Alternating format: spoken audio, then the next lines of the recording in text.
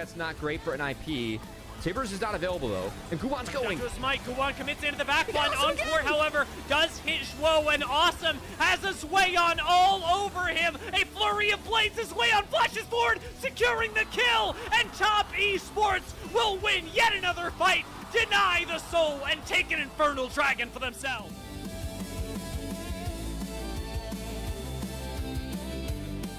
Arrive on schedule. The charm perfectly timed the TP. Xiaosu is caught in a complete CC blender. Breathe finds the first kill. Renard's gonna get polymorph with 2 dashes available. Juja tries to get out of dodge, but here comes the Grand Starfall. Wei sectioning people off, and he's picked off Hongq, who he feeds to his pack of wolves.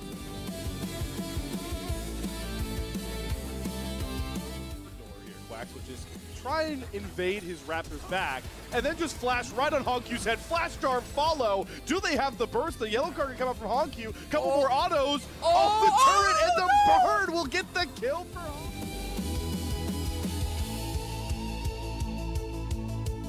Let's see if they can do it. Both misses from YCX, but they are still funneled here, getting blasted by Birdall from the flank. They lose a bit of health there. Sasso with a big engage, Xiaoya gets the shockwave combo onto Xiaoya and one-shots him before the fight starts. 2 kills over to Ultra Prime as they find their angle.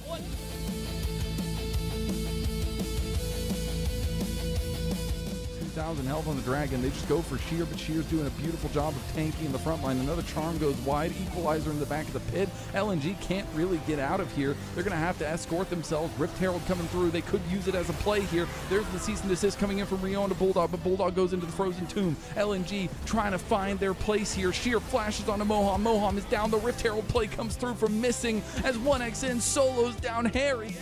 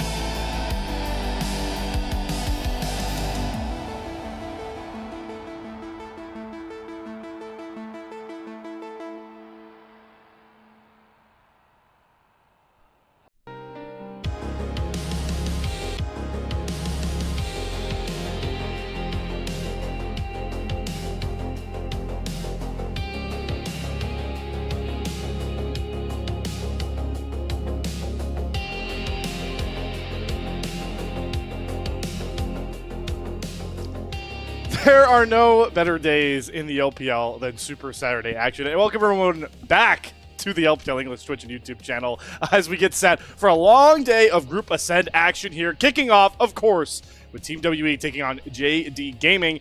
Your casters for today will be myself and Quacks, as always. The dynamic duo back together, Quacks.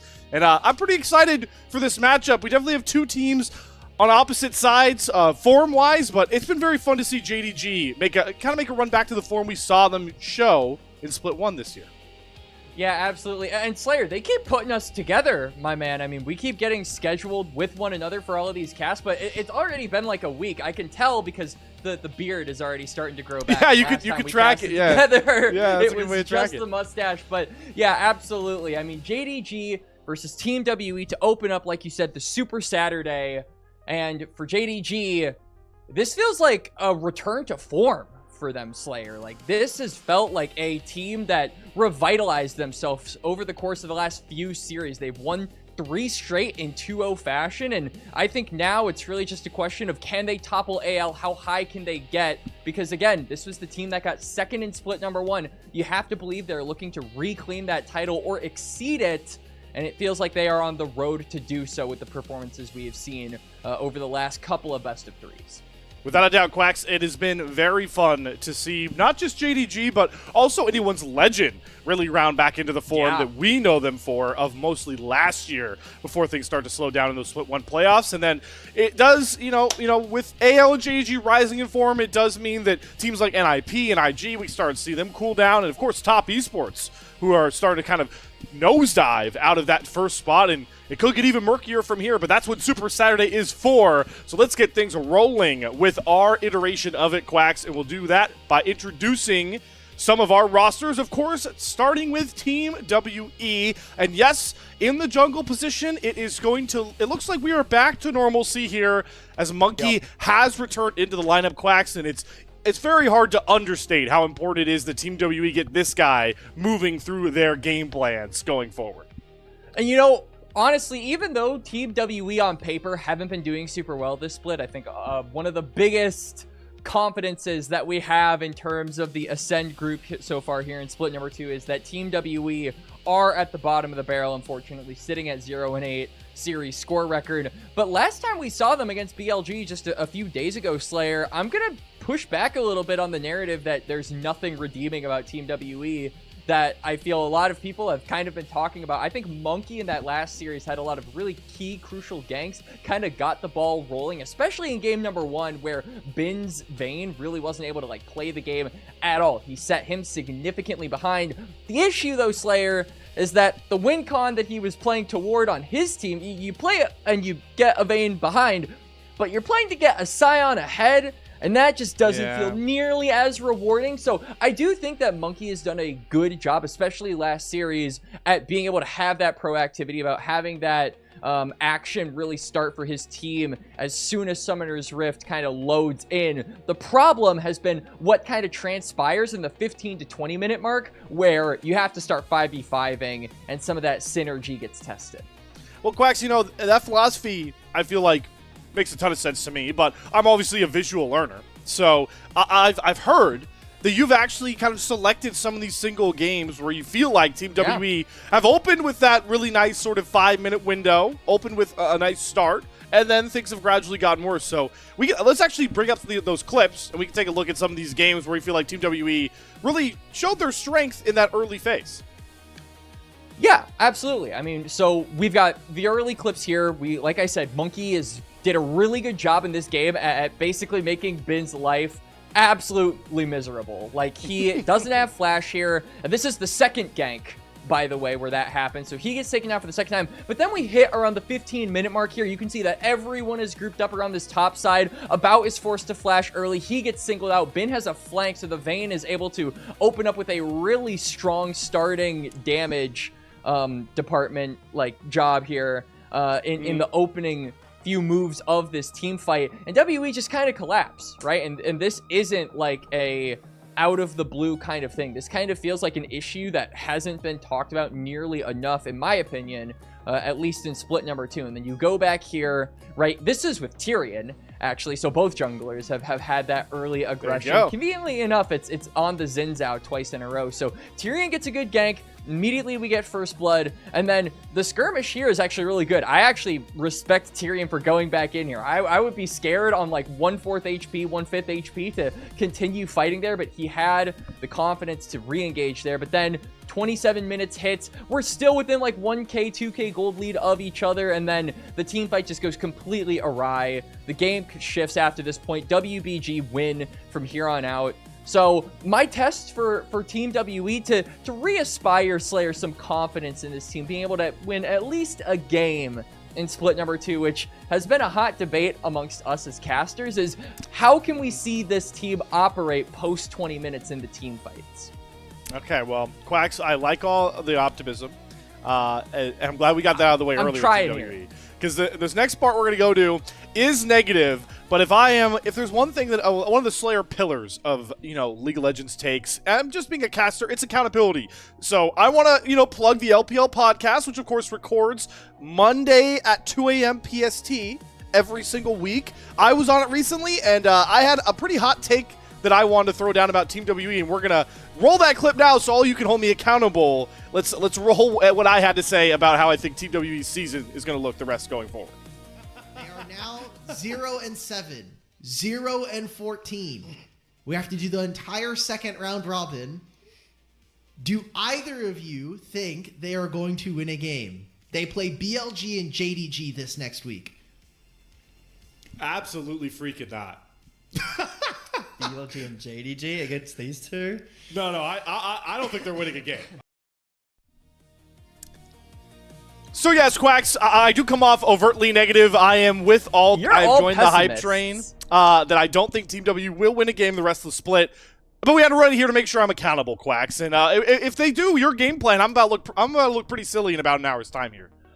I mean, one of the big things that I think on top of like the team fights, if we want to get even more granular on what they can work on or stuff to look out for, I think About has been a player who has been pretty unprotected in these team fights. Like, you're putting him on a lot of Ezreals, you're putting him on a lot of Varus's, Yunars. These are scaling threats, right? That post 20 minutes need to be played around. And so when you're talking about the difficulties in team fights for Team WE, I feel like nobody suffers quite as much as the scaling ADC pick that About is constantly slammed onto in these drafts. So if they can just focus more efforts on being able to make sure his game is stable, and in team fights just kind of play this protect the puppy sort of style as well, like, I think that is a step in the right direction, at least in my opinion. Again, you can call me optimistic, you can call me a believer of a team that is currently 0-16, but DRX is the reason I'm a caster. I believe in underdog stories, and I will always have a soft spot for them.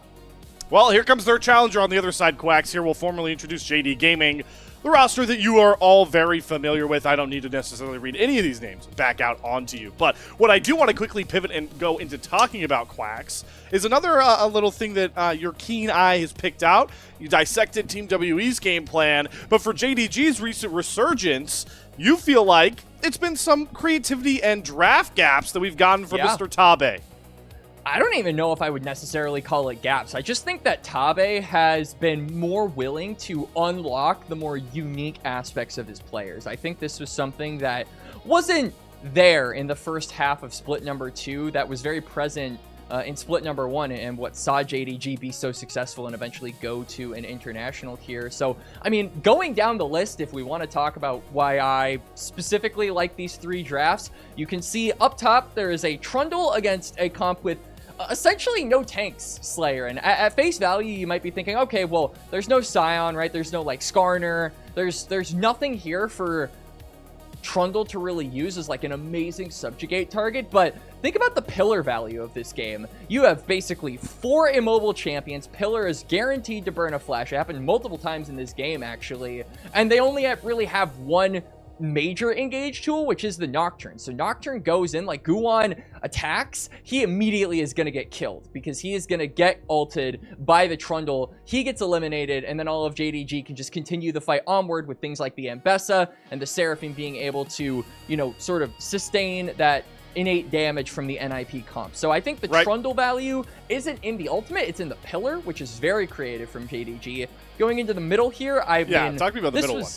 This was a series that you and I were very fortunate enough to cover. I really like the Tryndamere into what is essentially a ton of lockdown on your team. We see the Maokai, we see the Alistar. These are two basically point-and-click champions that can set up targets for you. Yone as well is also going to benefit from that greatly. And then the third one, TBD. I don't have a photographic memory, as we do see the walkouts coming out. Maybe we can touch on that later on in the show. But Slayer, Sure. I feel like the big thing for JDG, the thing that has transformed them over the course of, say the first half of Split number 2 to now kind of getting into those second rematches of the second half of Split number 2 has been Tabe's willingness to unlock these more creative angles for his player. Trusting Xiaoshu to be on things like the Tryndamere. Trusting Honkyu to be on things like the Yone. This has unlocked so much more potential for carries in the solo laners, and I think that is when these players are at their best. I think that's when JDG are at their best. Well, JDG now on stage here after the walkouts have already commenced. Good to see them back out and ready to battle once more. And I also love how eloquent our walkouts have now gotten with the nice pan over to the squads as they walk through. Monkey, the captain, leading his squad back out here as he looks to find them their first series win. I do want to just, remind people, if you this is your first year trying to really tap into the LPL, maybe you become an LPL fan because you saw what BLG did at First Stand, as we are currently the region with the #1 team internationally. Just have to remind everybody that fact. You might not know, a lot about WE last year, but Quacks, last year, Monkey led a very similar WE team to a third-place finish in this very split just a year ago.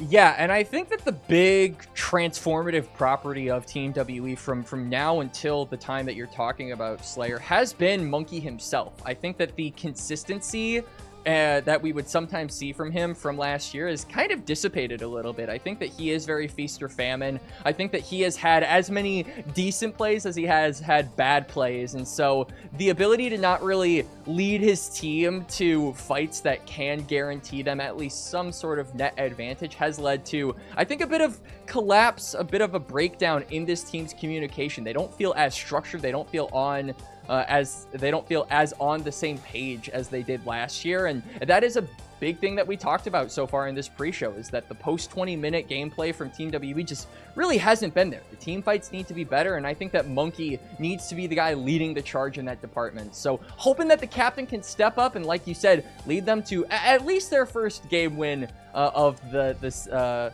split here. Yeah, this is one of the recurring gags of the year. We started out when WE, I believe it was a week ago, so 10 weeks, but listen, as long as this goes, it's important to remind everybody how long of a loss streak this is and if it continues to compound.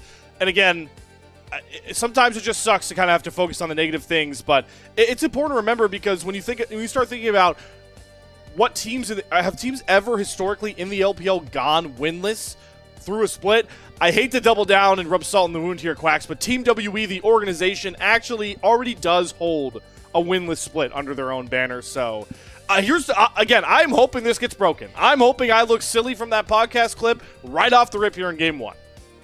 Wasn't Shanks on that roster? This is kind of before my time. I believe Shanks was the mid laner for that Team WE squad. Yeah, you're predating my time as well. You know what? And now he's on AL, so. Yeah. Hey, improvement, right? All right. Yeah. Here we go, though, Quacks. The loss streak is looming over Team WE as we get set to jump in. There it is, our Game 1 draft. Our first draft of Super Saturday here in the LPL. And we have Team WE that are going to be on that blue side, and JDG are going to have that first selection. We already see Rumble, Ashe taken away, Bard taken away. So some bottom lanes of some of those classic Z-tier champions. But Quacks, what's standing out to you that you think, oh, Tabe is looking to try and R1 this off rip with the bans we have so far? I don't necessarily know if we're going to see anything spicy right away. I mean, the craziest thing I could see blind here would be like a Honq Twisted Fate, but I have no idea if they're willing to blind that right out of the gate. Right now, though, I'm looking at a lot of junglers to maybe be the move. We do see the Orianna ban, but there has been an increase in willingness to just go the Nocturne by himself because he is such a reliable source of engage, and I know that both of these junglers really like to be the guys starting up the fights. Pantheon is also available if they want to go that route as well. It does give them that global pressure, and JDG, I think, have been one of the best teams in Ascend at being able to leverage that global pressure as insane, I guess... Wide. Whoa. Wide Karma. Yeah, wide... All right.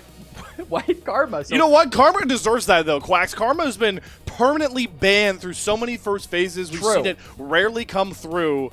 So to get that one on top, I don't hate it, and it is a big pick here. You know, this, I'm kind of with this. I'm going to see my golden child, Wide Ezreal, yeah, come across here. Everybody's getting to go wide on the Everyone goes graphical update for the LPL, but we see the Rise Ezreal is the turn for Team WE.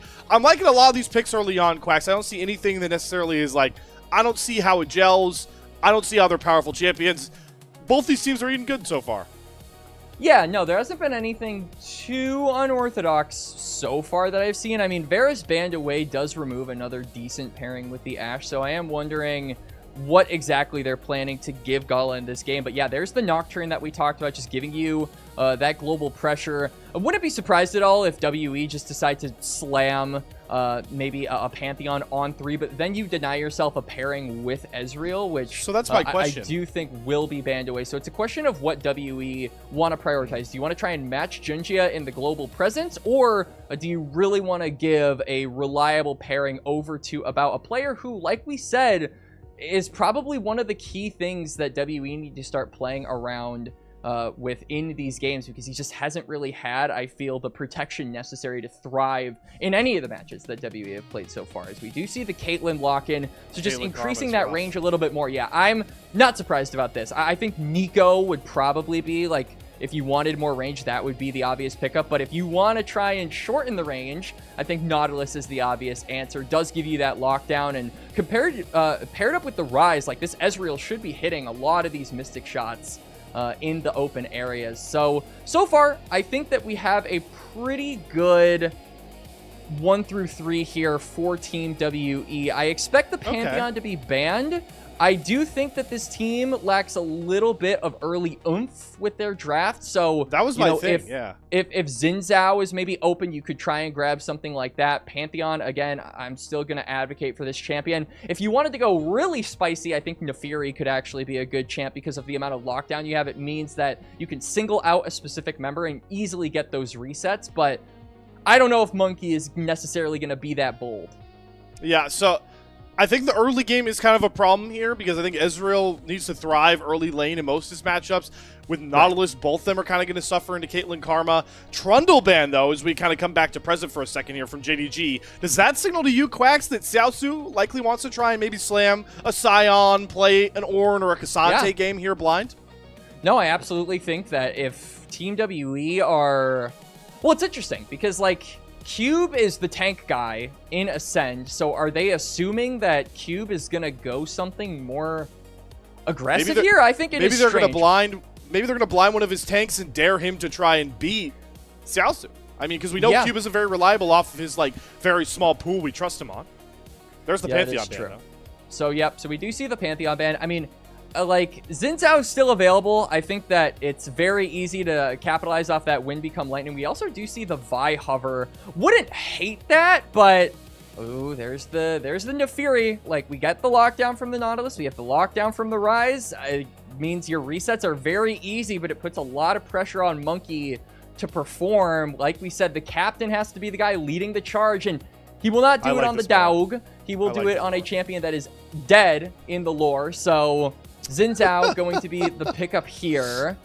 Let's rub it in actually a little bit more that he is actually factually dead, and let's just go Zahen. Well, but he's also factually alive. It's like a weird, scenario, yeah. right? Yeah. Well, it's like a, Well, hey, speaking of a guy who died and then got resurrected, that's exactly how. And another guy who died and got resurrected too. And then there's this. Yeah, we're just picking all these champions. All right, Cassiopeia will shut down our lore line of thinking with this draft. But what a blind there from no, that's not a blind. Hongq's gonna pick up the Cassio to try and shut down the arcane shift ability, the dash ability of the Xin Zhao, and of course to try and tussle with the Rise early. I'm actually surprised that wasn't an Anivia. Against Nautilus and Rise, like, that is the premier counter to both of these champions. So Cassiopeia kind of signals to me that Hongq wants to be a little bit more aggressive in the laning phase, maybe wants to call the attention of Junja and Vampire over to his lane just to shut down Karis as soon as possible, as we do see the Scion locked in here for Cube. So the man will get his comfort champion here in game number 1. It's a decent matchup into Xiaoshu. This is going to be fun because both of these top laners are on, I think, probably their most memorable champions. Cube with his Scion, and then Xiaoshu with his Renekton, who I know some people have gone as far as to say that this guy might be one of the best Renektons in the entire world. So, wow.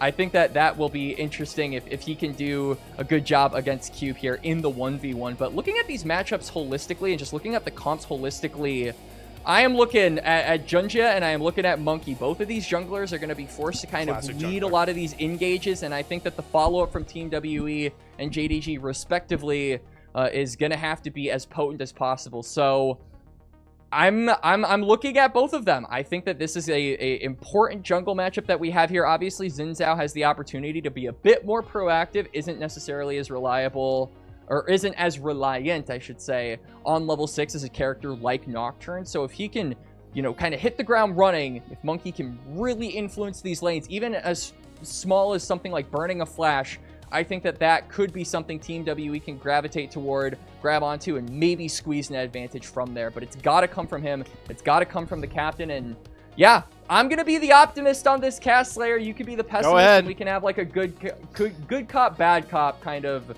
dynamic here for Team WE's potential first win. Here we are, onto the Rift. Team WE up against JDG with that big looming loss streak hovering over Team WE.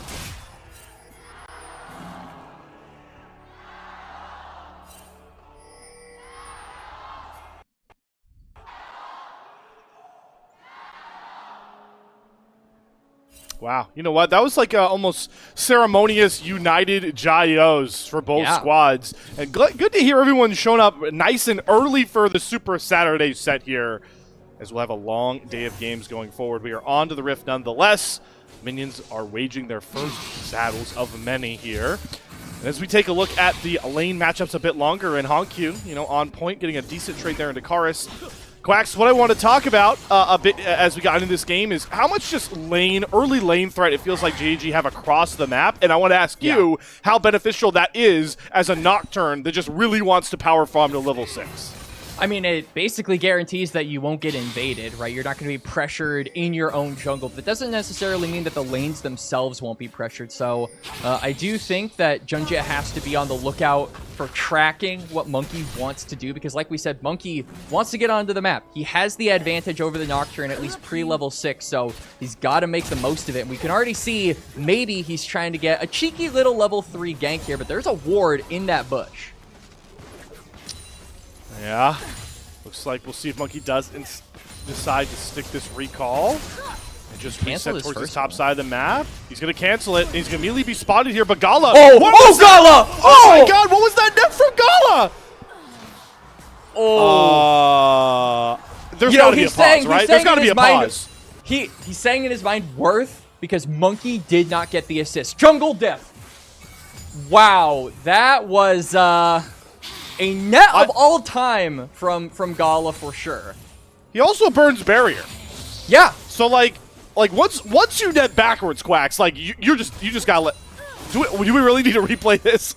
I mean, it's just an int. I mean, what am I supposed to say here? So he oh my. And he took the auto, so he Why got does he hit barrier? Why barrier? I have no idea. It's just like it's muscle memory, So Gala barriers, but now we're on to the top side. Monkey is level 3, Junja is level 4, and there's Prio for JDG on this top side as well. So Monkey's going to be forced to concede this crab, even though that kill went over as Karis Oh my falls God, very Honkyu. low. Poison almost kills him. Honkyu utilizing the potency of this Cassiopeia pick early very effectively, and now Junjia is just in Monkey's face, so JDG are kind of suffocating Team WE everywhere else around the map. Well, this has definitely been their strength as of late. The top side dominance is Monkey Ooh, good spell does have shield. flash. He's going to have to use it, go right under turret. Good spell shield call out there from you, Quacks, but Junja is just going to turn his attention right back over to stealing these camps away. Monkey is trying to get a little sneaky, see if he can work the long way back towards his Gromp. But the reset comes through here for Xiaosu. He's TPing right back into that Pixel Brush. Junja will steal away that blue buff. Karis is there to try and make sure it's a little tough for him to walk out, but a good spell shield to get under the Rune Prism. Oh. He tries to challenge Karis. Does end up flashing. Karis burns his ghost to try and chase him down. So Junja doesn't get to leave the enemy jungle unscathed. He loses that key summoner. Both junglers losing their flashes, but Monkey, crucially, has mobility without the flash. So if he finds an angle to try There's and the right way, abuse Gala. Junja in his own jungle, then yeah, there's the correct direction to net. But maybe this opens up the door for Monkey to look for something aggressively with that Nocturne not having that flash available. But so far it's been a very messy game. Monkey is now onto the bot side. Maybe can look for something here. Gala, crucially, still has that flash, and that barrier is coming off of cooldown. So even though that first blood goes over to About, nothing of consequence has quite yet sprouted from it. I'm curious if we'll see a domino effect at some point, and maybe About can take over or win in a 2v2 with Arm. Yeah. In the immediate, though, Xiaosu gets access to that dominance first. Cube does not have Unstoppable Onslaught. He's able to shrug off most of the damage. Xiaosu cannot walk up too close to Cube, or he will aggro the turret. So he's just trying to be a little bit pesky. Force Cube to think twice about every one of these CS he farms. Now that he drops the dominance, he can walk back up safely and take it one, maybe even two plates here and put Cube in a pretty tough spot. So this is what we feel like has been the main catalyst for the JDG resurgence into form, Quacks. It is the solo lanes, and in game one, at least, Xiaosu is holding up the end of the bargain to start. Yep, on his main champion, no less. The champion I think a lot of people associate with him. Junjia is on the bot side now, though, and no camps available means that that level 6 is going to be slightly delayed. You can see in the XP bar in the bottom left how close he is to actually hitting level 6 and having access to that paranoia. And once he does, No camps. there is a flashless Monkey, there is also a flashless Arha, so there are some targets you can immediately snap engage onto, and so instead of waiting around for a camp, he's actually going to take advantage of this pushing wave and bot and just immediately start up this dragon. I love this. Honkyu is super strong right now as well, so basically daring WE to walk into this bot side. They're not going to take the bait, and yeah, level 6 dinged, dragon unlocked, and JDG finally get their first inkling of an advantage here in game 1. After the wacky open, they have now reclaimed a couple hundred gold shillings to their own side so far here, as Honkyu is already back, just sinking Twin Fang combos into Karis, really establishing his dominance in this mid lane. Hasn't accrued a huge gold lead of his own just yet, but will definitely look to parry up with Junja and that paranoia we've talked about already being available. Definitely sets up for a very powerful position. We see few teams get themselves into, Quacks, which is being able to get the first dragon, the first set of grubs, because Junja will likely reset, get some more gold cashed in, and then with that paranoia, why can't this JG topside play for grubs in 50 seconds? One concern I do have is we see Arha starting to at least move closer toward that mid lane, maybe try and roam up with Monkey to secure those grubs that we're talking about. Meanwhile, Vampire is kind of jailed at the current moment, so it might be difficult for the Karma to move. If WE have a numbers advantage around these grubs, maybe they can take their first objective of the game, but it seems like they are not too keen on rushing toward that top side. Monkey instead going to look to try and steal away this blue, but Junjia is in the area, but first it's going to pit stop toward his wolves. Little does he know, Slayer, that pit stop is going to cause him to miss the big fish in his bot side jungle. Well, and Honkyu wasn't even expecting Monkey to be there either. He thought he could clear out that ward before his pink drops, but spots Monkey walking up, backsway from 2v1. Also alerts Junja to the fact that his blue buff has been stolen. Petrifying gaze there. Honky maybe looking to try and catch Karis on a turn, doesn't land it, but still establishes lane dominance, and you can look topside. Xiaosu has Cube perma pinned under his turret, so Jun just like, all right, these grubs are an easy pickup here. Monkey looking for the response on the bot side. Yep. Oh, here it is, Realm Warp. All of a sudden, it's a 4 versus 2. Gala and company being dove under their turret, and it is clinical. Wind becomes lightning, connects in time. Vampire flashes to try and make sure Karis can't get this kill, but it will end up being a Q to the face nonetheless. Karis picks up both of those kills. So WE don't lose grubs for nothing. Yeah, good reactive play there from Team WE. They understand that the grubs, like you said, are gone. There is no possible way for Cube to leave that lane, so the Renekton being too strong is just going to mean they make a cross-map play, get a double kill for Karis, and this is going to allow Karis to get closer to that Roa. And if nothing else, Slayer, this will make sure that he is better protected against the trades that Honky was constantly laying into him. We've seen the harass from Cassiopeia in this game time and time again, so having that catalyst will make him at least a little bit tankier as Junja.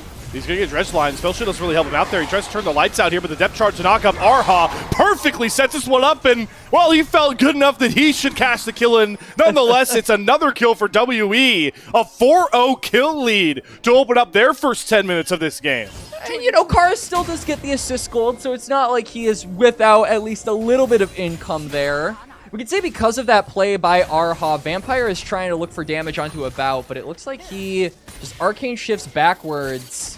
And should be able to farm under this turret. So, solid start here for Team WE. I mean, Karis, even though his laning up against Honky hasn't been the most advantageous, as hold that thought. Monkey is here. Gets slowed. One slice, no dice. Has dominance. Knocked up on double onslaught. He flashes just to get the dominance off. And here comes Junja. But he doesn't have paranoia, so he has to walk slowly to try and save his croc. But Wind becomes lightning, connects. And Monkey has a 5th kill. Now Junja on the 1 versus 2 wants to allow the tempo to try and get this kill. He's going to spell shield the unstoppable onslaught and cut Monkey down. And he's able to walk out with that trade. Mid lane, Karis is getting pushed down Fang after Fang from Hong Q, and he once again is forced to take a base here. JDG finally on the board with a kill, but it comes at the cost of a trade once again. Yeah, but you can see Monkey as well is going to get that first item. So Team WE in the 1-for-1, they get an item advantage because Monkey got that kill initially. I think that he's done such a good job at being able to have his presence known on the map. Good gank, even though it was a 1-for-1 on that top side. And Karis as well, narrowly surviving the barrage of damage from Honky, that catalyst coming in clutch like we said it would. This should also allow the Rise on this back to complete his Roa. So one item spikes coming through here from the mid and jungle of Team WE, just ahead of that dragon that should be coming up once we get past this replay. So I actually am really interested on what Xiaoshu was doing here. He held his flash for a really long time. He had reaction time to flash out of that ultimate. He flashed away from his jungler. Junjia didn't have paranoia, so it just kind of felt like Xiaoshu was disconnected from his jungler, made Junjia's life a little bit more difficult to securing this kill. He does inevitably secure with a good spell shield to cancel the knockup, but more difficult than it needed to be, in my opinion, and I think WE ultimately were the ones that got the better end of the trade by getting that 1-for-1.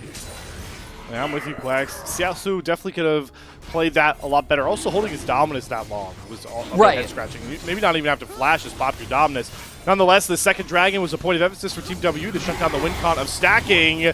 Hex flash over the wall from Arha. Dredge line does not connect. Vampire feels confident down to step up. I don't know if they have the depth charge up. It has to be used defensively. Lights go out. Junja's going to go after Arha. Cut him down to size. Gala has to flash away, though, for the response from Monkey, as Karis will take down Gala. But Xiaosu is TP'd in. Hongq trying to look for a big petrified gaze. He catches a bout in the middle of his Mystic Shot. Realm Warp does get Karis out, but on the other side, Monkey is getting chased down, and revenge is as sweet as one more swing of his big blade from Xiaosu. Slice forward, and there's the Q to find it. Great collapse there from JDG, and they're going to cast the dragon in 2. And this is exactly what we talked about, Slayer. We warned against Team WE, and around this 12 to 20 minute mark, their team fighting just falls apart. JDG get the fight when they get the dragon, and now WE are back to square one. All of the hard work from Monkey and all of the mistakes from JDG in this early game, frankly,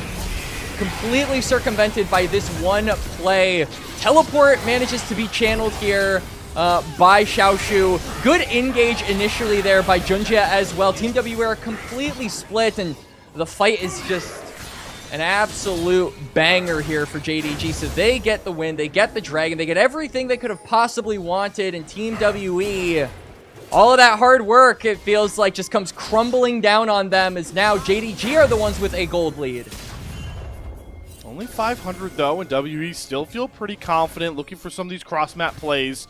Arha and Karis looking to potentially dive a Dominus-less Renekton and Xiaosu, but they see Junja covering. The wave hasn't gotten up to the turret just yet. Xiaosu is about 8 seconds away from having Dominus, so he completely cuts this wave down, and he can't get dove. Now it's just all about stealing camps away from Junja. Monkey is going to take away that red buff, nonetheless, on Vision. Doesn't matter, but all this time, yeah, go ahead, Quacks, Honkyu. And look at what's happening. I mean, Honkyu is getting a ton of gold. This Cassiopeia is getting super fed. They're going to be forced to channel a TP from Cube in order to respond. There's a Herald up in a minute, so if this Scion gets jailed under his turret, he's not going to be able to join up with them, and WE won't have a tank to really fight with them. So this just feels like a mistake by them, just overstaying on that top side. Honkyu's going to get a bunch of gold. Cube is going to be forced to respond, but it doesn't feel like it's going to amount to anything because the turret goes down anyway. And that's first turret gold over to Honkyu as he opens up to a 600 gold lead, and this is the top side dominance we were trying to hype up here for JDG. All 3 members up significant amounts of gold, as Junja will just cover for Honkyu on this reset. As you called out, should be right in line with this timer for that Hextech Drake, or sorry, excuse me, Rift Herald. Honkyu is actually going to cancel here to try and get another extra wave. Thought Monkey might look to punish this, but he thinks the Rift Herald is more important. And look at the control that JDG have over this top side. There's a bunch of wards kind of creeping in toward that river from their own top side. So they feel comfortable walking up a little bit further here. Really the big thing is going to be control over this mid wave. And Gala now with the Storm Razor, plus just the increased range of those autos from Caitlyn. It means that he's going to be able to shove it in quicker. It's going to make About kind of forced to play catch up, and now mid waves don't matter. We're both going to meet onto this topside river, and JDG just look like they are much stronger going into this fight, but Team WE, I feel, understand that they're bleeding out and really want to look for something to try and claw their way back into this game. We've got the Res Zero with Triforce done. About still in a very confident position. One of the things we missed in that replay of the one Drake fight was that About was out of mana for the entirety of that exchange. Gotta wonder what that looks differently like, but now with the blue buff, About can definitely tussle a lot harder than we saw in that last fight. As it is WE onto the Herald here.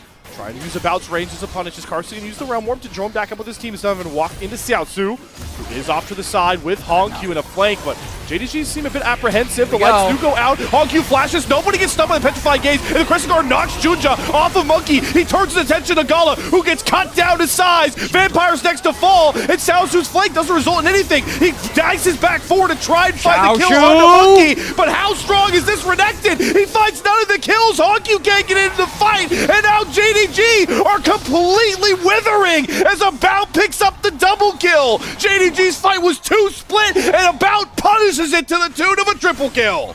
Gala and Vampire get picked off. Team WE focus their attention onto the bot side of JDG. About is untouched. He's firing Mystic shots. They can't get to him. And Team WE win the fight. They will get the Herald. And they did it, Slayer! A 5v5 win fight here for Team WE. A beautiful dredge line. They flash into them. Xiaoshu is 2 split. He's trying to really make his presence known on the Renekton, but everyone is moving away from him.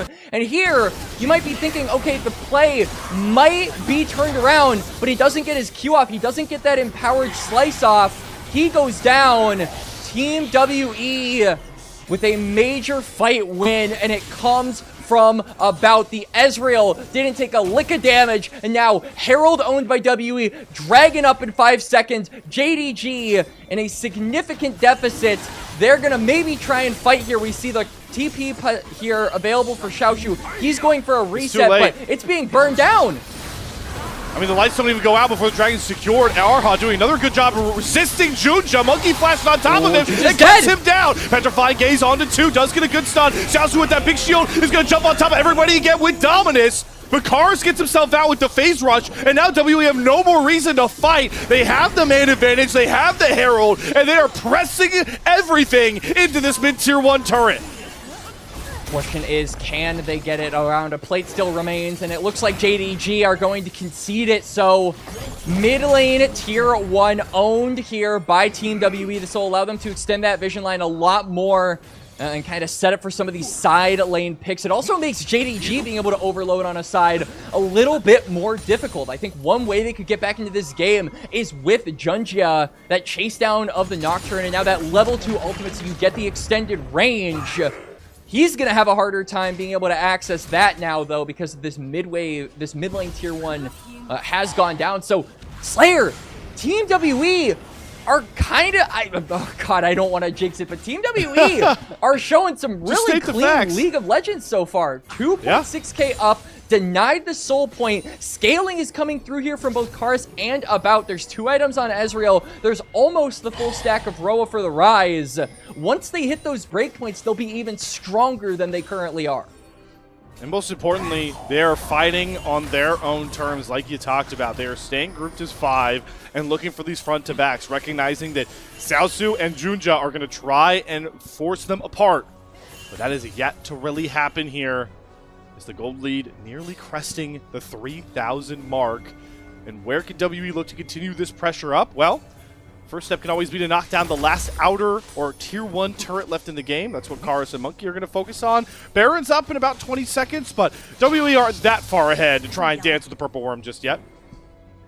Nope, not quite. If they get maybe a pick, they can look for it, but it seems like JDG understand their current situation and are playing really safe. You can see that Honkyu is afraid to even walk up to his own tier 1 on that bot side because he is unsure of where Arha is on the map. That Nautilus could very easily just look for a cheeky little dredge line and set up this Cassiopeia to be hooked and roasted.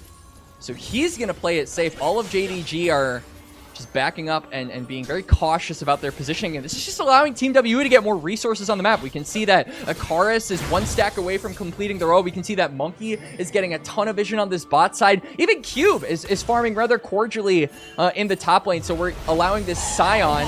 Oh, hang on. Left off Karis, who is not going to be able to realm warp. The fear is going to land. No flash. Nonetheless, Petrifying Gauge perfectly timed from Honkyu. And that is clinical from the former Oysters. That is a big chunk of gold going over to a scaling threat of JDG's own.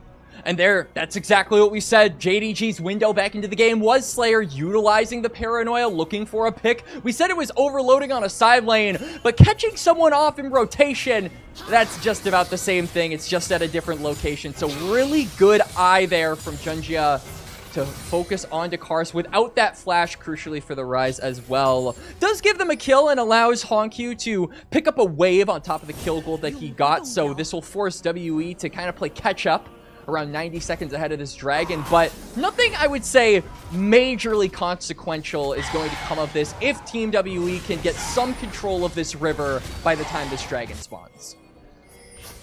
JDG still have the strength of these solo lanes on their side. It's what's keeping the gold lead decently close as well.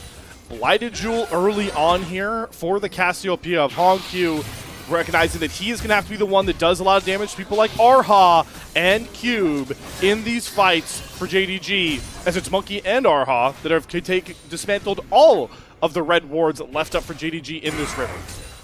Yep, really good vision clearing here from Team WE, and you can see that JDG look completely dissuade from being able to even contest this dragon. And to their credit, it is only the second Drake for Team WE, but I feel like this is a mountain dragon, and we've talked about the tankiness of this top side being an issue for the damage profile of JDG already, so stacking mountains feels like the dragon JDG don't want Team WE to get. So you're allowed to give this one up, I feel, but anything past this, and me as JDG, I would be getting a little bit concerned in my ability to kill Cube, to kill Monkey, and to kill Cars. Well, luckily for JDG, they did get some very relevant intel thanks to a deep ward. They know Monkey was on his Krugs. They now know he's walking over towards his Raptors. So they know that it's not necessarily a huge trap W are setting, but with the TP of Cube in here, it's gotten a lot harder to walk in and about getting antsy. Already going to aggro onto this dragon. Monkey going to do the same here. Do JDG really want to force a fight in uncomfortable scenarios? Junja does have access to that paranoia if he wants to go for a steal angle, but it's getting lower and lower on the clock, and he's not going to flip even further of this game away. We're tied up at 2 Drakes apiece on each side. And Cube is just getting that much tankier. Junja is walking here. Oh, Dredge line is just a bit short there from Arhaz, so no pick there onto the Nocturne. Give him a taste of his own medicine. And it felt like that fight wasn't really possible because JDG didn't have Xiaoshu available with them. They didn't have the shield from the teleport either. So the Renekton, I think, is deceptively squishy in this game. You look at his health bar and think, he can survive pretty nicely, right? But he's going to go down, I think, faster than a lot of people assume he'll go down. So I feel the Renekton is squishier than we imagine, and him not being able to join up with the rest of the team does mean JDG can't really pull the trigger. Second Drake over to WE. That Baron is still up, and now that we have kind of posted close to this 25-minute mark, Slayer, these death timers are going to start to get longer. If Team WE can start to set up vision around this top side, maybe look for a pick using Arhaz's Dredge line, or potentially even just like a Rune Prison from Karus, I think they could turn on to that objective and maybe force JDG to respond. Maybe they don't get the objective, but more fights at this point, I think, is what WE want to do, because JDG for the last 5 or so minutes haven't really been giving them the opportunity to continue playing aggressive.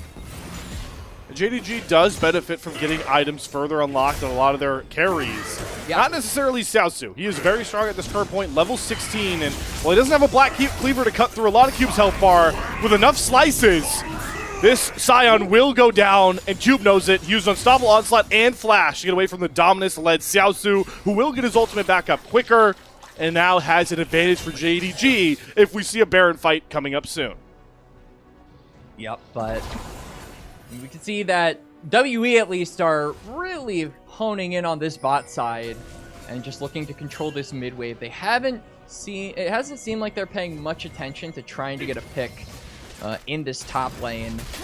So Baron probably not going to be on the cards, and like you said, JDG scale off of items too, right? We are starting to see some items come through from Gala, even though he has been put behind pretty relentlessly in this game. There is now that LDR to chunk through some of those, tougher HP bars on the side of Team WE. JDG as well. I mean, Honkyu has that rod, so we'll have that pen innately on the rise. Just trying to chew through these frontline health bars, but it feels like the big issue right now, Slayer, is about this guy now has endless hunger. This Ezreal has been very well protected in a lot of these fights, and I think that, you get through this front line, but if the Ezreal is just hitting you for a bunch of damage constantly, like, it's not going to matter, I feel. Definitely needs to be a target onto the 2,500 gold leading Ezreal. JDG definitely can benefit from scaling time, right? We feel like Cassiopeia now on 3 items is pretty scary, but a Rabadon's will always really set in a scaled up mage, no matter of what type in this Cassiopeia. And while Caitlyn definitely likes to play Quacks early game dominant, early lane dominant, especially with Gala's build, Caitlyn does actually reach a point where she becomes arguably the best AD carry in the game at 5 items. So that's always a threat you have to look out for if we're going to continue this kind of slow pace once we crest the 30-minute mark. But you only being at around 2.5 items, getting to that 5 item ways mark away. is there is always a way, but that dragon threat is really starting to loom. We've got the 3rd one for both of these teams if they manage to capture it in about a minute here. There is some side lane shenanigans happening so far from Honkyu. He's probably going to push this wave and then go for a reset paired up with his own jungler.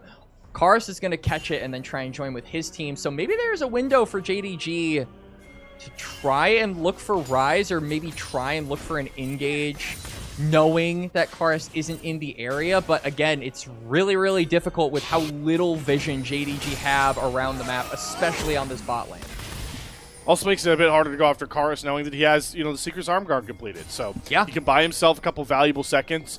It's really useful once you know the Nocturne's going to land on top of you to just say, hey, I'm going to stall out on your initial damage off rip, and we'll see if I have a TP from my top laner come in or if there's anybody else nearby to try and make sure he's not a good pick target. That combined with the fact Ezreal is the other main target you have to go after, Junja's paranoia has become a lot more problematic at this point in the game. Karsus with the rest of his team, and I mean, there is only a couple of seconds until this dragon comes up, so JDG, I feel, are the ones that kind of own the river at the current moment. Cube is forced to walk all the way around, and yeah, Gala, if he can walk up to try and set a trap line, it will be really good for just zoning WE to start this fight on their own terms, like we've said so many times. Here comes Xiaosu. Looking for a flank. Trap line has been placed here by Gala, making it really hard for any of the front line to walk around. They have to go through a short choke. Monkey is going to get around it. Crescent Guard goes up to block Honkyu's damage. Perfect around Gaze does not tag Monkey. Lights are going to go out. Dragon is being completely ignored, but Cube's health bar is quickly depreciating. He is down below 20% HP. WE, do they really still want to work this Dragon without their frontliner? Makes it a much tougher task. There's the miasma down for Honky to stop any of the dashes. And at about 400 HP, Junja will secure a soul point here for JDG. WE now looking for a turn. They're going to TP Cube back in with a much bigger health bar. Monkey goes forward, but he doesn't have the Crescent Guard. He has to rely on his GA. Unstoppable Onslaught. Going to split JDG right down the middle. Honku! Clapped by the Root Prison. Eats the depth charge knockup. They're going all out for Honku. How long can he really stall here, though? Looks for the turn, but Karis will cut him down to size. And on the other side of the fight, it's just Arha and Monkey flexing their muscles. JDG scatter in all directions. They get onto Soul Point, but lose the end of the fight. I absolutely think it's worth it for them, though. They only lose their mid laner, and WE are staying really late. Flashes away from Gala. Junja does get dredgelined by Arha. But without either their Cassiopeia or the Renekton, how do they really make this fight work? Monkey's Crescent Guard comes back up, and Vampire ends up going down. 20 seconds before Honku comes back up. WE have a 3 versus 5 on the map right now. I don't think they can necessarily go for a Baron without it feeling forced, but they can probably go for a tier 2. That's exactly what they're going to do. So this will fall. They're walking toward the Baron, but Junja is crucially still up. I think if they got that pick onto Nocturne, this would be a play that I have full confidence in. But Slayer, this feels a little bit risky. Junja with no flash. Paranoia's coming off of cooldown. He's not going to risk it. They are just going to get the Baron. 2 great picks, and WE have the Purple Worm on their side. Wow. 4,000 gold lead, but this game is still on a knife's edge nonetheless. Clear win cons for both of our teams. For sure, but it feels like the win con for JDG. For the longest time, a lot of the reasons they've won the fight is because Xiaoshu was able to kind of pop off, but so far, this Croc is starting to get starved, frankly. I mean, he's looking for food in his swamp, and he's coming up empty. He's having ice soup at this point. So it feels like that is kind of running on empty. Meanwhile, you know, we saw the Shojin build for Ezreal before we went to this replay, and this beginning of the fight looked really rough. Like, we missed the dredge line. Cube gets chunked out. I'm actually surprised they ended up staying to try and go for this dragon. I was thinking they might pivot toward the mid wave, but yeah, Smite Bite goes the way of Junja, but then they decide to go for a fight here. And even this, I'm like, oh my god, it's going to be JDG clawing the game back. But then I think Honku flashing to the right could have saved him. He flashes to the left, completely isolated from the rest of his team, so he gets taken down and is basically the only casualty of this fight. And now, back to live, WE have taken a tier 2 on the bot side. JDG are pushed back to their base, forced to defend against these Baron minions. There is a very, very deep ward for JDG. See it very far down the bot lane river if they really want to try and look for a flank that they've been desperately chasing in these last couple of fights, but they have way too many waves to deal with here as the assault on 2 fronts continues to mount aggression. Both the bot lane and mid lane tier 3 turrets are very close to falling, and about will cut the first one down here. Right in time, Karis and Cube will finish off the other. They're going after the inhibitors now. JDG look completely terrified to slow down this push. I mean, Xiaoshu is looking for a flank, but this is not going to pan out. WE are just going to go double inhib. They're going to reset, and they're probably going to re-establish control over this bot side. Maybe they send Cube up toward the top lane, or someone from Team WE to catch this wave, because there is a bit of free farm for WE on that top side. But nope, it looks like they're just deploying everyone toward this mid lane. They do not want to give up any space around this dragon, and they definitely want to get Xiaoshu. Flash. All right, he slices over the wall, so dashes out, doesn't have to use that key flash. Cube just uses his ultimate here. and that will kind of stifle any sort of further WE aggression, at least in mid and bot lane. They can't push on the Nexus turrets at this current point, and they have to collect waves here towards the top side. The Baron, it's too little too late. They're not going to get a Baron wave up towards that tier 2 turret. So JDG don't have to face a potential triple inhib threat here from the Baron, as Monkey choked down to about half HP. Monkey does have that GA as well. He will have that second chance at life, but you have to believe he wants to use that if there is, in fact, a fight on this dragon in about 30 seconds. WE are going to stay on the top side just to collect gold for the tier 2 and give about maybe a reset, an injection of money before a fight starts here. But because all of Team WE were on that top side Slayer, I mean, look at Vampire. He's going to be able to set up some vision around this bot side river. They're not going to be able to get the Empowered Scuttle, though. So WE, if they get that, should be able to clear out any of the wards that are placed there. But even just giving JDG a foothold in this river, especially with how ahead you are in this game, it leaves me a little bit nervous, Slayer. I'm nervous because if JDG really force this fight, they lose, the game is over, and WE's lost streak finally ends.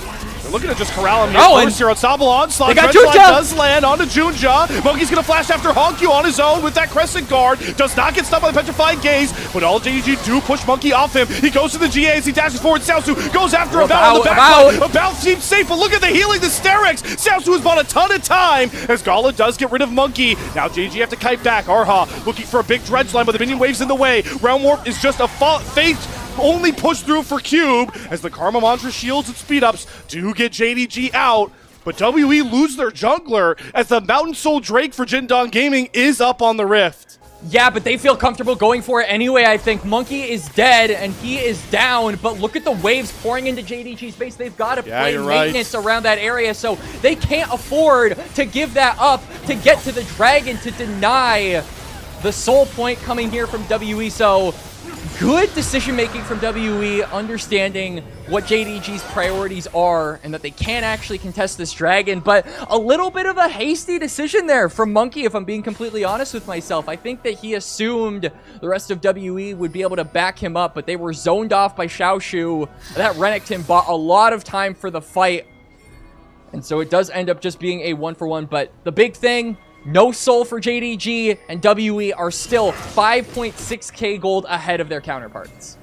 And they still got supers pouring down mid and bot lane, the lanes away from Baron Pit, where the Purple Worm will re-emerge in 30 seconds time.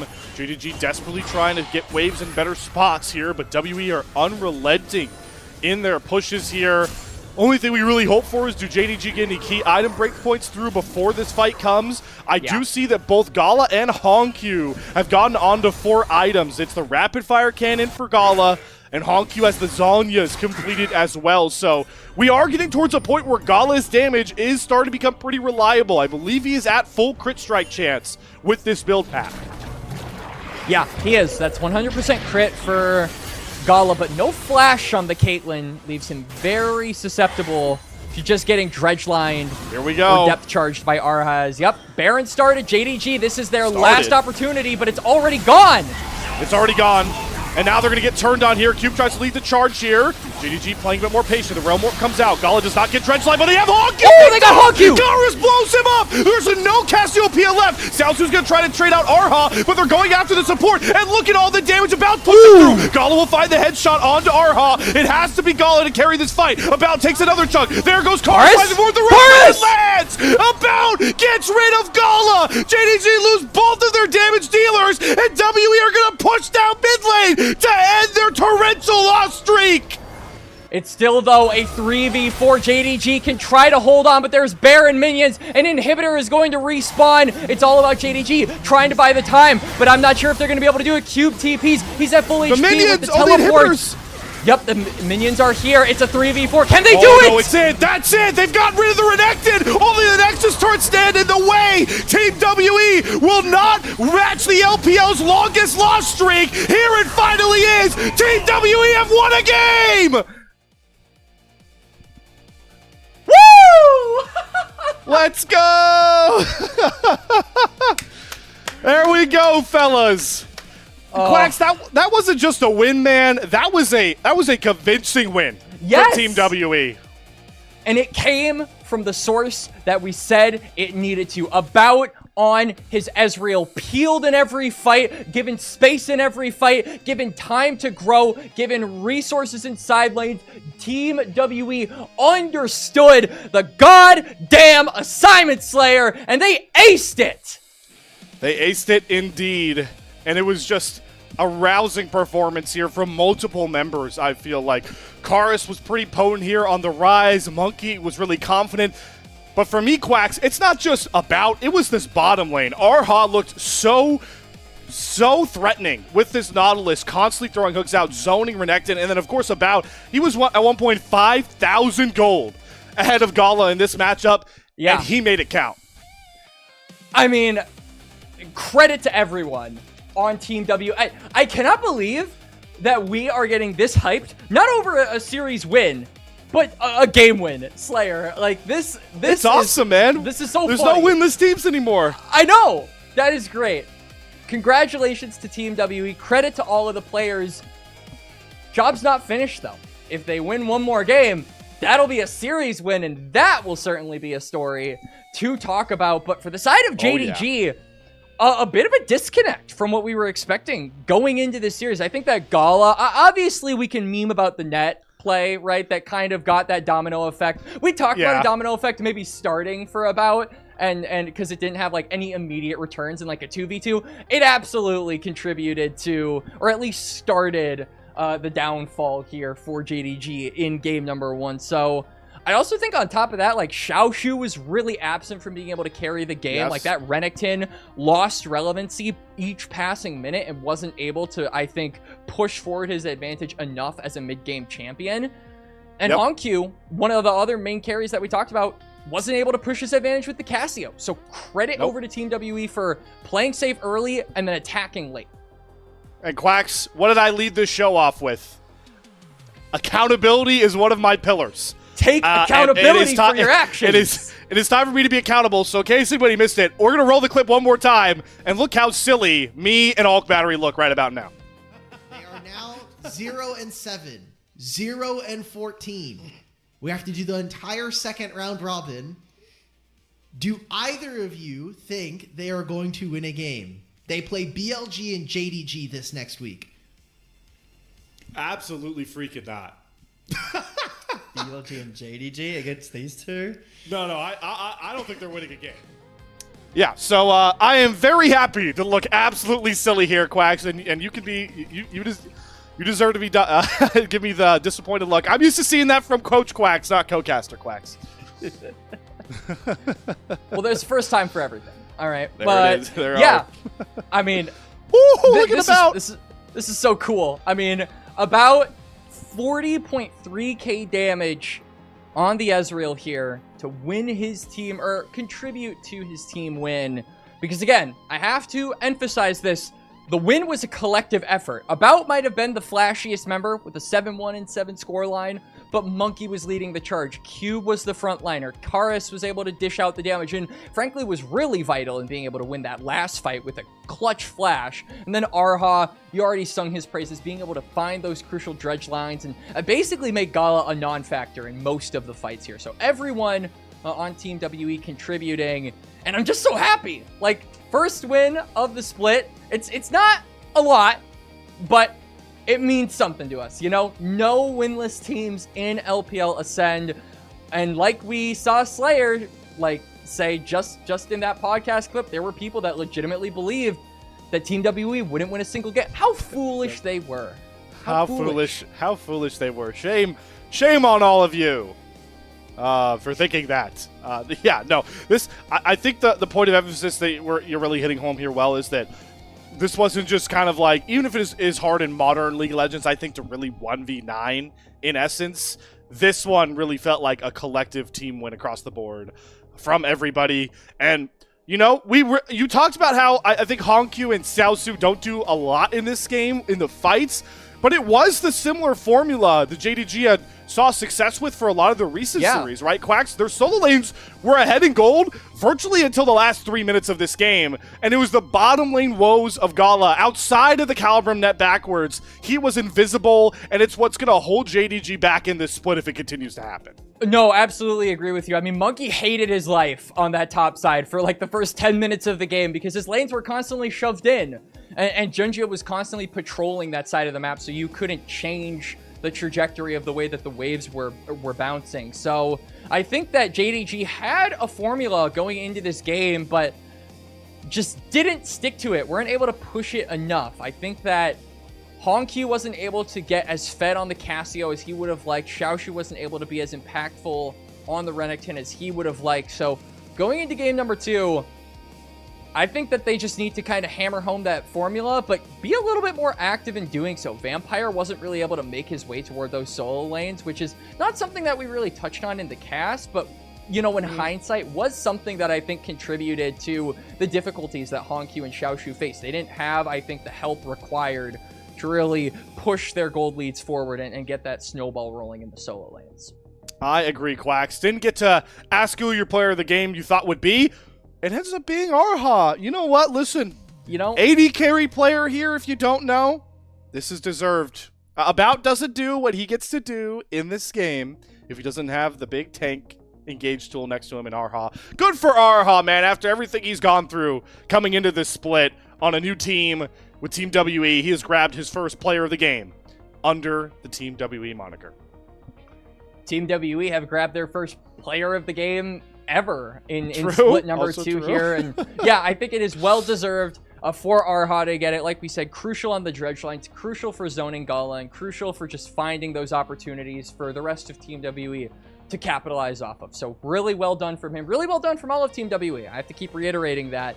And so, like I said, job's not finished. If they can get a 2-0 over JDG, that would be probably the story of the night, Slayer. We've got 2 series after this, and I think that this would probably make everything look dwarfed in comparison.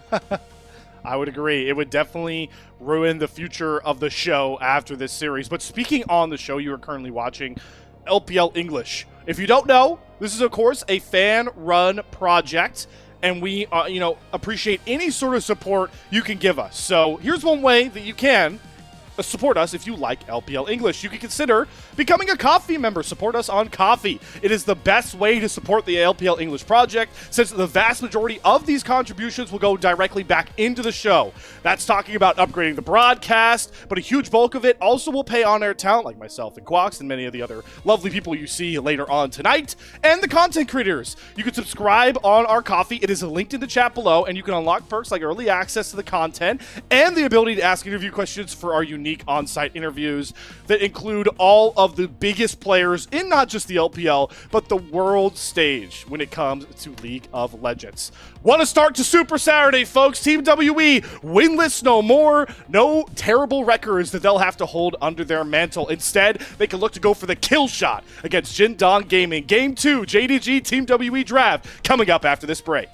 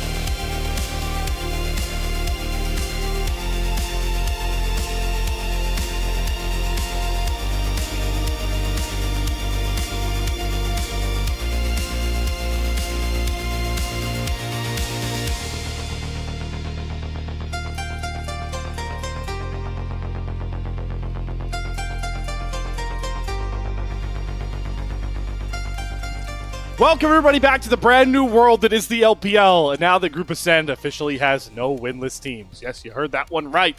Team WE take a pretty convincing 1-0 lead in our series against the hot running JDG Gaming of the last couple of series, and they do it behind their newest support player, Arha, coming over here and balling on the Nautilus. And Quacks, that gives us a time to kind of reflect on both Arha and Vampire, as these are two supports that kind of fit a similar mold when we think about the players they are now and what we hope they are to the LPL in many years to come. Yeah, a lot of people I think have been, and rightfully, coining both Arha and Vampire as kind of the next up in the generation of LPL talent, and I absolutely think that is the case, especially for Arha, who, like you saw at the beginning of his little timeline thing here, is he switched from mid to support end of 2023 in Season Tier 2, and then from there was a part of the Weibo development pipeline, right? So I think that this has also been a split where we've seen a lot of Tier 2 players kind of step up, right? We've seen Julian on top esports. We've seen, help me out here, Slayer. Right, Renard, Nya now, I guess. We could also put there for IG.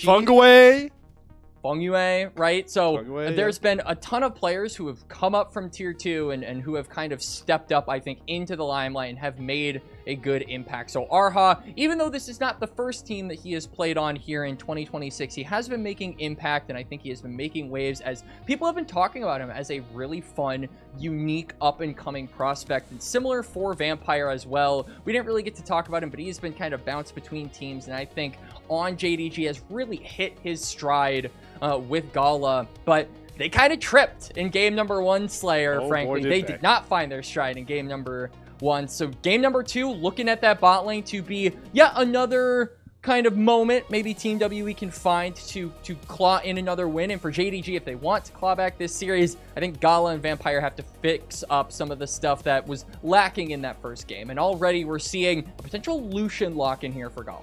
Wow. So Quacks, they're not scared. They pick a kill lane in Karma Caitlyn that goes awry, and they come right back and they go for one of the newest kill lanes of their own. They're going to go Lucian Melio, which has been really started to popularized. If you think about Zhuo and Awesome have been the best at this bottom lane, I feel like, consistently across the year. But yeah, the Pantheon's a great R1 that Monkey gets access to, one of the premier junglers. And then here's a really scary scaling threat for About and the MVP Arha. This bottom lane was really the shining gem of that game 1, and they're going to be put on a similar pedestal here with the Yunara Lulu in game 2. So Pantheon lock-in here, if JDG want, they can just put HonkQ on the Twisted Fate. I think a big response from them to match the global pressure of Pantheon is to just get some global pressure of their own. And so with Nocturne banned away, maybe that is an angle they look for, but instead, they're going to go for the Vi. So it feels like this is going to be something where they really understand, hey, About did very good in game number 1. We're going to pick as many champions as possible to prevent that from happening a second time. And honestly, I think Team WE so far have drafted a comp very tailored to allow About to be the carry, right? Obviously, Yunara Lulu is a very potent 2v2 lane and just being able to help the Yunara scale on up, but the Pantheon as well is going to make sure that if Lucian and Melio ever try to press their advantage and push open those waves, Grand Starfall is going to be dropped on their head immediately to punish them overextending. So I like what WE have here so far. I'm wondering what we'll see on the last couple of picks. I would imagine we'll probably see Q put on a tank, which will just help About even more, because the more space makers, the better in the case of a champion like Yunara. But for JDG, you've got the lockdown from the Vi. I would imagine like Ambessa might be something that Xiaoshu seeks after, as that has been a pretty common top jungle pairing, just to look at one specific guy and say, screw you in particular. So maybe WE try to utilize this last ban to take it away, because I think if it isn't taken off the board, that opens up the door for JDG to really snap engage if they can find About in any of these future team fights, at least later on into the game. Right. So, yeah, interested to see if that ends up coming through. Yeah, I am already kind of hesitant. I think it's pretty, confident, I'll say the word now, not arrogant just yet, to pick Vi into a Lulu comp. I think Vi is one of the worst champions to play into Lulu going forward. If they're the only engage. if they're the only engaged. So we'll have to see out for that as we've gone through the ban phase. It's been all mid lane focused. So both Karis and Honkyu's pools have been sizably pinched by a lot of the meta picks we've seen here. And it's going to have to be Team WE to look for the blind. And there's that TF. So Honkyu going back towards a special. This is now a full-blown pick comp here for JDG. Again, similar to game 1. It absolutely is, and all of that is going to be focused on to about. So Team W with these last couple of picks. I actually do like the Silas here. It's a decent lane matchup into the Twisted Fate and gives you the ability to say, hey, you're going to go on my AD carry?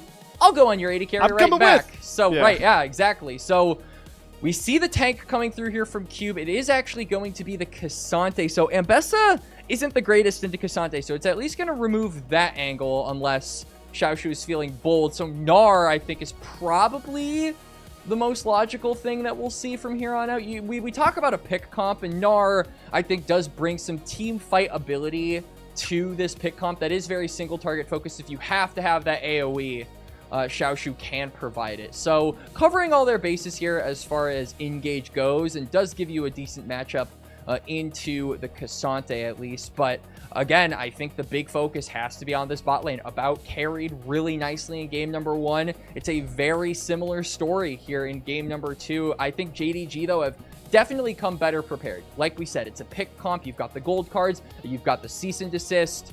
You've even got the culling, which I think is going to deal a sizable amount of damage to everyone not named Cube, unless Monkey can block it with that Shield of Aegis, of course. But yep, it's very, very, very, very similar to game number 1 here, at least for the win cons. And Gala, this is going to be a test for him. He had a bit of a stinker in game number 1. Lucian, if he falls behind, it's going to be a lot more consequential than Caitlyn. Another similar style draft here from Tabe, encouraging his team that game 1 woes were just a blip in the radar, and we can play early aggro comps and find success here. But Team WE are riding a win that they have not had to even bounce off of so far in Split 2. So how dangerous does this team want to play with now that they have the huge weight off of their shoulders? We'll have to see when we get onto the Rift. One final note I will make into this draft. I'm usually pretty worried about, going Lucian Melio with, situational engage when there's a lot of range. That's not really that big of a threat this game. So Gala, like you mentioned, in a prime position to carry. He is the biggest target that needs to look to bounce back. If JDG are going to find a series game 3 coming their way, as the Gyos ring in, we already see Monkey chunked far too low to go any farther forward.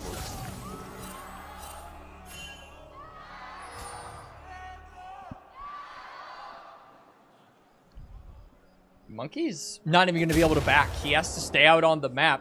That's called a Season 16 diff because the minions come to the lane faster, and we also get pauses faster from here on out, as we do see a pause hit the Rift, and you get to see our beautiful faces again alongside Cube, I believe. So, hello, Cube.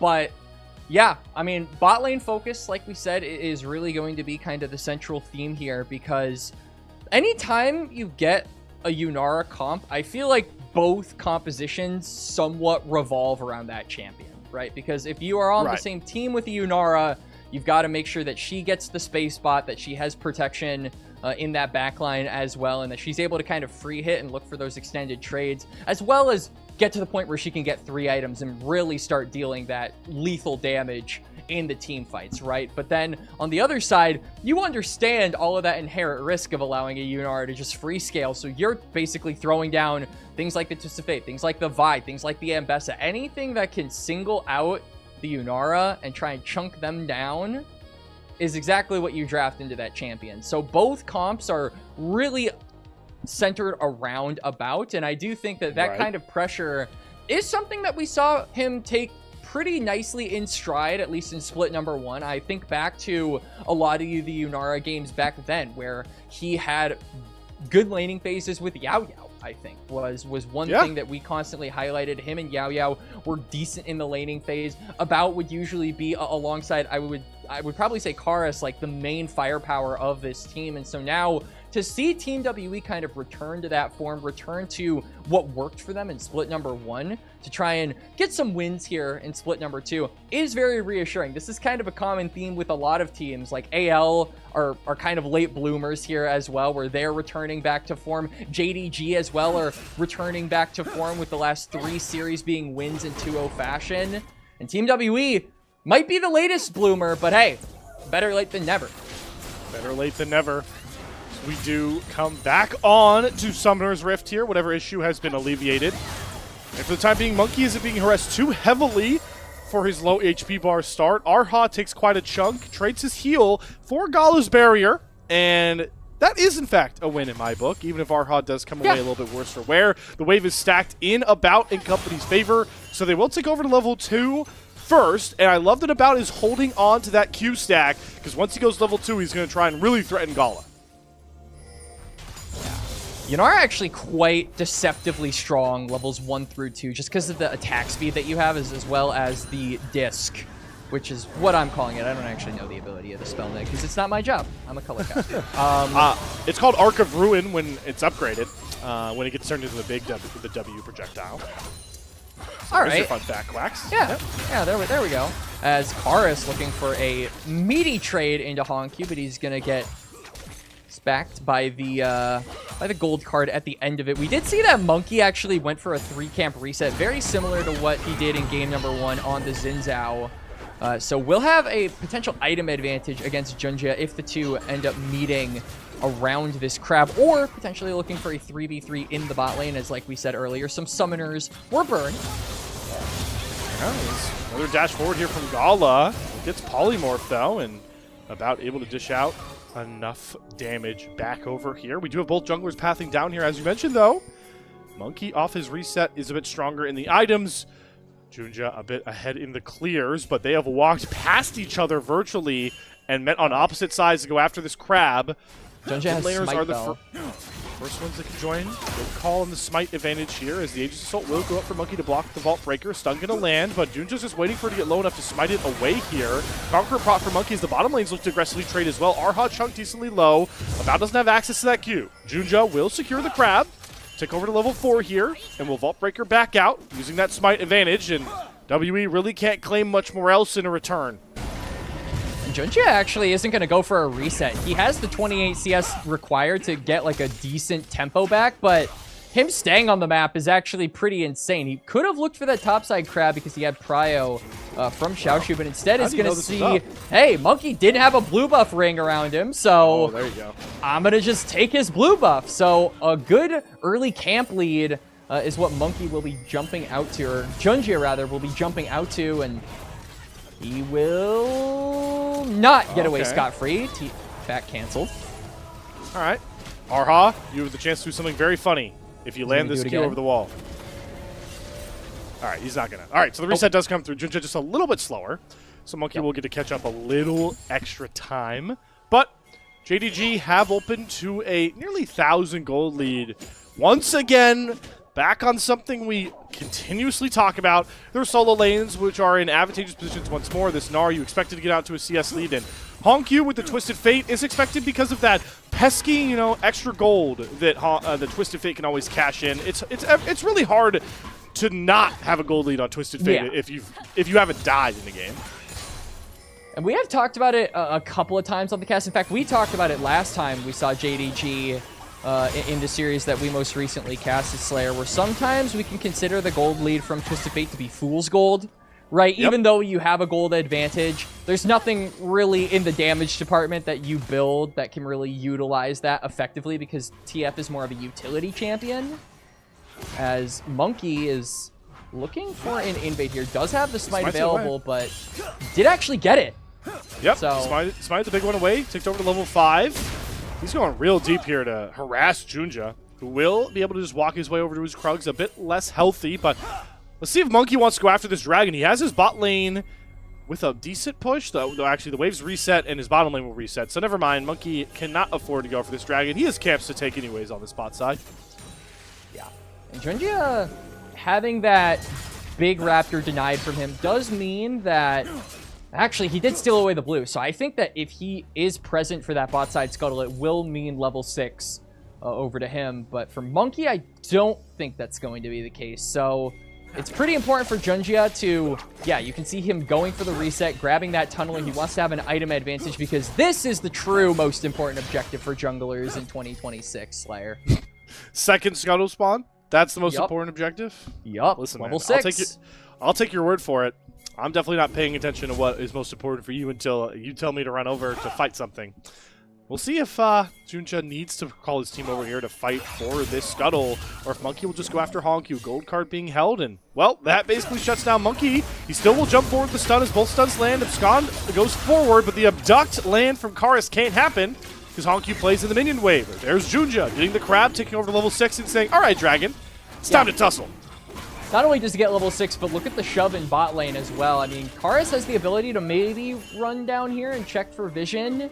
Monkey as well should ding level 6 off these Raptors, but I think you're just too late at this point. Dragon is at about 1,000. Junjia has upgraded Smite. Will maybe try to look aggressively onto the Vi, but won't be able to do so. At the very least, steals away that ultimate. So an extra little bit of lockdown is there for the mid laner of Team WE if Monkey decides, hey, maybe I can try and make use of that and look for a mid lane. Yeah, you could always go for the hijack cease and desist to cover for the Grand Starfall. And Hongyu, maybe even with Flash, doesn't get out of that sort of situation. He will take his base now, though, with his own Destiny online. We'll see if Hongyu wants to utilize the first Destiny just to get back over towards his lane. Do see some Twisted Fates do that. Also, you get to gain the information of seeing where Monkey is on his clear, but Hongyu will hold on to it, looking to try and play make with the other big global ultimate that we expect to be showcased as we start to transition later into this early game. Grub's up in about 30 seconds, and we saw just now Cube was channeling his back, but decided to cancel it. So this Cassante is not really capable of joining up in a fight if there is one. So that means that Monkey is going to look in mid to try and go into Hongyu, but... Oh, Abscond Duck lands. Hijack cease and desist, but here's the real cease and desist coming here from Junjia. Flash from Hongyu gets him away from Monkey and Karis. Junjia then uses the real cease and desist to slam down Karis. First blood over to Junjia. Monkey has to flash away from Hongyu as he destinies forward. Does pull the red card. Is the slow going to be enough? Yes, it will be. Hongyu and Junjia back to their winning ways early game. Double up to open the kill count. Yup, the CFO mid jungle make it happen. WE kind of forced to try and make a play there mid. They wanted to go for the grubs, and they knew that Cube was jailed under his turret, so they had to get an advantage elsewhere. Naturally, that elsewhere is going to try to be mid, as Karis, I don't think he was actually expecting to hit that chain, but as soon as it does, WE are like, okay, we have to commit to the play.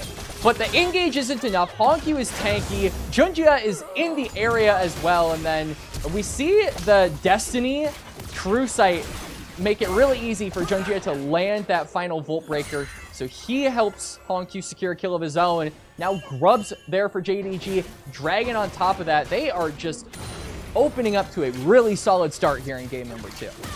Really solid. Might be underselling it, Quacks. It's 3,000 gold before we get to 10 minutes in. Every other lane that we haven't seen get on the kill board has significant CS leads of their own. Virtually identical at this point here between Gala and Sausu's lead over Cube and About. So WE, we do like how they can kind of scale into this game, but this is the exact start you want to see from JDG, and they need to keep it up here to make sure WE can never really catch up. And it feels super, I mean, Monkey just now hit level 7, but Junjia is basically 2 levels up over the guy right now. That is never a good feeling to have as a jungler, especially as one like Pantheon where you really want to try and make use of that mid-game spike, but if you're constantly behind in tempo and the Vi is the one making the plays, it's hard for you to react and really make a difference because there is a solid chance that Junjia just one-shots the target, you land your Grand Starfall, and you've got no one to protect. They're already dead. So I think he's going to have to be the guy being proactive, but that's really difficult given just how much responsiveness there is from JDG as a whole. Looking at Hongyu with that Destiny, of course, as it's not up just yet, though. Yeah, not up just yet, but it is getting there. A little over 3/4 off of cooldown. As JDG, no Destiny be damned. Like, they're still looking to go aggressively into this jungle and at least steal away some camps. And really just dominate vision, right? They're keeping some blue wards deep into Monkey's jungle. They force him to finally come down here to respond as he gets all of his topside camps cleared out. but he does lose another blue buff, so he falls further behind in the camp count. And Tri-Brush, Pixel Brush still lit up with pink wards here, so they have to be wary that Junja could be sitting out here and waiting to pounce. They bring Monkey over to clear all that vision out, but that is a lot of time spent cautiously trying to protect themselves from Junja, who now has access to that cease and desist and the Destiny available. Karis hijacked Destiny from Honkyu, and he'll just use it to come back here to lane. So maybe he's able to help shove in some of these ways. I mean, Honkyu has a teleport of his own, so I don't think he'll be able to get a push advantage in mid here. That's why they're calling Monkey over, because they know they need a 1v2 situation to get priority ahead of this dragon, which means Junja is actually going to stay around. Maybe this Vi finds an angle with the gold card that Honkyu is just tossing out, but yeah, all of that effort from WE to try and wrestle control of mid, they're not going to be able to find it, which means JDG should have no problem being the first ones to this dragon. Or Junja flexes that level lead and pushes Monkey off of another grab here as the culling does go down from Gala on the bot side. He's really just been using these to keep pressure up in his own lane as Junja will jump forward, but he wasn't expecting Karis to be here waiting. Silent Duck does connect. Junja, though, very healthy and kind of just shrugs off the entire combo from the Sylas and still ends up taking away much of the Raptors. He'll get some jungle privilege as well. He'll heal off of the scuttle. I'm actually surprised that JDG haven't pulled the trigger on the dragon quite yet. We're going to get a reset from the Vi, and then I imagine we'll probably redeploy onto the bot side as looking top lane here as Xiaoshu. Oh, here we go. Here's the play for WE. Grand Starfall into Gala. He dashes, but the flash comes across. The knock up as well into the polymorph. Arha really using that Lulu kit well to make picks happen. And Gala drops as that dragon still stands on the rift here, Quack. So a big moment here for WE to finally answer back. Yeah, WE get their first pick of the game, but Xiaoshu is here to try and even the odds. Teleport coming through, and it's a flank. There is no way for Cube to join this fight. It's a 4-on-4. The stun lands on a Monkey. Aegis Assault will finally drop off, and Monkey should be sacrificed. Xiaosu does go back into Mininar for Honkyu, flashing forward, gets a gold card to land onto Arha, and it will be a 2-for-1 special on WE deaths. They may have been a man down at first, but JDG still pounce and make sure to secure the dragon they came for in the first place. Yup, that's going to be Dragon for JDG, so that'll give them 2 Drakes. Next one will be Soul Point, and we can also see Gala redeploy toward mid lane. He completed that quest, or is... Yeah, he did complete that quest, so that means now JDG will have a lot easier access to this future Herald in about a minute and a half because of the shove that Gala will be providing with a 2-man, with Vampire being able to join him up in that as well. So good map movements from JDG and really good punish on the pick as well, frankly. I think that Xiaoshu with that teleport made up for the pick onto Gala because WE used resources to get him, but then Gnar appears. WE don't nearly have enough damage to one-shot him, especially with the teleport shield coming through, and all of that allows them to get a pretty big advantage. Now 5,000 gold lead up over WE. Junja 2 levels up on Monkey currently. Level 10. And it's going to make it worse. He steals away the red buff. Cease and desist comes down. Nice little kickball there from Vampire, but Monkey stands strong. It just comes up here as well. Hard to fight this far forward into WE's jungle, but JDG are still standing strong here. They have access to Honkyu nearby. Trying to push in that top side, and maybe they were just buying time for Honkyu here to get some chip damage into this tier 2 turret, take a couple extra plates away. I mean, look at the wave states right now for JDG. It's completely shoved in. They have so much access toward that top side. You can see the vision they've also laid down there as well. So Team WE are going to have a really rough time being able to regain control. It's probably not going to be enough for them to contest this Herald, and in fact, I think it's going to get worse. We can see this mid lane turret is very close to falling, and JDG have so much standing gold on the map that they're capable of taking. Frankly, Slayer, if things do get better for Team WE, it's going to get worse before it gets better at this point. Going to get worse before it gets better. Well, I think that's an apt description because the Herald has been hounded by both Junja and Gala. Yeah, it really just feels like Team WE aren't even playing the same game right now. Because usually you'd see the cross map and think, okay, they're getting something back on the other side of the map. But the other side of the map was Xiaosu taking another turn. So more gold goes over to him. And now Monkey, they get pounced on. The kickball does land into the gold card combo. And Monkey is just dead. He already used his Aegis Assault. He doesn't even land the stun before Gala gets rid of him. They won't even let him clear a ward, man. Like, he didn't even want to push the wave. He wasn't threatening your turret. He wasn't even contesting you on the Herald. Like, he wanted to clear out a control ward. We're really going to bully a guy for trying to get... like, he's trying to make a living on minimum wage for a jungler.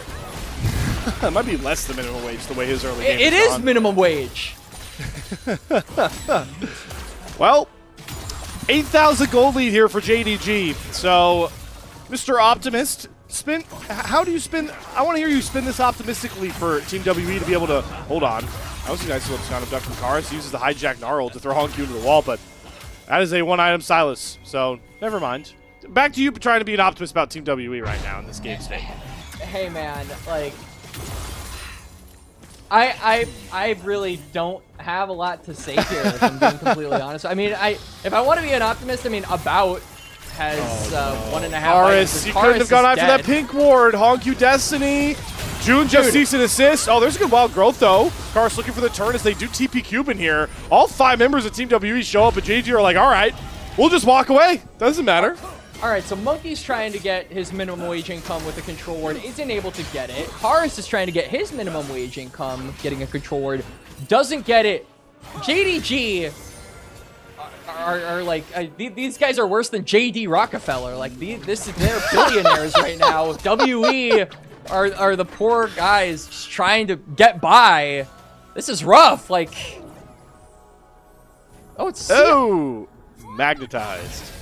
Got him. Know about the magnetized kickball? I don't know much. I fear. I'm still reeling from the connection here with JD Rockefeller into JD Gaming. Oh, that's a hijacked cease and desist here. Karis going to go after Junja. Nice healing there from Vampire Monkey. Already flashed out. Here comes the culling from Gala. Get rid of Karis. Push Arha out of the jungle again. There is no part of the map that feels safe for Team WE right now outside of their base walls. Yeah, maybe the fountain, maybe the laser will protect them. Honestly, this was a debate that I had with my friends a while back when we were in like high school. We were like, what is the laser traditionally for? And we came to the consensus that if you try to steal from the shopkeeper, he's got like a button, like a big red button that just lasers the customer, right? For trying to steal. Like if you're not a customer, you're a corpse type deal. Okay. Yeah, I see where you're going with this one. Yeah. So WE, I mean, they again, minimum wage. They can't even shop for the items right now. They're going to be corpses. Gala, that's just such a beautiful bait. Dashes right as the stun comes through, and Vampire interrupt it from Monkey. And Junja just uses his ult to constantly harass Monkey. So he drops again. This is a bit more up to speed for what we were expecting from this series for JDG. Yeah. Guess it just took them one game to really lock in. Yeah, a bit of a warm-up game is they definitely look locked in here for game number 2. 10.4k gold lead at 18 minutes. I don't know if that's a record, but I would very much like to find out. As Dragon going to be a foregone conclusion, so JDG will put themselves at Soul Point, but that is one of many win conditions that they have going for themselves, frankly, Slayer. I mean, we've got Baron in about a minute. If they can find a pick onto Monkey, who was just forced to burn that flash recently, if you'll recall, like, they can pivot onto that objective. If they want, they can wait 4.5 minutes for the Dragon. But frankly, I don't think they need to. They can just press their advantage, and with the Hex Gates, that's exactly what they're going to do in WE's jungle. Oh! Gala, though, does get caught. That forces the Breath of Life. Polymorph onto a Vault Breaker from Junja. He's kind of trapped in the pit now. Gonna look for a turn here onto Monkey. Aegis Assault comes up here from Monkey, but the yellow card still lands from Honku. And Monkey's torrential punishment in Game 1. Game 2 continues. JDG just constantly knocking this guy off the map as they win another skirmish. Yep, and there's the pick on to Monkey. Dragon not going to be up for another 10 seconds, but I mean, they could start it on spawn if they wanted to. Yeah, that would be insane. We could see Destiny popped for Honku. He's not going to end up using it to get the pick onto Arha in his own base, but he will group up with Xiaoshu. The tier 2 for top is going to go down. The tier 2 for mid is going to go down. And Slayer, this game is just tragic. Yeah, a tragic slowdown from what we saw from WE in Game 1. It is looking very dim for their chances at a 2-0 sweep, riding the high of their first single game win in Group Ascend for Split 2. But they're going to have to fight. The only way they can get back if they want to is fight and get creative with some of the ways they can do that. Maybe looking to try and death rush here, or at least for a start, try and get some vision on any They're all on quadrant of the this map. control. They got a control ward. Let's go. Minimum wage. Well, how much Cash gold check. does a control ward give you again? It gives you like That's a what question does for it you, give brother. Yeah, I know. It How- costs hang on. $75 to buy, unless you're a I know. Okay. A control ward gives 30 gold. It's to split amongst 5 members. How much is that, Slayer? I'm hitting you with a math question. Isn't that between 5 members? Isn't that 6 gold each? Yup. We're Yep. rich. We're rich. Is that what you're quantifying as minimum wage on the League on a Rift of League of Legends? Six gold shillings. Runeterra minimum wage has to be, 6 doubloons. We'll call it Doubloons. doubloons. Yeah. I'm calling them doubloons because I like.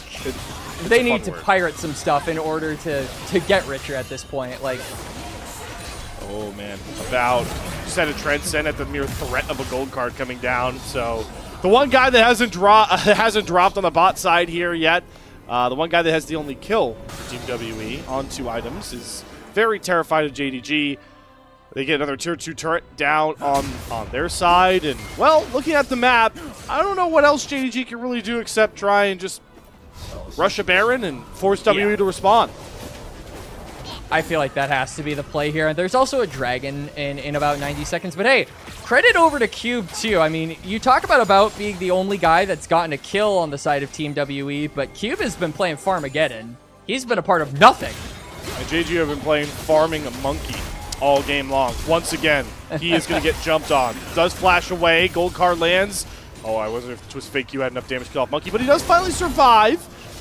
A jump in from Junja and JDG. So, we take our wins where we can get them right now. Yeah. I guess, hey, look at you being the optimistic one here on the cast now as JDG just, I mean, they have the entire map to themselves, and I'm actually surprised they haven't just pulled the trigger on one of these objectives to try and draw WE out to fight them, and then they just immediately pivot and play for the fight, as Baron's been up for quite a while now. Dragon is going to be up for 40. Team WE, I don't necessarily think they need to fight this, but we're getting awfully close to that point where it doesn't matter what you do. And I guess if that's the case, I mean, looking at this game, it just kind of feels like Monkey was significantly limited in his ability to access the map. Didn't get the resources required. Karis as well was off to a really bad start right from the get-go. And now Junja is maybe looking for an engage. Wants to hold on to a bow, but it's been hesitant. Arha really is a problem for Vi with this Lulu to ever jump in here. But I am employing the ball till we fall logic here for WE. That's the only way they can find a way back into this game, and they're going to stack up as 5 and try and brute force themselves into a very dark river unless Gala just wants to scrap with them in the mid lane over the mid waves. Both waves are gone. Monkey goes for the all-in and immediately gets pushed back there. Gala turns around with the culling as the Wild Growth will not save Monkey. He does drop. Cube and Karis go all in after Gala, but they left a bout behind. And he does not survive very long as he joins his fellow teammates on the gray screen. Flash forward from Cube. Does go out all into Gala. There's another kill coming across here for Team WE. It is a 2-for-2 currently, with the strong members of JDG still left up, are much more menacing. Xiaosu and Honkyu will chase down Karis. Another gold card stun lands, and Xiaosu will clean up the fight-winning kill, and their big prize will be Dragon Soul, Hextech Soul, 3:25 minutes. Yup, JDG gonna claim that, and now we can see Xiaoshu's in a 1v2, but Cube has like He no wins this. damage. Yep, he totally wins this. Even before he goes Mega, he's gonna get the first kill. He's gonna try and turn on to Arha unless Monkey shows up with a Grand Starfall on the respawn. Honkyu with the SD coming through here. Gonna stun Monkey up again. Rinse and repeat. The cyberbullying of Monkey in Game 2 continues. Yup. Good aggression there from Xiaoshu, understanding his limits on the Gnar. 1v2, 1v3, really, until Honkyu showed up to back him up. But let's get a replay on the start of this fight. And yeah, Monkey just, I think, understands the gravity of the situation. We have to fight, ball till we fall, like you said, Slayer. So he ends up going down. Xiaosu's got a nasty flank here, right? And they all snap engage. onto about. And now we can see, going back to the live camera, Baron has been started up. Team WE, one of the most hyped games, I would say, probably of the entire night. I'm being a bit presumptuous and preemptive with that statement, Go for it. transitioning to one of the most one-sided probably, and frankly really dull. WE have had maybe one opportunity to fight back, and it was the one that you just saw in that replay. And now the slow but excruciating death of WE in this game will really start to commence with the Hextech Soul and the Baron push afoot here. They'll look for one last-ditch effort to play around Vision and maybe pick somebody off, force Vampire, maybe get rid of that AoE cleanse that makes Melio so powerful, but they're getting pushed on 2 waves, and Karis can't really find an angle onto either side of this push here. Top tier 3 turret down for WE. Inhibitor soon to follow after as the assault on the base continues. Waves are slightly disjointed, but it's not going to matter. This wave will threaten WE's Nexus turrets, so that just means JDG can focus their attention onto mid. Double inhib at the very least going to be acquired. We can see that the bot lane wave isn't really there, so JDG might just be looking to end here. Xiaoshu, though, is going out of Mega, so who is going to start up this fight if you're JDG? Are you just going to poke and prod and slowly tighten your hand around their neck, or are you looking for a snap engage? Or Team W just going to give their Nexus turrets. When is the final fight going to come? The Destiny used so Hog, you can see anybody coming in. TP being used, I believe, just for the big shield from Q, but the Nexus turret is down. JDG have the option to finish the game without a fight, but About wants to scrap. Transcends goes forward. There's Monkey out of the back line. Good breath of light, though. Make sure Gala doesn't get stunned up. Gala is completely safe and comfortable, and here comes the final march forward. JDG respond with a 17K dismantling of Team WE to force a Game 3. You know, part of our job as casters, Slayer, is analysis, being able to break down stuff and kind of explain the hows and the whys of a game.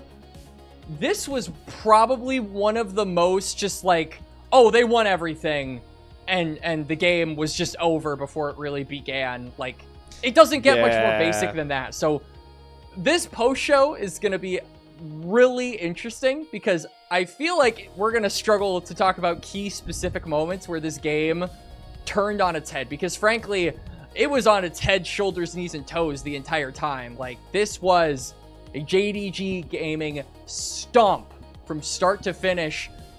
Really no other way to put it.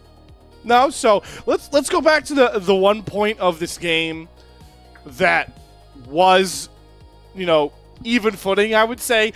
The draft, the only point in the game where we felt like Team W really unfortunately had a chance this one. We can go back. I believe we have the draft graphic ready if we can run that, so we can at least go through this draft and maybe talk about it here, and Quacks, maybe now with the hindsight of seeing how the game played out, look back at this draft here from JDG. I must say, I am quite surprised that Team WE, they had to have anticipated the Twisted Fate response. I mean, this has been the natural answer from JDG anytime you see things like the Pantheon, anytime you see things like the Nocturne. These champions with global presence are usually, if not always, responded to by JDG with a Twisted Fate for Honq, and he's shown as well he's really good on this champion. So I feel like that kind of significantly limited what the Pantheon was capable of doing. I'm very surprised that WE didn't target one of those bands toward TF, because you take away TF and like, what else do you have in the global presence department, especially in mid lane? Like, you have, what, like a Galio? Are you going to blind pick a Galio? Yeah, I don't know. I don't know. It's a hard question to answer. It just kind of felt like WE were a bit disrespectful or not as educated on the draft as they should have been, simply because, like, the Twisted Fate was an obvious answer. We both called it out. We saw it coming, and it was one of the main reasons why WE could never really get their feet off the ground or hit the ground running with this comp, was because every time Honq had that Destiny, he would be there to respond, and WE could never really leverage any control of this game from the Twisted Fate. Yeah, and I always worry about kind of drafting yourself into the range of anybody can be in range of a Honq gold card, right? With the Silas mid, Cube's, you know, shorter champion pool, obviously hurts because he feels like he can really only pick a tank, and you have a Yunara who isn't like a super ranged AD carry, so anybody could get hit by a flurry of these cards as they constantly came up for Hongq. I feel like the solo lane drafts, I know you like the Sylas, but I still just think, like, especially into things like Lucian, it's best to try and outrange them in some capacity, because if you're going to fight close quarters with a Vi, a Lucian, and the TF like we mentioned, things usually don't go well. And I guess in that regard, we were kind of stuck, because on one hand, you don't want to allow this Twisted Fate to get constant priority over you, to just have free reign of the entire map with Destiny without losing anything, right? Because the waves aren't pushed under his turret.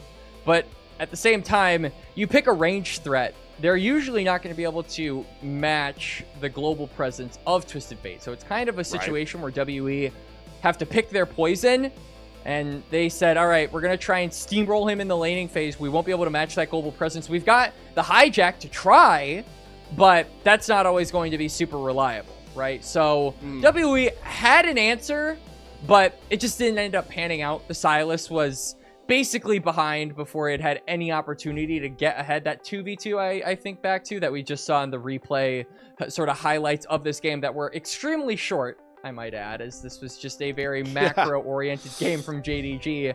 Like, that 2v2 set the Sylas behind, and he was never able to get back into the game. And frankly, same goes for Monkey as well. I mean, like, he wasn't able to really claw his way back into the game either on the Pantheon. So you shut down 2 threats with that one fight alone, and JDG just never really put their foot off the gas. Let's see where this goes. Okay, it goes to Hongq. I think this is fine. My vote would have been Juja, because I think he like ruined Monkey's game so early, and that's what really slowed WE down, and he was as on point with a lot of his engaged looks as Hongq was. So it's fine to give it a Hongq. I think his Twisted Fate earns it a lot of the time, but I would like to see Junja on this one. I don't know about you, Quacks. I mean, I think Junja probably would have been my second vote. I agree with Hongq, though. I felt like his just we've been talking about it all post-show. His presence on the map made it so Team WE could never do anything. Like, they weren't able to get around Summoner's Rift with the Pantheon. They weren't able to roam this Sylas around because, oh, a Twisted Fate is just going to Destiny to the same lane and turn this potential numbers advantage fight for us into even footing, and JDG being up gold the entire game will inevitably win that. JDG inevitably smashed WE in the second game. They brushed off whatever ailment, whatever rust, whatever you want to call it, that happened to them in game 1. But Team WE still have another shot here. Do or die game 3 for our opening series to see if Team WE can not just get their first win in the LPL, but their first series win in Group Ascend Split 2. We'll see you guys on the other side of another short intermission to see how this series plays out.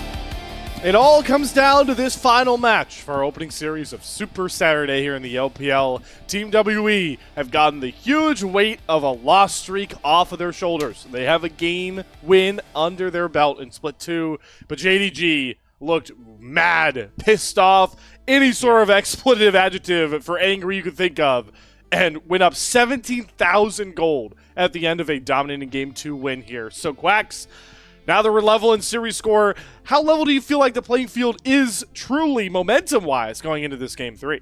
I mean, I think that it's going to be WE having to understand what happened in game number 2 was what we kind of talked about being a draft gap, right? And so I think that that does tend to happen, right? Like, obviously, this is competitive League of Legends. Draft gaps do happen. And so I think that Team WE are going to be able to move past that, right? Not to be coy or not to sound a bit rude, but Team WE are probably used to the losses and being able to move past them mentally. So I do think that this is kind of an area where they should be able to focus in game number 3, be like, okay, we got our first win. They're probably still riding the high of that, frankly. So I think that they will still have a little bit of that energy going into game number 3, but for JDG, that pissed off energy or whatever those explicative adjectives that we talked about were, oh, they're still feeling it for sure, because I think that they do not want to be the ones losing a series to Team WE, because imagine that. You win 3 series, back to back to back, 2-0 fashion, and then proceed to lose to Team WE. That would be a pretty big momentum killer for a team that is looking to try and build momentum in the latter half here in Split 2. And if we talk, purely standings as well on top of all that, JDG right now are duking it out with AL between the 3-4 spot. Yeah. They're actually only, if they win this series, they're 6-3, which I believe ties them with top esports, unless they're 6-2, which would make them, just like a half series behind TES, who do play later, to see how they perform. So, dropping this series is detrimental also to their standings to try and set up for playoffs, because we are in the second round robin, right? So we can start talking about where these teams will seed into playoffs going forward. So I'm glad you pointed out. Very big Game 3. Also a big Game 3, though, Quacks, for, champion fearless restriction conversations. The one thing I want to bring up and talk to you about a bit here is, now that we're in Game 3, we've seen, a ton of enchanters outside the knowledge play from Arha. Do you think, playmaking supports that we know them to be Vampire and Arha are going to try and look to go back to the engaged support meta here? Or maybe like a Bard, potentially, if it gets I mean, Vampire has been a little bit unorthodox in his champion pool. I mean, his most 2 played are Nico and Bard. So those are both still open and available, right? And it's also important to remember that some of the crucial pairings that we have seen over the course of this meta are still there. The Ashe Seraphine is still available. The Corki Nami is still available. Like, these are open for the bot lane. So I don't necessarily know if the restrictions are as... or I don't necessarily know if the champion pools are as pinched for these players in particular, because I think JDG have shown, obviously, willingness to look outside the box a little bit and go for some more unorthodox picks. So I never want to say that this team is fiending for answers or fiending for comfort picks, because they have a lot of those. I think Tabe has done a great job at unlocking that over the course of the year so far. Team WE, I might get a little concerned about. We did talk about the Nami being able to pair up with the Corki and the Ashe Seraphine also being available, but beyond that, Arha has been on those standard enchanters that you talked about, Slayer. Right. So I am wondering if maybe he tries to go for something a bit crazy. Maybe he denies one of the Nico Bard, and then that opens up the ability for About to play around that. But we'll have to wait and see. Both of these games have kind of revolved, at least in the draft, around the bot lane. But game number 2 took a pretty big left turn, where it wasn't about Gala and Vampire as much as it was Junjia and Honkyu, who just really took over that game, regardless of the facilitation style we indicated they would probably go for in the draft alone. Right, Quacks. And, for WE, not to kind of set them up to fail a bit more when it comes to this Game 3 draft, but I do think it is warranted to talk about Cube as a player. Really feels like in Ascend, he can really only work on a lot of these traditional tanks. He's now played Scion. He's now played the Cassante. So outside of Ornn, he's going to have to be on something that, reliably makes him either more of a threat as a laner or picking for a big team fighter if we do see this rumble that hasn't gotten through yet in the series come across. Something he'll have to look for here. So definitely advances Xiaosu, who we already talked about, has a Tryndamere win finally under his belt. And Tabe is willing to unleash him to try and run this matchup. So we'll have to see what topside also looks like going into this Game 3 draft that we are finally set to really fire off on. Curious also to see where Team WE want to go with first selection. We've seen a couple teams decide to go, blue side instead of first selection often, but it does look like as we are into draft, they're just taking first pick, which is going to be on the red side, and the Bard ban means we don't get to see Vampire on Bard, which does make me sad. All right, so JDG, if they do ban the Nico here, I think would really make the support pool interesting. Would probably mean that Team WE or JDG, whichever one is first pick here, default to the Corki Nami as their natural answer. But there's also still plenty of really strong top laners up and available, and we just talked about that top lane matchup being maybe one to look out for here, as Annie going to be the takeaway to just deny that from Karis. Some playmaking potential there in the mid lane. Not going to be available, as Varus still going to be up on the table. So does pair really nicely with the Nico. Now I am wondering if JDG are going to say, yeah, let's go for a Jarvan Nico. Just try and utilize the Cataclysm in closed space and get as many circle abilities on our comp as possible. And also just trapping a mobile mage with Cataclysm, right? So that's an immediate thing where, hey, if we know About doesn't have Flash, I can put him into this prison of my own creation. The Junja will lock in there. So the J4 comes through there as the first pick here for JDG. Quacks, do they look to pair it maybe not with a mid laner yet for Hongq, or do you see this pick maybe being a bot lane focus? You could go Corki Nami here. I mean, that has been also a pretty common pairing with the Jarvan, but I do like Nico. I think that Nico is not only a good capitalization for the Cataclysm, but, more circles, but also a good denial. I think that Varus really enjoys having Nico on his team, but it is going to be the Aurora with the Jarvan, so 2 circles. Now, Slayer, we're really climbing up there in the count so far. As WE, I mean, Corki. I could see Nami having a lot of value in this game just with the disengage. I do think that, Azir has a similar function with the Emperor's Divide, being able to push enemies away. But that statement that you made about Cube going to appear untrue, at least for the time being on the draft, the blind Aatrox. And it is worth noting, Aurora could go into the top lane. So I am wondering how this matchup would fare if Xiaoshu decides to get a little bit spicy. How spicy of a take is it for me to say this Aatrox could go into the jungle potentially, though? Do you still feel like that's decently viable at this point? Like, what's your percentage likeliness this goes jungle? Is what I'm trying to ask. Like 10, I think. 10%? Okay. All right. Keep that in mind. Yeah. It would be cool if they ended up hitting that mark, but the Azir going to be locked up here, so it does give a good snap engage button over to Team WE whilst also having that disengage for champions like the Jarvan. As I see him walking away, is it because this gym was locked in? I mean, this is I know it is a champion that you dislike, but I love playing Jhin. First of all, I do love playing Jhin. I'm going to be a bit more on your side here. I don't think that there is much... I don't think that there are many spells that he can use with the Deadly Flourish so far. I could see that changing if, again, they lock in the Nico. But I think that, you're relying on Jarvan, Flag, and Drag. You could facilitate that, but I don't know. I think I need to see what this is going to be paired up with in the bot lane for JDG before I declare judgment on this Jhin pick being false or not, as we are going to move into the second phase of bans. And I like this Yorick ban coming out here from Team W. I was actually thinking that might be what Cube goes here for in this game, because split pushing has been something else that he has kind of defaulted to when his tanks are no longer available, but it looks like he is going the complete opposite direction this game. Yes, he is. So, I was with Jay Beto the last time we saw a Jhin come across here in the LGD EGG series. It was at like a 20% win rate, I think 22% win rate in the LPL. They did get the win on it, though. Leave did. So they were able to kind of bring that number up a bit here. We'll see if Hongq can do the same. It's to see the top. Oh, there you go. It says Aatrox jungle. Wait. Hey, so the 10% got hit. Yeah. Wow, okay. Wait, we got it. Okay, so... Ooh, Nefiri has been a pretty common answer into Vara's top lane. This feels like and a great Nefiri Xiaoshu game. is going to lock it in. I mean, hey, this is an assassin versus an AD carry. I mean, the joke writes itself, right? This is you versus Yes, me, it does. Slayer. I hate that. I don't ever win that. Yeah, Nefiri top here for Xiaosu.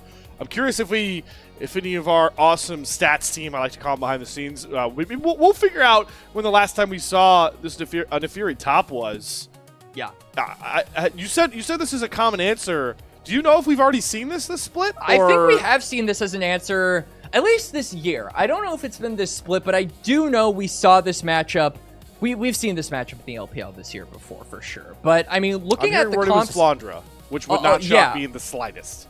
Yeah, I believe so. But looking at the comps a little bit more holistically, like, this is a comp where I think JDG are very similar to what we saw from them in game number 2. It's very pick-oriented, but I think a lot of that pick potential is going to need to be done by Junjia, right, on this Jarvan. He's going to be the guy starting up the fights and then setting up for those resets on the Nefiri ultimate, along with the, like, Aurora W as well, right? That's not just the Nefiri that gets the resets that's important for these extended fights. So, yeah, if JDG can play just like they did in game number 2, I feel like this is a comp that backs up that style and should allow them to take this series. But Team WE, on the other hand, I favor them in the team fights, and I do think that they've got a lot of really good scaling. Anytime you've got a double marksman comp, you do have to factor in how it will operate in post 20 minutes, and I do think that is where they have the advantage. On to the Rift, game 3, final one, JDG, Team WE. As the Gyos do come in.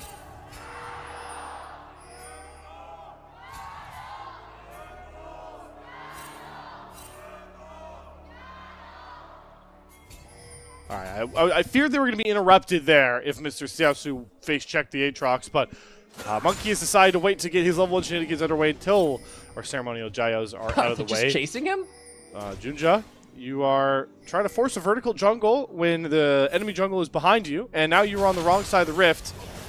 Who wins level 1? I think J4 might low-key with the attack speed steroided. The real winner here is Xiaosu, who has found Cube trying to walk back up to his lane and chunked him down to about 10% HP. He trades Ignite for Exhaust, and if you thought it was scary to be Marksman into Assassin, how much scarier is it without access to the Exhaust? Yeah, exactly. And I mean, Cube didn't even get the XP from those fallen first initial creeps either on the top side, so he's going to be down a significant amount of XP. So I actually think that Xiaosu, the idea here is kind of similar to what we see from Jungle Nefiri, just get a longsword and then immediately back. Yeah, he wants to just keep his foot on the gas in this matchup. I'm actually quite surprised. Obviously, the level 1 shenanigans from the junglers probably has some influence on the direction they're pathing, but I would imagine Junjia is probably a lot more concerned about making sure the top side matchup goes his way rather than the bot lane. I think that Gala and Vampire, while still important to focus on, will be looked at more as a conduit to allow Xiaoshu to get those resets.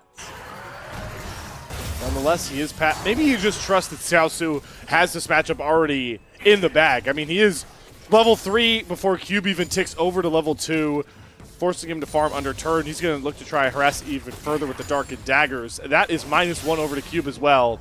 Sorry to rub salt in the wound, WE fans. It is also worth noting that we have seen JDG be very good at tower dives on the top side, right? I think back to their series against IG, where we saw the Tryndamere paired up with things like the Alistar, where you just dove breathe under his turret 3 times and made his game unplayable. This feels like a comp that could do a similar thing, where you've got the W from Nefiri, so Xiaoshu takes the aggro and then just immediately clicks that button to de-aggro the turret and get a free kill. And especially if Cube gets his flash burned, that does open up the door for a possibility. Is Junja going to finish his clear? Monkey, because of the delayed start for him, is just on his blue buff. So double crab for Jarvan, a really good opening for the jungler of JDG. Just like game 2. Maybe not as big of a lead opening as he did have in that blowout win, but a lead nonetheless on that side of the map. So he'll pick up his Gromp right after this as well and look for that initial reset. Resets have already come through here for both of our mid laners as they TP back towards their respective lanes. But it's Xiaosu, who we are going to watch and keep a close eye on, especially with Ignite having a shorter cooldown than Exhaust. Wouldn't be shocked if he tries to just go after Cube every time he looks to step up on this wave, in a wave state that is just not favorable for this Varus. Yeah.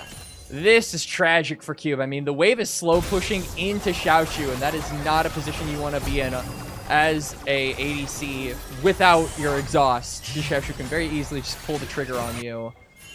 As Monkey is wrapping around, but I don't think really any kill threat is possible here for the Aatrox. This is kind of something that we should expect from Monkey on this pick.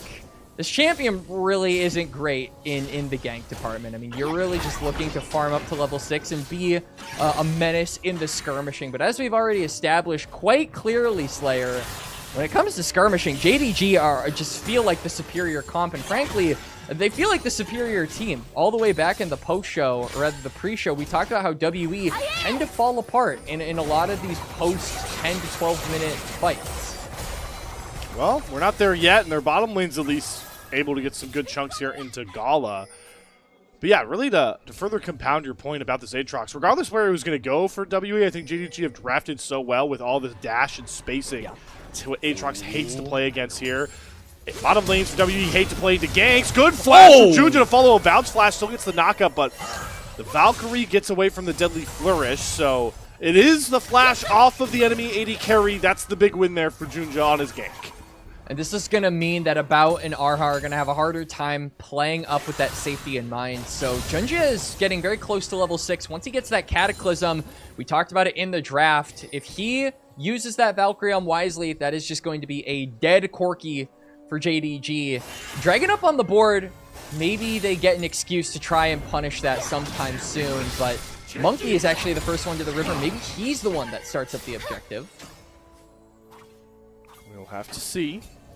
Both junglers here and present, neither with their ultimate. Vampire is cosplaying as a minion, and he will show himself. This is definitely what you want to see in the main strength of having that Nico always, even if the support meta has changed so much. You want to get this Nico attached to the jungler's hip, and they play in tandem. That's exactly what Vampire's doing, is all of JDG's bot lane overloads here towards this Drake pit. They get the Crab, that I believe secures... No, not level 6 just yet. Junja should get it off this Dragon, though. Yeah. Still really difficult for WE to walk in here, but they're going to try anyway. He's going after Honkyu, but Junja, he picks up the Dragon. Now he's going for the turn. He has that Cataclysm between worlds dropped through for Honkyu. Deadly Flourish doesn't land onto a bout, but his Valkyrie's already down. Gets knocked up from Junja. Dunk doesn't even need to come through. Instead, Junja's going to use it to get out of the engage. Arha flashes the same way. Really nice use of the J4 kit there from Junja. And first blood is over to JDG once more. And just like we said, Dragon is up. There's a flashless Corki. They immediately turn onto him, and About gets punished. That Phage is not going to save you. And first blood, along with the Dragon, over JDG.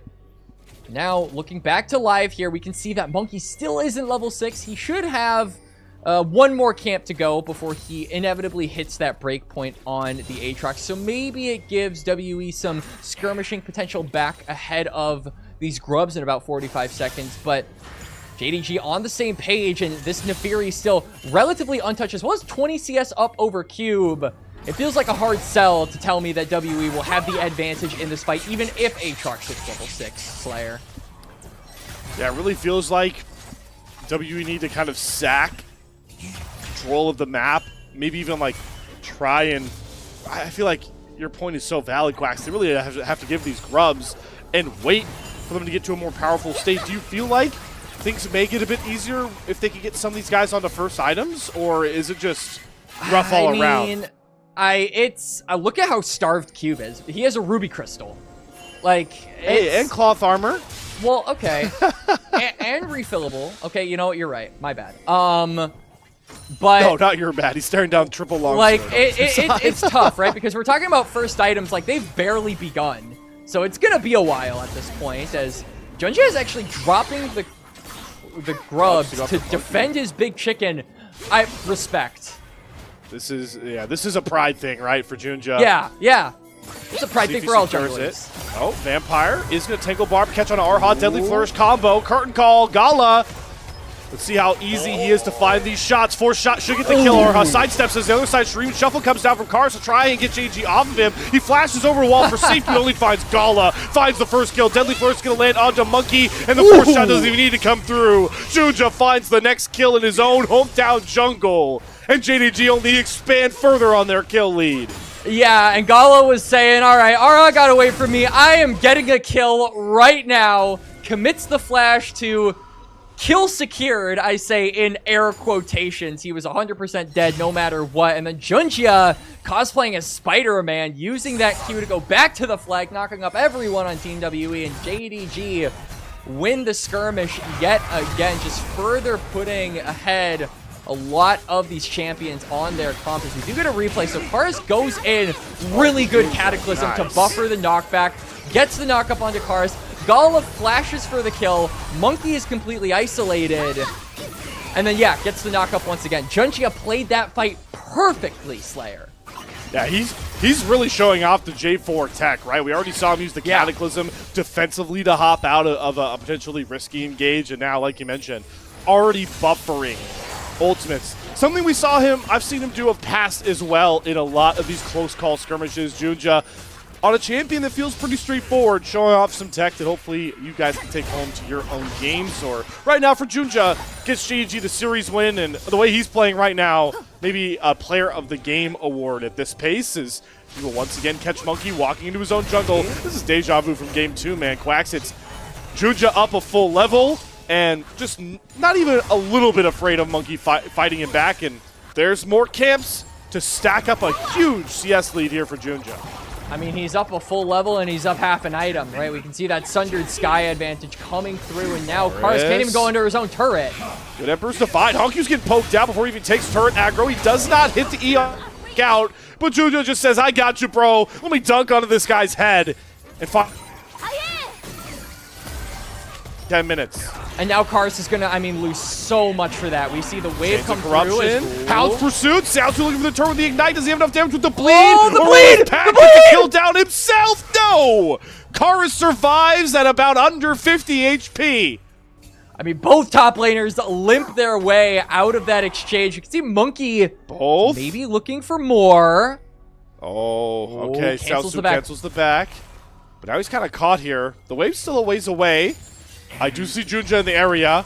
Cube's going to bring the wave up. Are they going to turn this on a Monkey? His recall gets stopped. He thinks the dive looks good, but here's Junja again, like the Nightmare Monkey still can't awake from. Uses the World Ender to try, gets some move speed, looks for the turn back into Junja. Does flash away for the Cube. Here comes Fongyu with a flash of his own. Cube goes down, and Monkey falls right back after him. Top side diff right now for JDG. And now they save Xiaoshu from a bit of a precarious spot. That wave was going to be pushed in, but not only does he manage to catch some of the minions, he gets the kill gold as well, so the Neferi is eating good. Everyone on JDG is significantly ahead of their counterparts, but it's most apparent in mid and jungle. Junjia and Hongqiu returning to their form that made them so dominant in split number 1, giving us a reminder of why this team finished second earlier this year and went to first stand. It was a better late than never situation for this squad, where they didn't show up initially in the split, I would say, Slayer, but over time have looked gradually better and more in sync with one another, and that is no more apparent than the mid jungle of this 5-stack. As they are 1.3k gold up over both of their counterparts. Dragon is on the map. All of WE are around this bot side, but they're so far behind. I frankly do not think they can fight for this Dragon. But at a certain point, they're going to have to try here, Quacks, because they have to stem the bleeding in some way. As you called out aptly, they won't look to do it on this Dragon. It is on a ward, but Monkey will stick the recall, and that means there is no contest. Second drink of the game gets picked up by Junja alone. And I do want to use this as a time to revisit the Jhin conversation, because I always like to do this once we get into game, because I always need to see the build path here. My man Muzel, if he's out there, can help me out with this until, okay, Vampire wants to interrupt me. Pop Blossom onto 2. Valkyrie gets interrupted from about. The tidal wave and the damage from Corki isn't up. Between Worlds is going to come out here for a good decent amount of burst, and the curtain call is coming downtown, looking to find a kill. It's Honku for the first one, and Arha will limp away to tell the tale of more JDG dominance. Yup, and now, I mean, turret should be all but secured on that bot side. Karst is going to get a few plates for him being alone in the lane, as well as complete that role quest, so the unique boots will come through for him as well. That just feels like a consolation prize at best here for Team WE as they continue to bleed out in game number 3. And the whole time that dive was happening, I was like, all right, one of them is dying for sure. Who's it going to be? Is it going to be about Arha? And then for like half a second, I was like, oh my god, it's going to be both of them. But then it ended up only being the Corki. So a kill over to JDG. They don't get the turret, but now Monkey is very deep in enemy territory with very little vision on where everyone else on JDG is at the current time. Oh man, Monkey really just wants to steal away that Raptor. There's something personal for it in them. He's going to take a huge blast cone over to find Xiaozu waiting in a brush, but hard to lock down the Fury. Team WE overload on the bot side, and that means Vampire pays the ticket towards the top side, where Cube is just still trying to catch up and get that first item. Instead, he'll get pushed off his top tier 1, and Gala and Junja hammering onto the mid tier 2 turret at 15 minutes. Here comes the dive though onto Xiaozu. They're TPing to make this a 4 versus 1. Tries to go untargetable, but the shutdown will come through from about even before Cube gets down here. So now they'll go after the turret objective bounty. I mean, Cube just gets to be an eyewitness and steal some of the plate money here as well. So a little bit of income coming in for both marksmen of Team WE, but a lot of income going there for the JDG mid laner. Honku going to trade back a turret of his own. At the same time, that Herald is also going to be a casualty. We can see that Junji is taking that. So even though they get the kill, even though they get the turret, JDG end up getting more resources in the cross map at the end of all of this. This just feels like such a precarious and dire situation that Team WE have found themselves in, where even when they win, JDG still managed to find gold on the map. And now Xiaoshu is walking up very unafraid, has the Hound's Pursuit and both summoner spells, but is not going to try and chance it for an opportunity to get some sushi. Well, he's going to walk into a dangerous spot. He's going to find 3 members there. Hound's Pursuit, Arha, great tidal wave to interrupt it. It does end up being the play that should save him. Nope, the Bleeding Knight will trade him out, but that is a worthy cause to get some very critical gold onto a bout. But what's happening on the other side of the map while all his bot lane skirmishing's going down, Quacks? I mean, so Xiaoshu does end up getting some sushi at the end of all of that, but he pays his life for it. 1 for 1. I would say WE are favored there, but it's going to turn into more than just a 1 for 1. Cube is getting flanked, and he doesn't even know it. In the arms of an angel, fly in the air to a pop blossom and a deadly flourish. Goodbye, Cube. A little pitchy there, but you know. Oh yeah, like I don't know how to sing, so I'm sorry if you guys threw it, but 8 out of 10, that's pretty high for being pitchy. I'll take it. Thanks, Quack. Yeah. A bias score a little bit because you're goated. But now we do see, I mean, Honku manages to help secure that kill and bot, pushes that wave in. There are some wards on WE. You can see that there's some vision laid down for them on that bot side of the map, but honestly, with how ahead JDG are, as long as they have control over mid-wave, they should be able to just walk into the river and secure themselves soul point. I don't think there's anything that WE can really throw at them to disengage them from taking back that area, even if they are seen while moving to that location. All right, let's take some stock of where everything is at on the map here with JDG up to a 5K gold lead. They are looking to go after Soul Point Chemtech Drake in this one.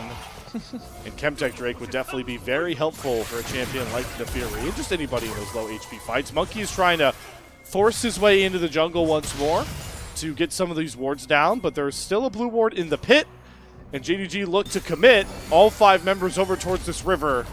It looks like we're going to get our first true 5v5 of the game, but I don't know how much Team WE really want that sort of mess. JDG are a little split, though, at the current moment. There's 2 in mid, there's 2 in jungle, and there's 1 in bot. So JDG could look to try and pincer. Oh, Xiaozu going in, goes untargetable over the tidal wave, but there was way more than enough burst there to get rid of Xiaozu, so he's down immediately.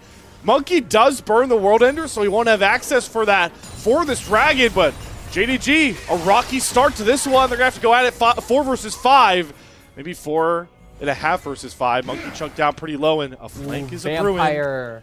Vampire, has to pick his time to show himself in that pixel brush, and he's spotted. No. Pop Blossom used defensively. Good Emperor's Good Divide, though, job. from Karis. Gala uses the Deadly Flourish to get Vampire out. Turn call coming down. 1 shot, 2 shot, 3 shot, 4. Does not find the kill. Honkyu forces 1 flash as Monkey gets pushed out of the pit. Juja gets the Cataclysm there on that one.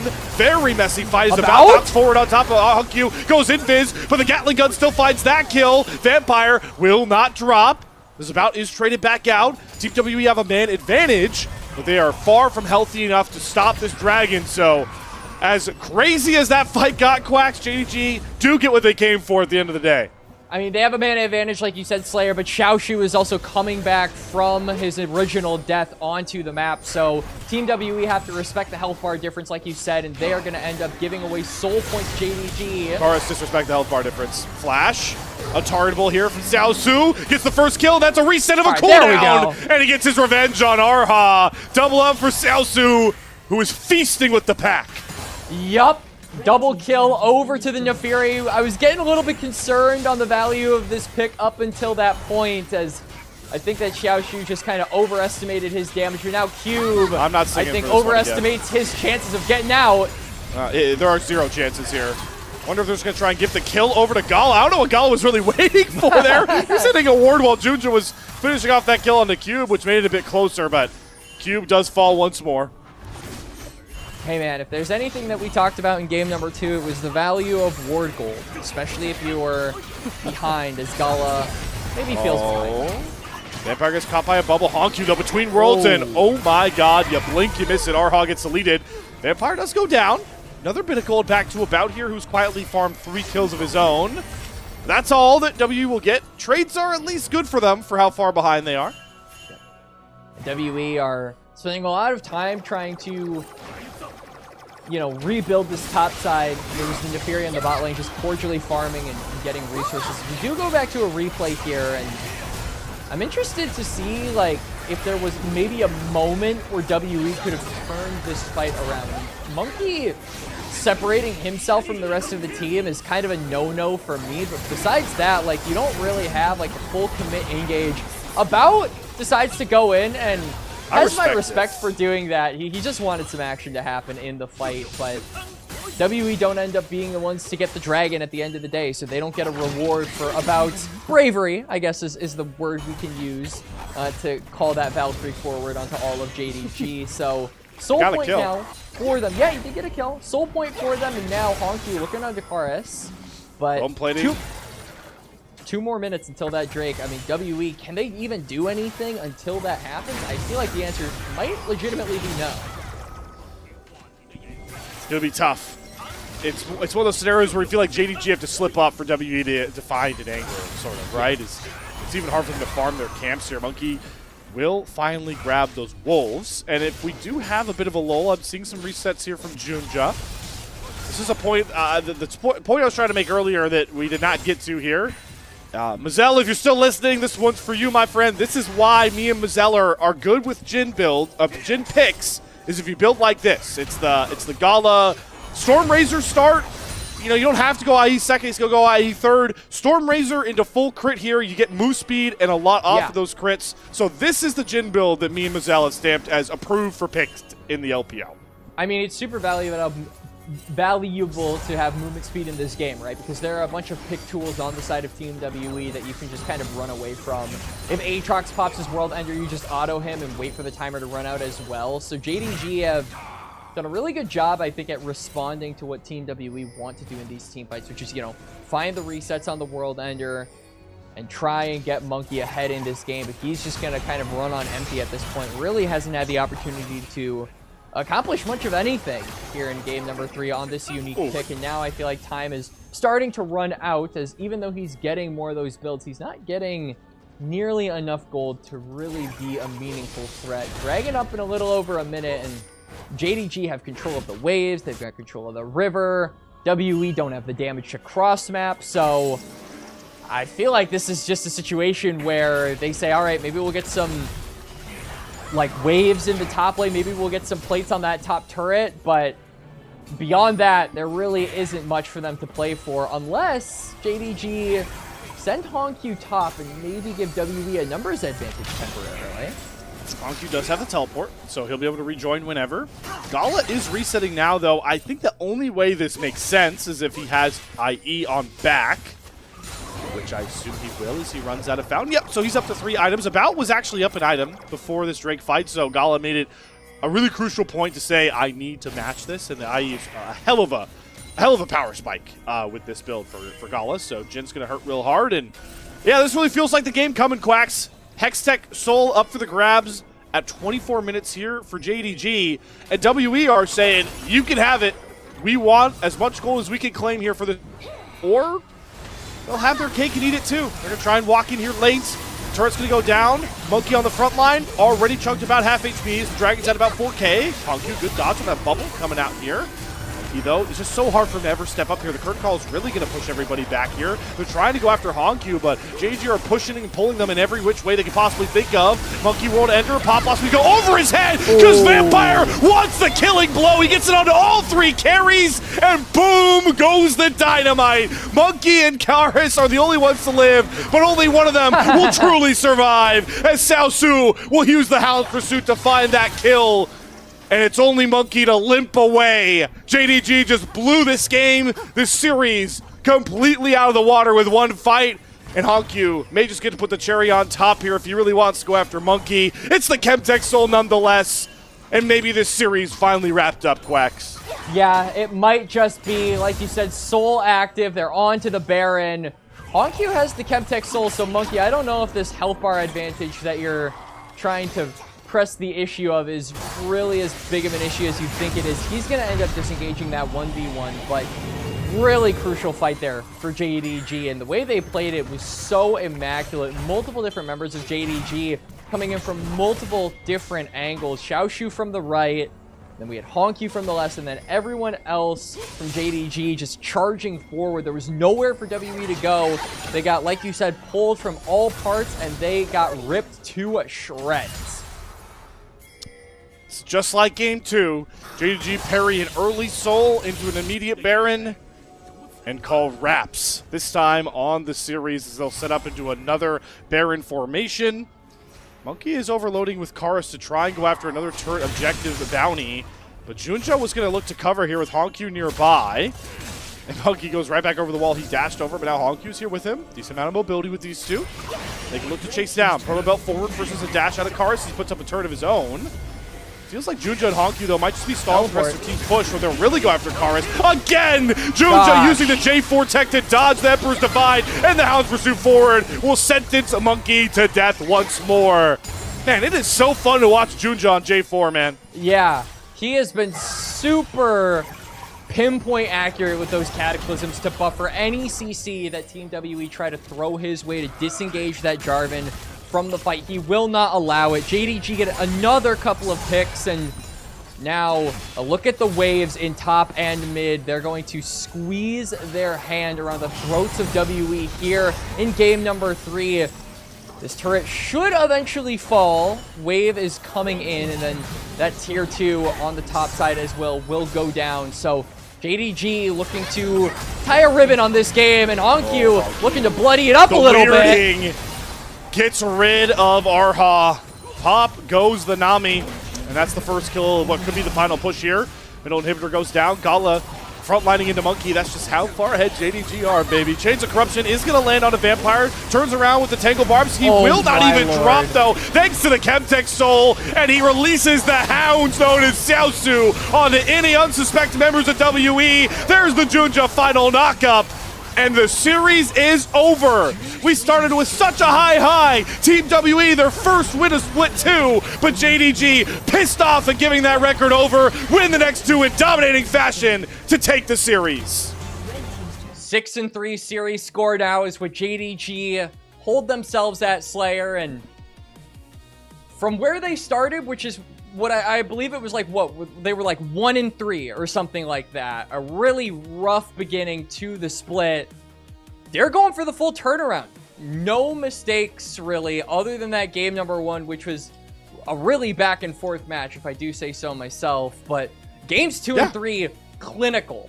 This was so expertly done from JDG. I think they kind of got a cold splash of water from that first game and really just locked in. They barely gave WE any room to breathe in those last 2 games.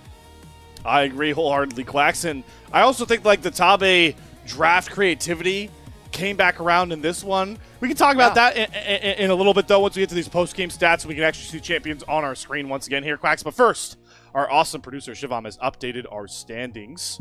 So we can quickly go there. Sorry to make you click so many buttons so fast there, production, but thank you. We got the standings back up, updated as ever.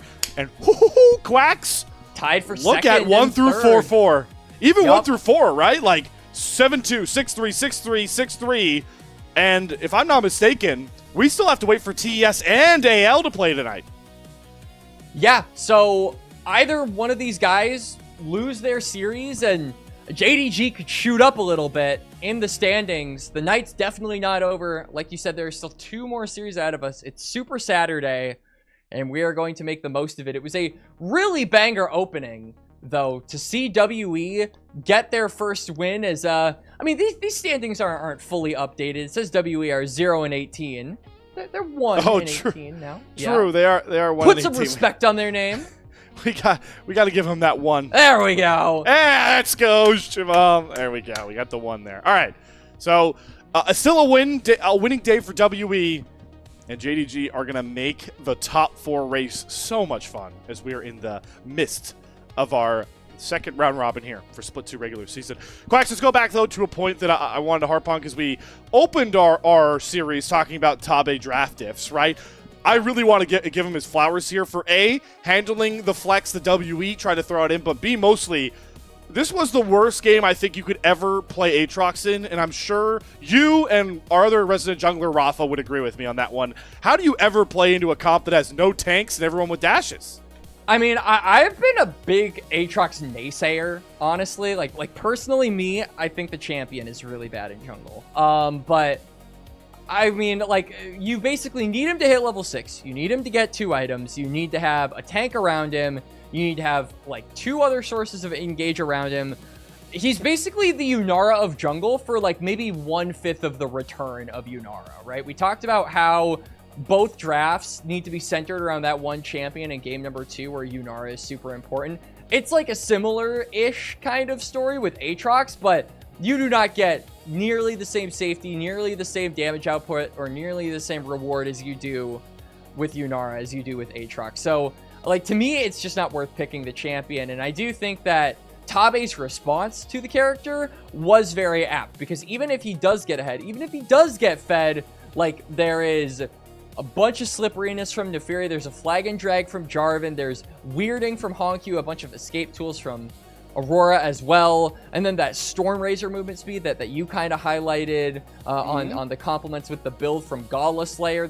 It's just so difficult for Monkey to play this game, even if we don't take into account how poorly WE drafted around this Aatrox.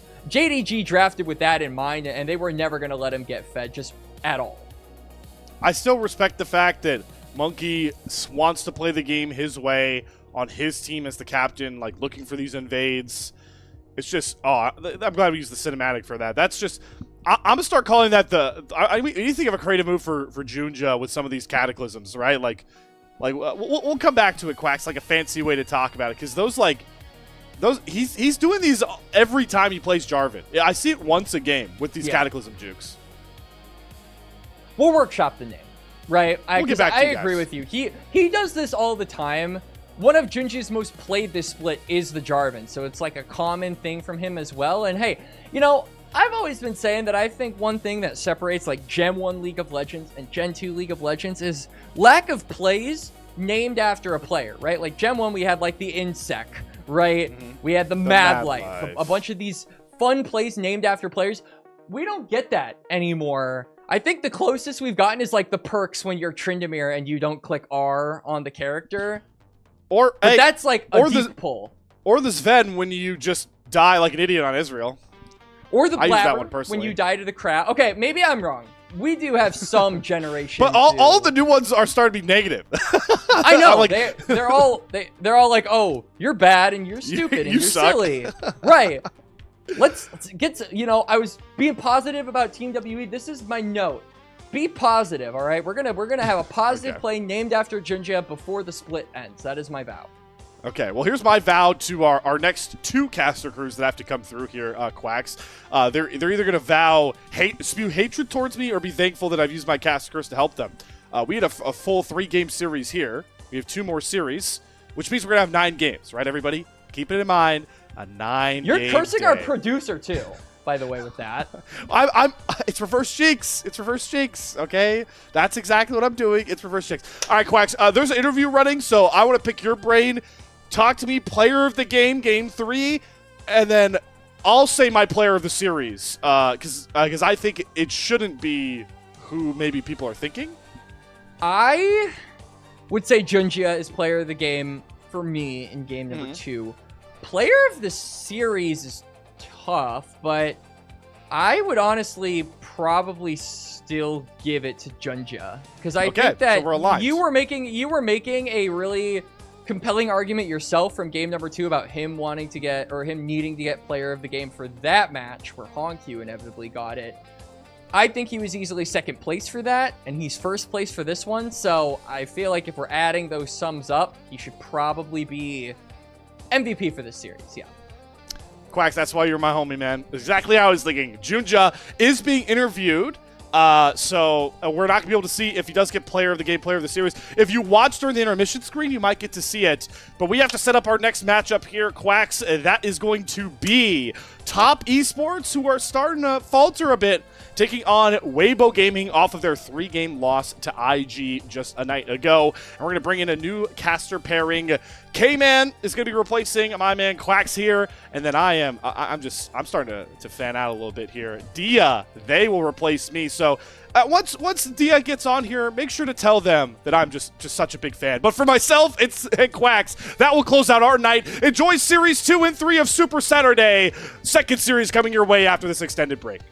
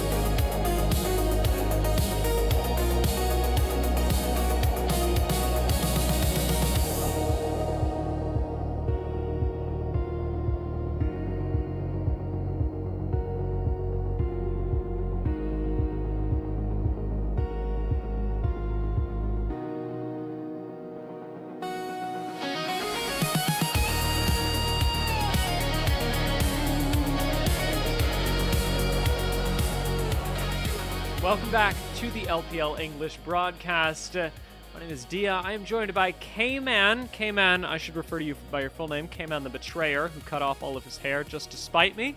As we enter the second of our series of the day for what I've been told will be a 3-game series, reliably, by Slayer. Yeah, I mean, if we're believing what we got from the first caster duo, then we are definitely getting 9 games here today, and I'm very sorry, Dia. I did have to, join the shorter hair gang, but I promise Betrayal in looks spirit, good I'm on still you. there. I appreciate it. Thank you so much. I've gotten mixed results from Twitch chat, so glad to hear that there is at least some belief here, but we've got a really good series here today. Obviously a big Super Saturday, and we're definitely getting a pretty good one in the middle here.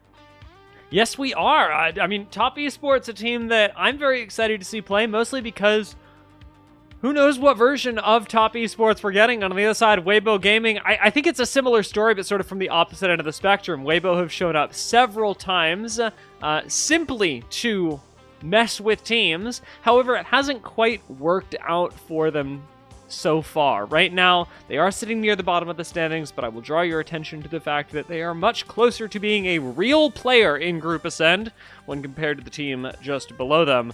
IG, just that 1 win separating them from Weibo right now, so the possibilities, while not endless, are still open for Weibo Gaming to enter this split a little bit more seriously in Group Ascend and take some games off. Well, for Top Esports, there's a lot more of a stick involved with this. I remember using this metaphor a lot last time I was on broadcast, but carrot and stick really seems to be what we're going with during this point in the season, where for Top Esports, it's really how far can you fall, because they were so close to the top before this losing streak they've been on.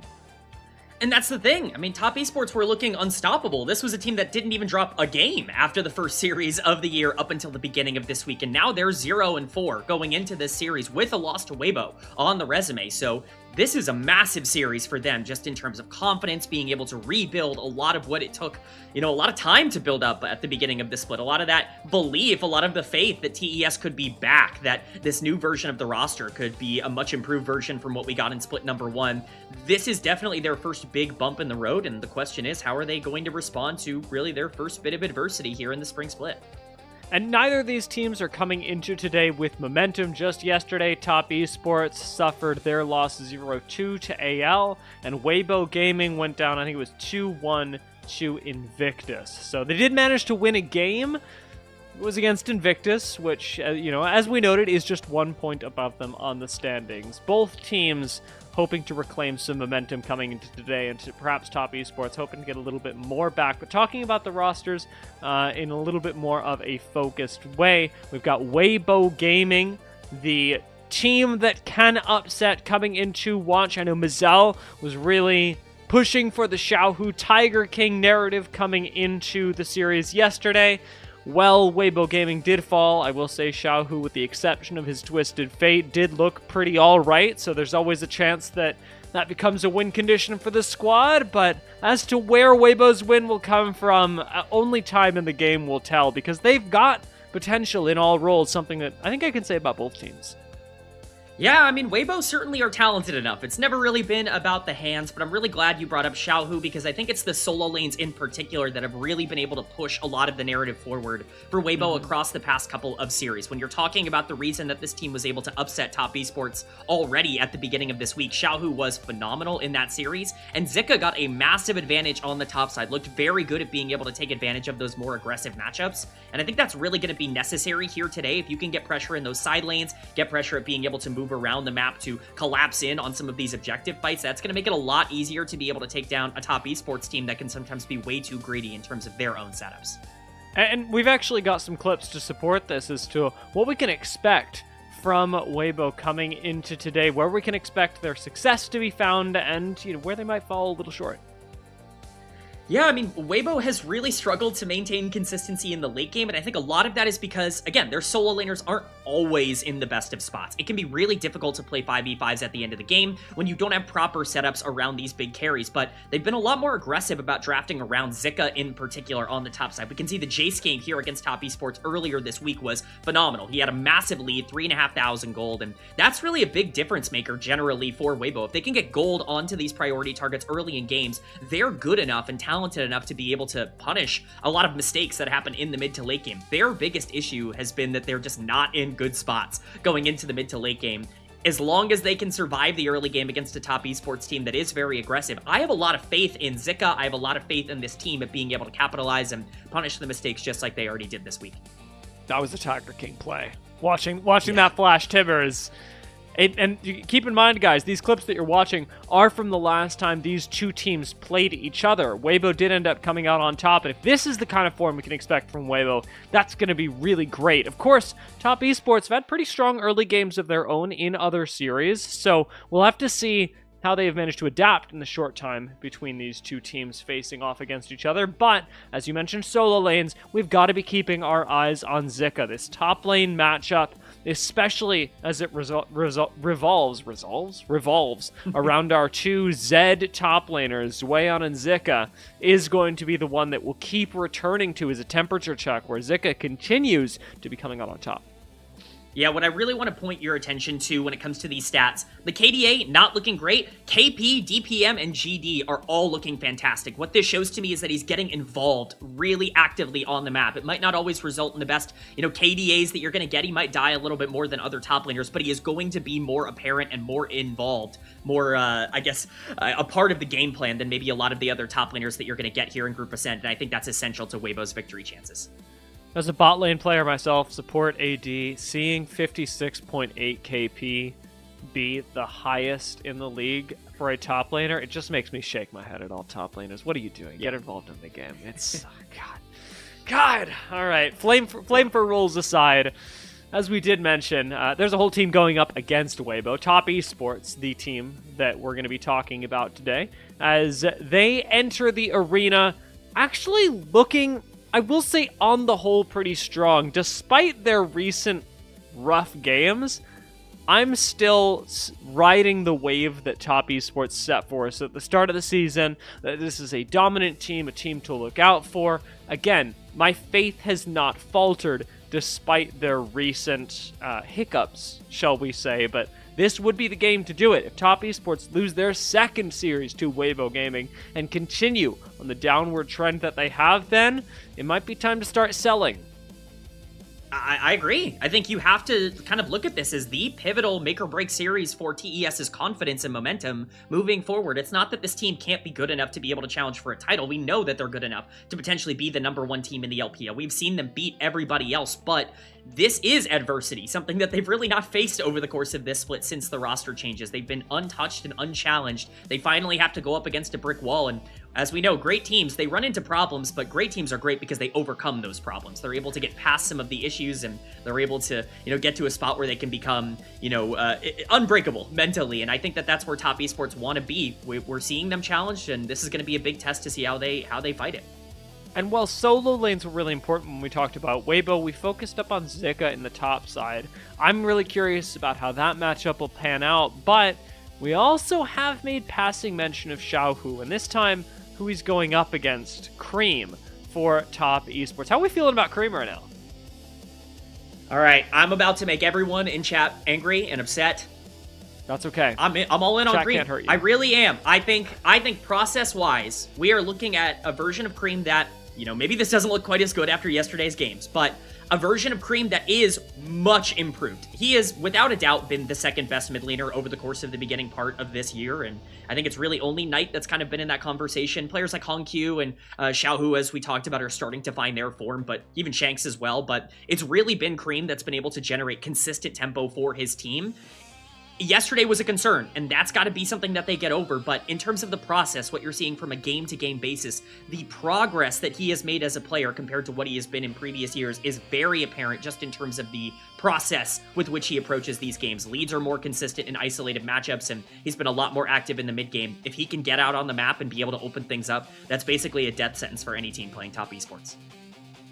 Yeah, I mean, Cream, I have been incredibly excited about. I will say I have varied my position on this somewhat, and I know that last time we had the cream meter, we had the lower end of it as well. I will say I am a little lower here on cream, but that's good. It's okay for us to disagree. It's okay for us to be in different places, because this series is going to be the great equalizer.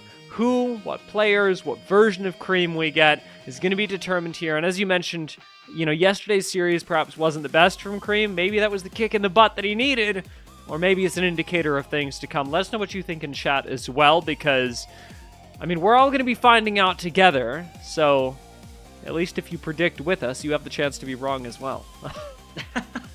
That's how it always goes. You know, you always have the chance to be able to share your opinion. Mine is that Cream is going to be able to do well today. That wasn't the case last time. He was fine in their series against Weibo, but Xiaohu was essential for their win in game number 2 and was also very valuable in game number 1 as well. That mid lane matchup is going to be one to keep your eyes on, and we all know. I mean, it's Xiaohu versus Cream. Twitch chat's going to be opinionated either way with two of the most polarizing players in the entire league. And one of the things that we can draw your attention to is maybe things that, again, we don't know who's going to be picked in the series. We don't know who's going to do well, but we can talk about the thing that I like to talk about the most: picks to watch, highlights for the teams so far. You'll notice on I think that's my right-hand side, but it's my left when I'm looking at it from here. It doesn't matter. We've got some serious champions to look out for on Top Esports. Jarvan, Yunara, and Bessa, who everybody should be looking forward to, especially for Zweon. And the Lulu, as things that they have not lost a game on yet. And of course, when I'm noting these are not single game champions. These are things that they have played over and over again. I have thrown the Jason here as well, 75% win rate over 4 games. Another Zweon pick. But when we're looking at things that are a little bit awkward, I'm noticing that their Corki Nami has really not looked that good. And very curious if Top Esports feel the need to try that again. Keep throwing this at a wall and hope that it works. I haven't loved Corki Nami. I think it's looked worse on them than it has on most teams, which is a bit awkward. For Weibo, they don't have any of those 100% winners, which does kind of suck for them, but they are lower in the standings, so it is going to happen. In terms of successful picks for them, I am thinking of Vi. We're going to look at a contested Ambessa pick, likely. Xiaohu has really liked Rise, and I will say, even in their series yesterday, actually has looked quite good on Rise. And while Rakan, I will also note, has not actually been played that many games, it is only 2 games, is technically 100% win rate. And for that reason, I threw him in the notables category, because 100% win rate over 3 games, whatever it may be. The weirdly lows: Sion, Redectin, Yunara, kind of strange. LeBlanc, do not pick LeBlanc. Do not pick Ashe Seraphine. These are like the kryptonite for Weibo Gaming, and I know that especially with Yunara, Seraphine, Ashe, these are things you'd expect to be doing well. For whatever reason, they are just not working, and I threw them in this low win rate because we should really be talking about how these basic things are not clicking for Weibo. Yeah, I really love the Ashe Seraphine shout, because not only has Weibo been really bad at piloting it this split, because Hung's just not really that great of a Seraphine player, they've been really good at beating Ashe Seraphine as well. So they're actually pretty well equipped to give it over. That happened in the previous series that these two teams played. Top Esports got that Ashe Seraphine in game number 2, and were not able to take advantage of it. On the flip side, you see Ambessa obviously really relevant for both of these teams. Jace as something that's really relevant for Top Esports. That's another thing that Weibo were really active in taking away, both Ambessa and Jace, in the last time these two teams played. So I think these are some fantastic shouts. It's clear that these teams are very aware of exactly what they are good at and what the enemy wants to take away. And it's really just going to be a bit of a mind game on what you want to prioritize, and how much you're scared of very specific targets and what you're willing to give over. Yeah, I mean, the Ezreal Bard from Weibo last time these two teams played was a really good answer to Ashe Seraphine. We saw, was it yesterday? No, it was 2 days ago, where we saw a Bard locked in really early on to try and sort of deny the Ashe Seraphine. And while that didn't work out, I will say that Weibo perhaps have looked a little bit more comfortable piloting that specific duo as a counter to Ashe Seraphine, which I do really like. You've got safety, you've got roaming potential to counter how good Ashe Seraphine can be in lane. Yeah, I really like the idea, especially for Hung, to get out on the map and to open things up more. I think one of the things that really kind of bogged this team down at the start of the split is them feeling like they really have to play into the meta. It's an enchanter meta. I don't think anyone is hiding that fact. It's a meta where you do want to play more for the 2v2. That's not Hong's game. That's just not really who he is as a player. You want him on Nico, you want him on Bard, you want him on Rakan, you want him on these playmakers that can open up the map and play more for engages, play more for the jungler. And I think once they started to realize, hey, even if it's not super meta, we got to start investing into this, they found a lot more success, even into some of these stronger 2v2 bot lanes that we were talking about. One of the things that I am going to sort of draw our attention to the bottom of the graphic as well, again, before we let it go, is the Sion Renekton picks. I think these are concerning for me, especially because we are highlighting Zika as a player to watch.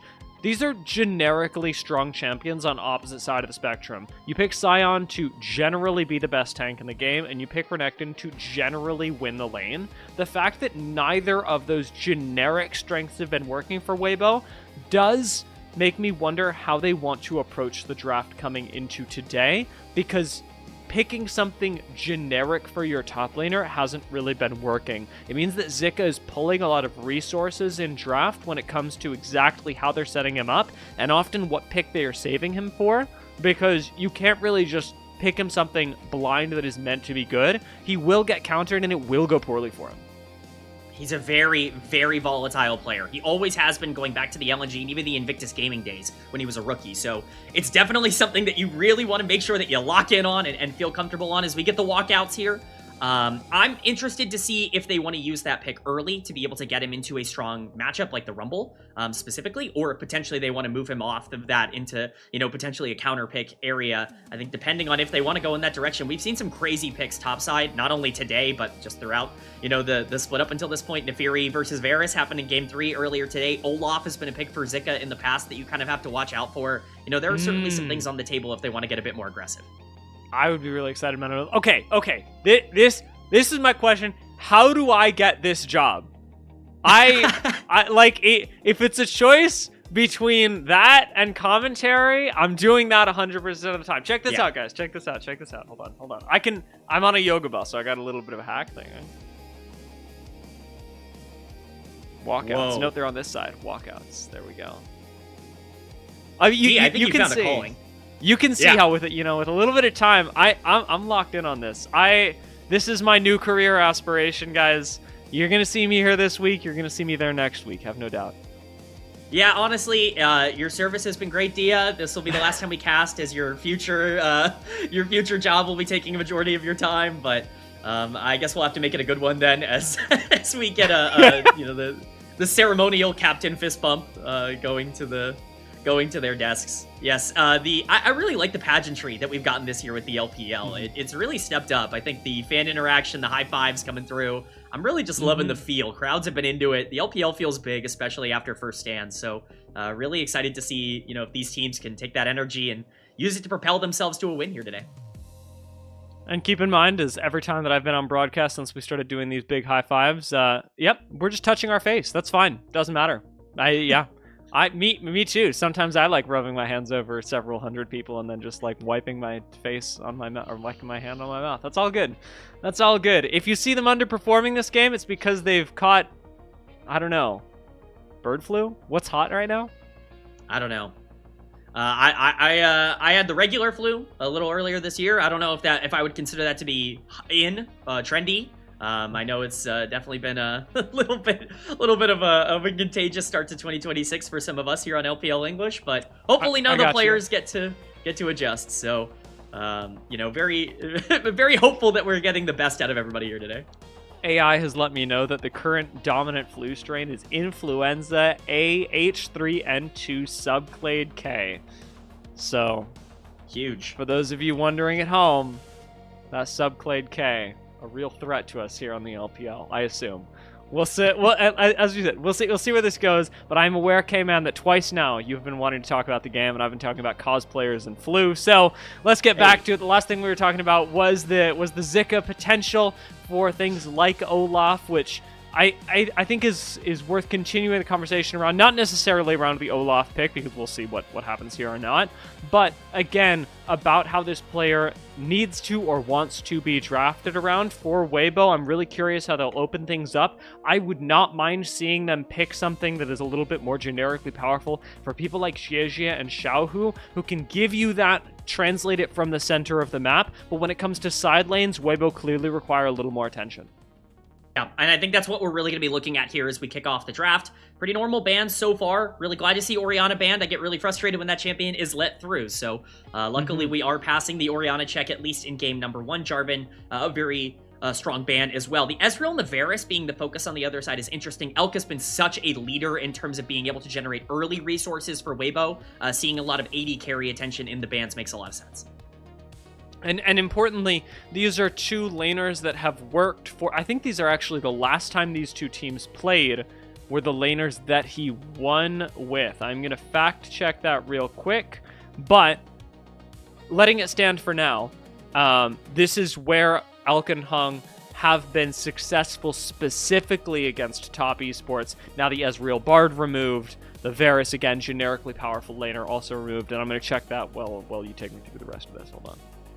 Yeah, again, bot lane priority. When you talked about the Ashe Seraphine, it's going to be off the board here with the Seraphine getting banned. Not really a ton of point in taking the Ashe. Karma as well going to be taken away. There is a lot of stuff off the board on the bot side, but that means a lot of stuff is up elsewhere. Ryze, notably in the mid lane. Rumble is available. We were talking about top lane priority. Even have things like Vi and Xin Zhao and even Nocturne if you want to go in that direction. So plenty of power picks left up on the map here.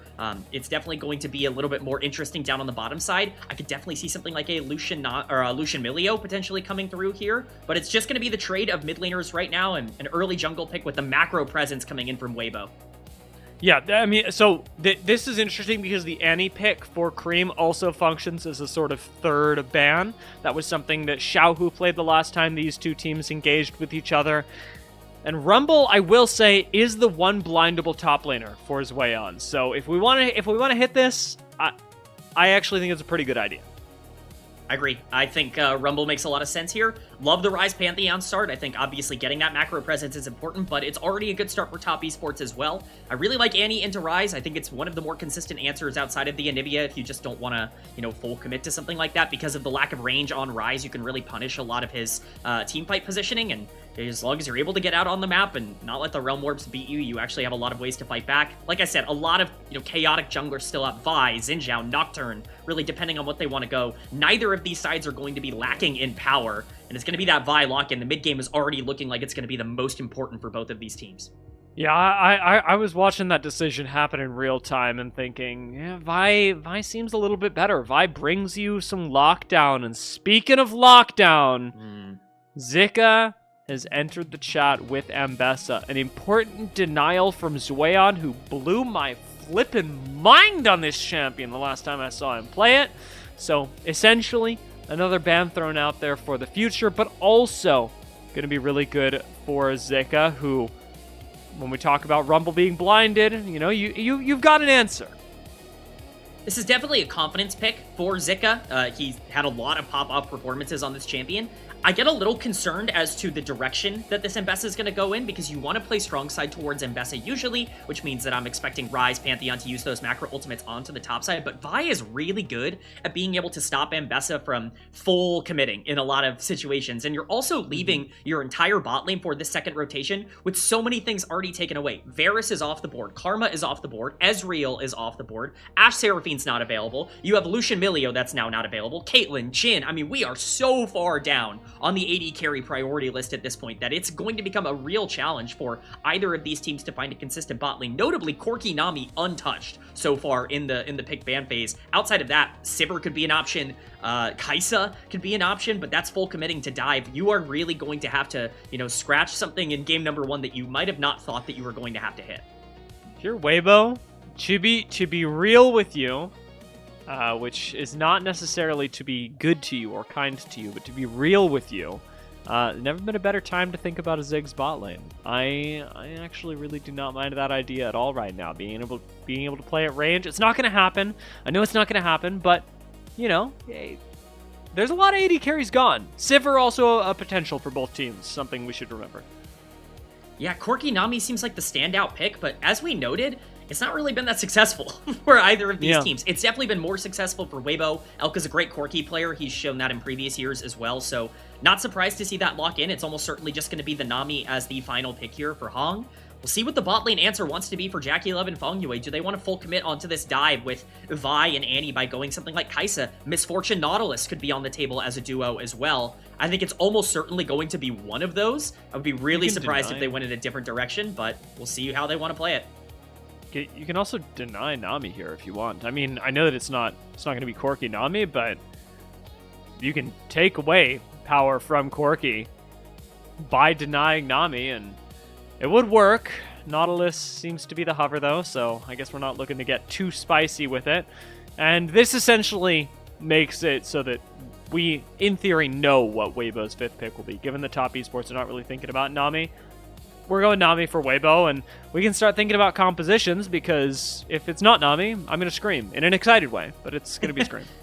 It certainly would be surprising. I think it's possible to pick something like Nico or Bard in this case if you wanted to be more of a playmaker. It's certainly not out of, the realm of possibility to have something like that rather than, just your standard lane-oriented threat, especially because you're probably feeling more comfortable going into something like Nautilus in the laning phase. And it's actually going to be that Alistar, so get ready to scream, Dia, because you do have a little bit of a different pick here. Yeah, I mean, this is pretty exciting, to be honest, and works exactly as you mentioned, as this sort of, we've already got a pretty decent lane phase going on. Let's plan a little bit more for the team fights. Let's bring a little bit more frontline to this, a little bit more disruption that not only enables Elk, but I think importantly is going to make Xiaohu and JJ so much more comfortable. Even Zika gets more free time now that you've got Alistar. So it might not be what I expected, but I'm very happy to see Alistar locked in here. What I really think is important to point out for both of these teams is just how strong they are at those level 6 power spikes. The mid game is going to be super important for both of them. Early game can kind of go back and forth. Corki Alistar is going to feel perfectly fine into this laning phase. That's why you can get away with more of an engaged support here. But once that map opens up, it's either the Realm Warp and the Pantheon that are going to be able to take things over, or it's going to be the Vi that's creating every single play. Junglers are going to be so essential to both of these teams' comps. Wherever more action happens, that's likely going to be, where the game ends up won or lost. And so a lot of pressure on the middle of the map here, and I wouldn't have it any other way with how Xiaohu and Cream played in the previous series. I know that we've talked a lot about Tien recently, and I mean recently on the LPL in general. Tien has been a really big focus. It is going to realistically be that way again in the early stages of this game, specifically because of what you just mentioned.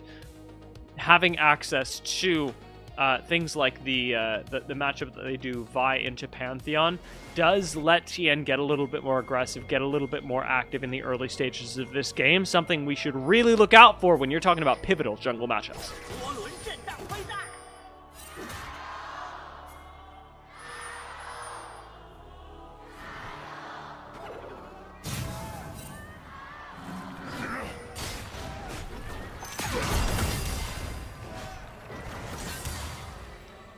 Skirmish here on the bot side as we get some Gyos coming in. Certainly, one team a little bit more favored than the other right now, but as we know from fan support in previous series, anything can change depending on what happens in game number 1.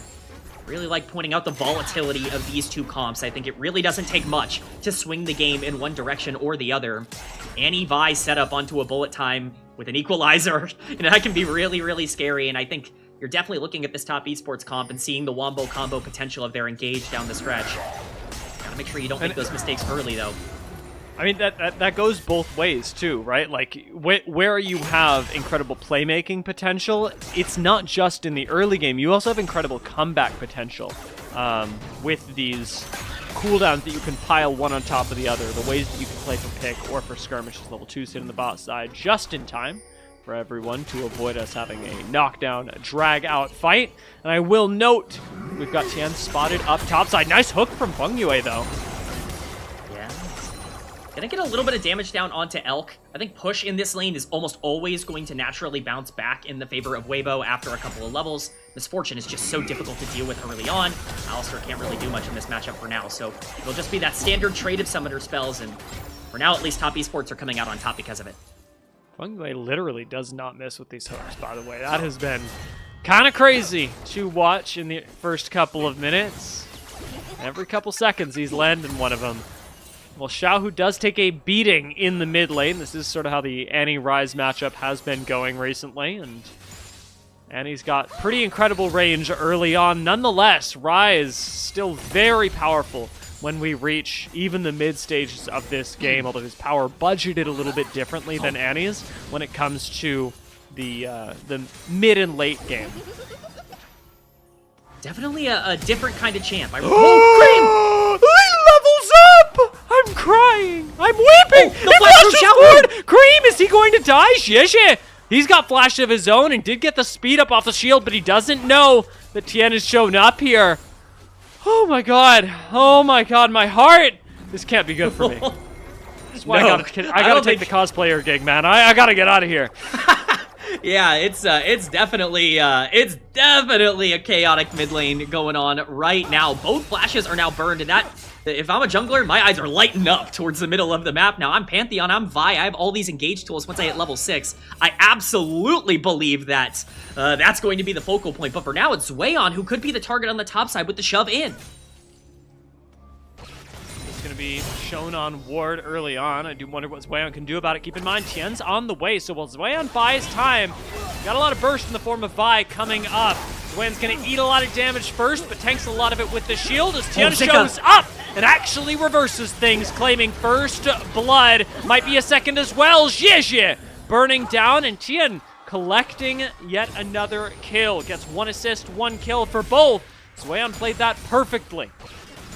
Absolutely nightmarish for Weibo Gaming on that play. Not what you want to see at all. This Vi ends up really turning the tide, and those are the kinds of mistakes you can't really be making at this point in the game. This feels like a free gank, but you just don't have the damage here with the Mbessa early on. The Rumble is going to be able to do so much so passively, and Zika was already chunked from, you know, the laning phase, from trying to freeze this wave to set up for the gank in the first place. Tien being able to show, which you know he has to be on the top side because of just naturally the way that these junglers are going to path. That's just a massive mistake from Weibo, and they get punished really heavily, now down almost 2,000 gold at 5 minutes.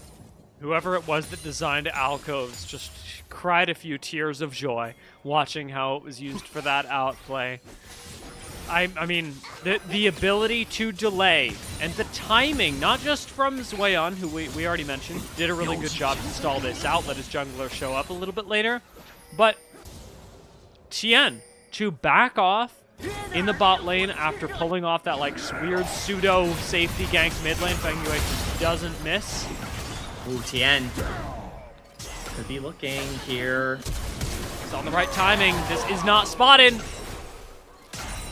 Tien's just too good, man. He's too good. 5 minutes into the game, 100% on 3 KP, and a dragon started up as well. Tien, much like Fengyue, just doesn't miss.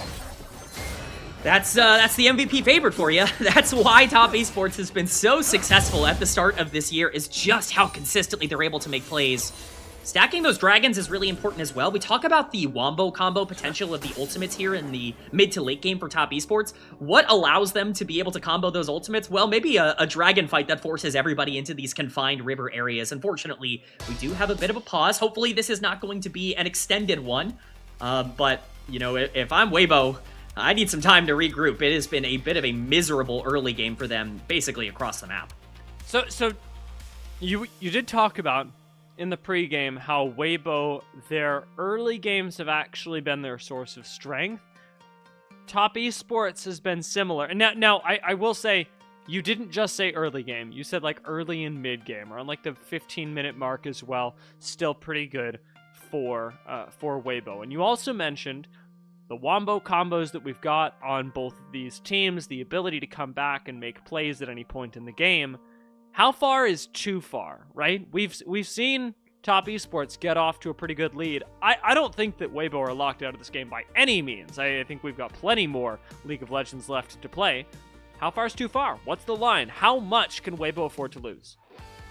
Really, I hate to narrow it down to one singular thing so much, but No, do it. the thing that will make or break their entire game is what they do with those first Pantheon Rise ultimates. If they are able to get something good with those big macro ultimates in a side lane, if they're able to get a kill or two, or if it gets them priority over grubs, because when I look at Pantheon and I look at Rise, you know, even Mbessa, right? You have so much side lane pressure later on in the game. Grubs can actually be a win condition for you in terms of being able to split push later on if you don't feel like you ever want to engage into these wombo combos.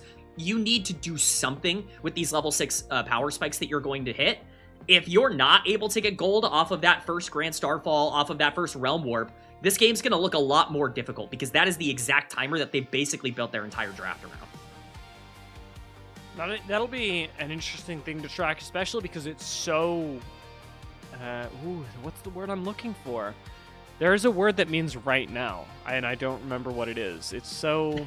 it's so right now. I'll look it up in a second, but... I would say it's pertinent. I don't know if that's the word you were looking for. You're so beautiful. Come here. I'm going to give you a little kiss on the... Mwah. Oh, there we go. thank that you. one's just for you. Pertinent. It's pertinent. And yes. and it is so because they've just hit level 6. At least Xiaohu managed to just hit level 6. I haven't tracked JDG just yet, and it looks like he's sitting at a comfortable level 5 as we get back into this game. 6 minutes in, we are about to hit that pertinent time. The Scream does drop his first ult for a little bit of poke in a typical anti-trading pattern. Yeah, it's a typical anti-trading pattern, but it's really bad for Xiaohu. We just talked about that Realm Warp power spike being super important, and now he's below half health. He's going to have to collect the fruit here.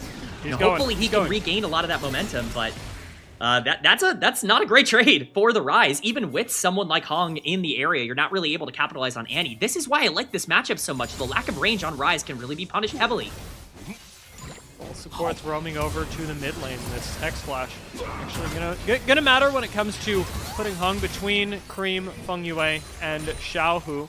Tian in the area, not actually going to commit over the wall and be spotted, but his general positioning is paying out by the side of Weibo Gaming, who I will remind everyone still have a level 6 Pantheon to make a play with. This became a reality in the past minute. Realm Warp online as well. JJ is moving down bot side, spotted as Elk and Jackie Love duke it out. Oh, they're diving. Jackie Love pops barrier, flashes away. That is not good, but Xiaohu does show up with the Realm Warp to at least make this a 1-for-1. Support for AD carry. That's doable. That's doable.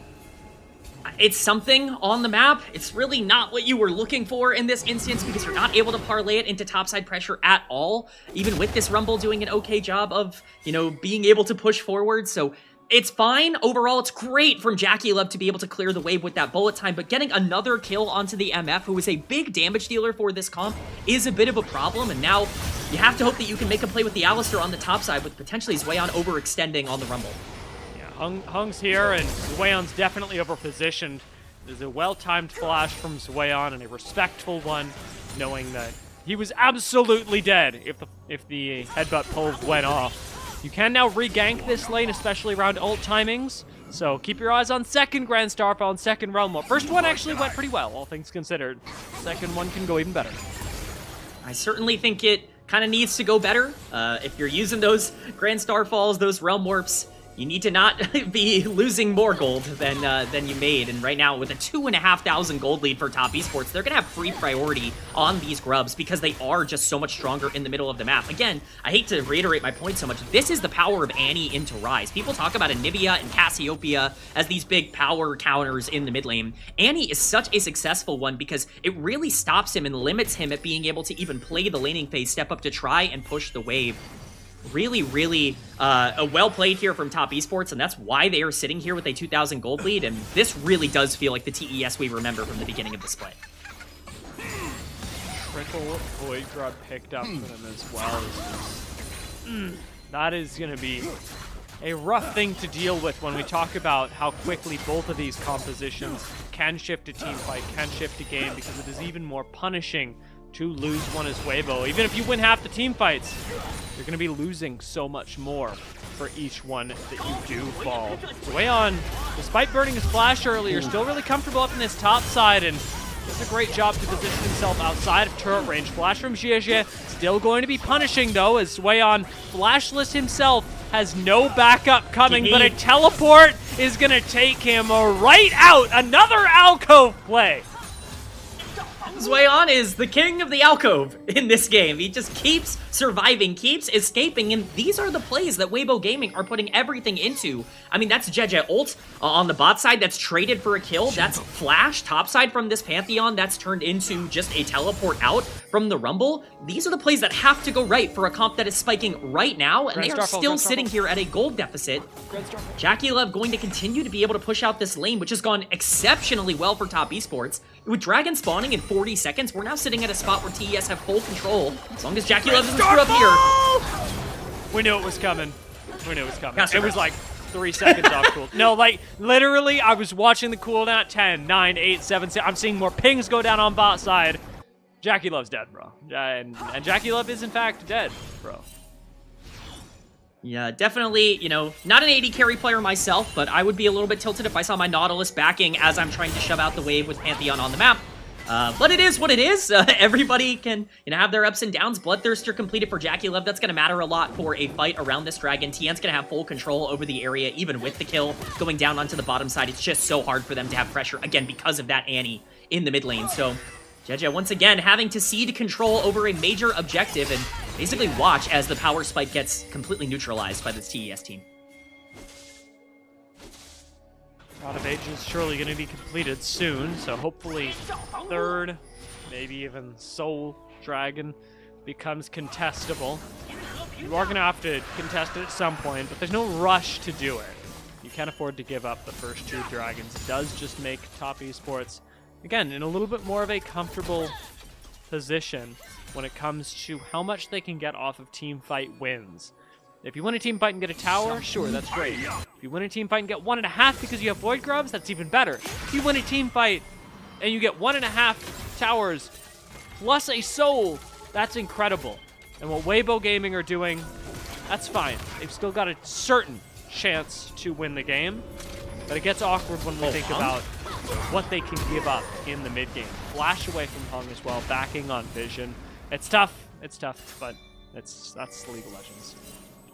It's just another greedy play that does not need to happen here. You don't need to burn Flash in this exchange, and now Elk is in danger under the tower. Look like they're going to full commit to this dive, even with Tien making his way down. This would be very, very risky with the wave already thinned. Looks like they're just gonna say, no thanks, you know, Judges in the area, we're not gonna risk anything, but this is the problem. This is the problem, I think, with Weibo's comp, right? When you talk about the thing that they run into. So we get a little bit of dueling in the mid lane. I think Xiaohu should be fine here, but he's certainly trying to shove the wave out, losing a lot of his health bar that for cannon. it. The way he really did. Microing Tibbers was actually so insulting.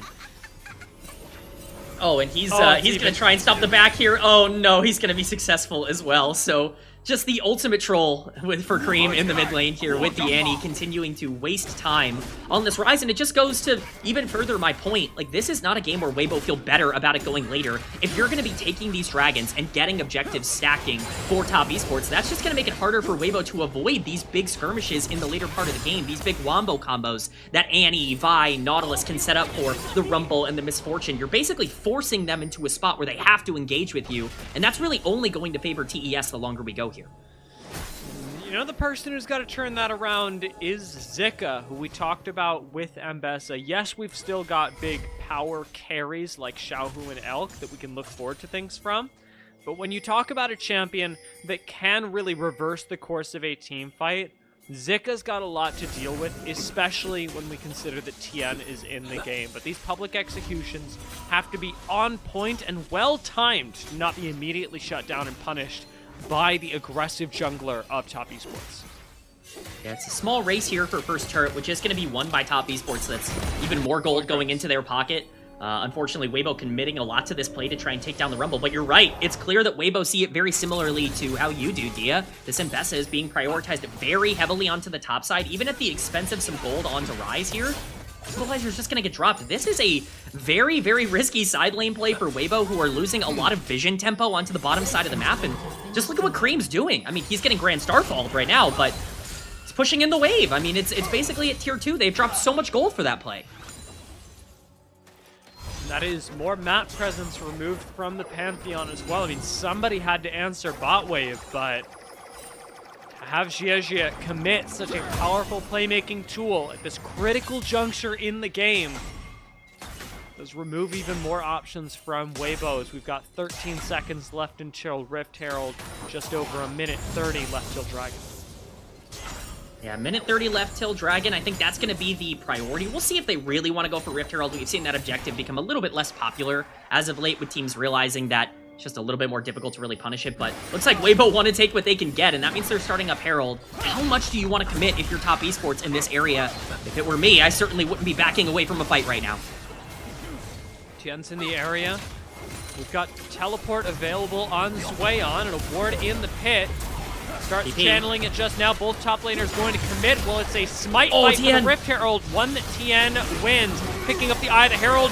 Zweon's cooking the back line while Zika commits onto Jackie Love. It is an Ambessa alone in the back line, and even so, Zika can get nothing done. Jackie Love just below half HP, as now he gets to walk on forward, collecting the first kill with the help of Cream onto Hong as Zika re-enters the fight, attempting to assassinate Jackie Love once again before being cut down, with Zweon cooking the back line of Weibo. Top Esports get the Rift Herald and so much more. 15 minutes into the game, it is 3-0 in the favor of Top, with a mid lane tower soon to fall.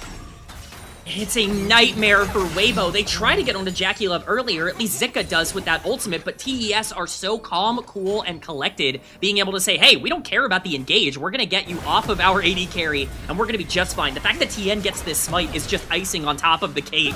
It ends up just being a 50-50, unfortunately getting down to 100, and Tien being able to pick it up. I believe Zweon is actually the one who picks up the Herald as well, so even extra gold into the pocket of Rumble, but look at the separation here. Alistar has no way to find his way into the back end of this fight, and so the Ambessa is left completely isolated, and now with Dragon on the map to get another one.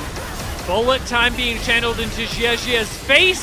He manages to tank it up. It is again a story of Zika in the back line, but this time Jackie Love will fall. The question is now, how much does it cost Weibo as another 3 players fall? Zika, Xiaohu, and Elk giving up their lives, take on Jackie Love, but still lose the Dragon. All that for a drop of blood. I think that's the best way I can put it. Is it just feels like Weibo finally feel like they can find an engage. Hung gets a 3-man knock-up to interrupt the bullet time. That looks pretty good in that fight, but they have no damage at this point. They've gone past their power spike. If you're not utilizing these macro ultimates to be able to get numbers advantages across the map, it's not gonna work. You don't have the power. Jackie Love didn't even use bullet time in the previous fight, so he has it here. He just rips it at the start of the fight, realizing there are plenty of ways to interrupt him. The 3-man knock-up looks good, but the damage has been done.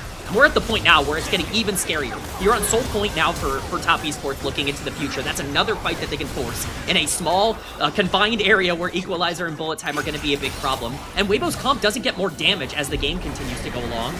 They need to make a play now. Once again, Jackie Love the focus.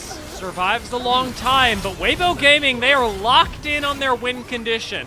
Take out the misfortune and make something happen from there. This time, finally, it does not cost Weibo Gaming their lives, and it will be they who manage to win in the mid lane. Top lane, we do have a Rift Herald dropped by Zweon, so this will be answered. It will be punished pretty heavily by Top Esports, as you could even get another crash here.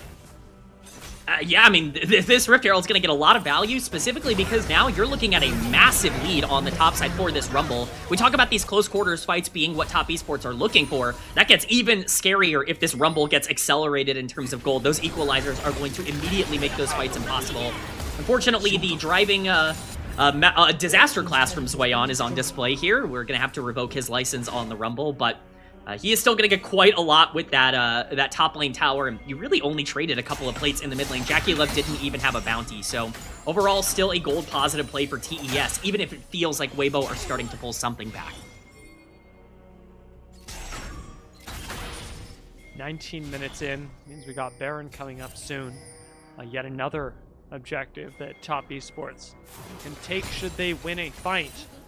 Something they've been doing more often than not, but Weibo definitely locked in on punishing Jackie Love, and the splash is about to come up. As Tien picks a fight 1v2, Public Execution is going to come in, and this should be him going down. Cream's shown up though, and a Realm Warp to try and finish off this fight could go very poorly indeed, as Tibbers gets dropped right on top of him. I think we can call a spade here. That was an overextension and a pretty grievous one. Xiaohu just hoping and praying like, hey, I see the blinking red light. I see TN on death's door. I have to be able to pick up this kill. I have to be able to get some gold back into my pocket. He's like, I'll just Realm Warp in, kill the Vi, I'll get out real quick. Realm Warps in, sees 5 members of the enemy team there, and realizes how much danger he's absolutely in. So TES just feel like they're running the map. Their macro this game has been exceptional, and this is the top esports that we were looking for. This is the version of them that we were seeing at the beginning of the split. They have clearly rebounded well from some of their losses earlier this week and been able to get their head back on their shoulders, because this is a bit of a masterclass right now with almost a 6,000 gold lead. And a lot of that, to be honest, coming from the positioning of everyone in team fights. I think Zweon has been really on it, but Tien has also been quite good in his team fight positioning, and I'm gonna throw some love Feng Yue's way as well. I know that we, mentioned some missteps that he had around the mid lane that, or not mid lane, mid game, that meant that Jackie Love ended up dying to the first couple of Grand Starfalls, but in general, the Nautilus has been well positioned to make Zika's life quite difficult when trying to get on top of Jackie Love, to peel Zhezhia and Elk away from Jackie Love in these mid-game skirmishes. I'm really liking the Nautilus out of Feng Yue, and it's a pick that I'd like to keep my eyes on. Absolutely. I mean, Nautilus is a very feast or famine pick in this meta, because you either are able to, go forward and really be able to push the tempo and play along those wombo combos, or you're just kind of walking up and dying in a lot of fights. And luckily for Feng Yue, he's been able to be the one setting the tempo of this game. We've definitely had some questions about whether this bot lane was going to be as synergistic as maybe you would want for a bot lane with Jackie Love in it. A lot of those questions were answered at the beginning of the split. It's good to see that continue here. As Feng Yue is trying to get some vision coverage. Dragon in 30 seconds. This is Soul for top esports. If they get Infernal Soul, you can basically put the fries in the bag. This game one's going to be over. Towards top lane, Xiaohu just about to get Realm Warp off cooldown. Has teleport as well. There's plenty of global and semi-global mobility for him, but top lane he is nonetheless. And top esports, recognizing that, are going to get full control of this river. A single ward giving Weibo all the information they need as to whether Dragon has been started or not. I mean, how do you walk into this? If you walk into Cream, you are instantly dead with that Annie combo. You have to be so careful, even if you're a tank here, but Dragon has started. They have to fight now. Teleport coming in from Xiaohu. And Hong's gonna have to start a fight, if anyone. Keep your eyes on Jackie Love as well, as Hong does flash forth to pulverize onto him, but Jackie Love flashes away from the public execution as the dragon burns down. It's a 2.7, but Tien's got eyes only for Elk, who he eviscerates from the rift with the help of Cream. Realm Warp not even gonna go off in time, as Xiaohu is slowed up by Jackie Love and collapsed on by every member of top esports. You got a dragon. What is it you said? All that for a drop of blood? All that for a dragon. 5 kills deep. Top esports get Baron and anything else they want. If the game wasn't sealed before Dia, I think that might have just done it. Top esports, again, just realizing, hey, what if we just forced a fight around Dragon? You get the Grand Starfall onto the backline, but you're absolutely right. This flash from Jackie Love is beautiful. Tien, separated a little bit here, has to be a bit more aggressive than maybe he would want to be, but look at the positioning of Elk, who is just completely disconnected from all of his tanks. He basically sacrifices his life in order to get that Dragon, which is certainly not a trade that you would want in these fights. Doesn't really matter that they don't get Soul. They get so much off of that, Baron especially being such a pivotal piece for TES to be able to gain even more gold, push the game forward even more. And I just don't really know what the avenue back in is for Weibo Gaming. You can't really win these team fights. You need to be able to play the map, and that's getting harder and harder in terms of finding picks because of just the lack of vision you're able to have. Now, as much as I find the phrase cliche, dressed in purple, top esports get to take what they like for the next 3 or so minutes of the game. Grouped up as 4 in the top lane. What they like is going to be the tier 2 tower over there, the last remaining one for Weibo. And now the base is Tien on a solo mission, gets to usher in the mid wave. Teleport flank though from Weibo. This is their all or nothing play, and Tien spots it out immediately. Zika pushed all the way back. And Weibo go for the Hail Mary and don't even finish the prayer. Yeah, I mean, that was certainly a Hail Mary. You're absolutely right. They were trying to get onto the back line. It's going to have to be a front-to-back, which does not favor Weibo. Jackie Love, no flash. We've seen that be punished before. Yeah, should be fine here as they end up just backing out. Looks like it's going to be all okay. TES are going to continue to push forward. Unfortunately, they used a lot of resources there for the fight. They should still be able to win anyways, but it's all going to be about whether or not Weibo make a game-losing mistake. Realm Warp coming in the backside here. And it's Hung that shows up. CC's Jackie Love, but Zika is never able to channel public execution because Tian is beating the ever-loving beans out of him on the side of the fight. Jackie Love is untouched, picking up a triple, and Tian takes the double to complete an ace. Top Esports, they know exactly what Weibo want to do and make it their business to deny it. The team fight, the game, 3 dragons, both of the top side objectives, and now even the Nexus fall in the favor of Top Esports. That was, how you say, masterclass in League of Legends. Top Esports did not even let Weibo stand a chance from that breakout point that you mentioned, that big team fight that really sent everything Top's way. Masterclass is a good way to put it. This was domination from start to finish. When you draft a comp that relies so much on being able to find those wombo combos, you better be able to find them, and boy, did they. I mean, those bullet times were great. Those equalizers were great. Everything was great. Macro was great from Top Esports. Really nothing to complain about. Maybe you want to see them finish the game a little cleaner. You know, they push one lane at the end of the game when maybe you want to see them split their resources. I mean, we're absolutely, you know, drawing blanks there if we're looking for problems. I think with Top Esports in game number 1, this is exactly the version of them that we saw for a majority of the regular season, and I'm just so glad to see that they're back. Yeah, I mean, like you say, we can really nitpick. We can say, well, you know, a world's winning team at the top of their game may have finished that a little bit differently, but even then, I mean, that team fight was so absurdly clean. You got a Realm Warp channeled in your backline, an Express delivered Alistair, and Top Esports, they don't even look shaken, let alone stirred. They turn things around in the cleanest way possible by just denying everything that Weibo wanted to set up. Sure, you can Realm Warp into my backline if you want. Is the rest of you touching my backline?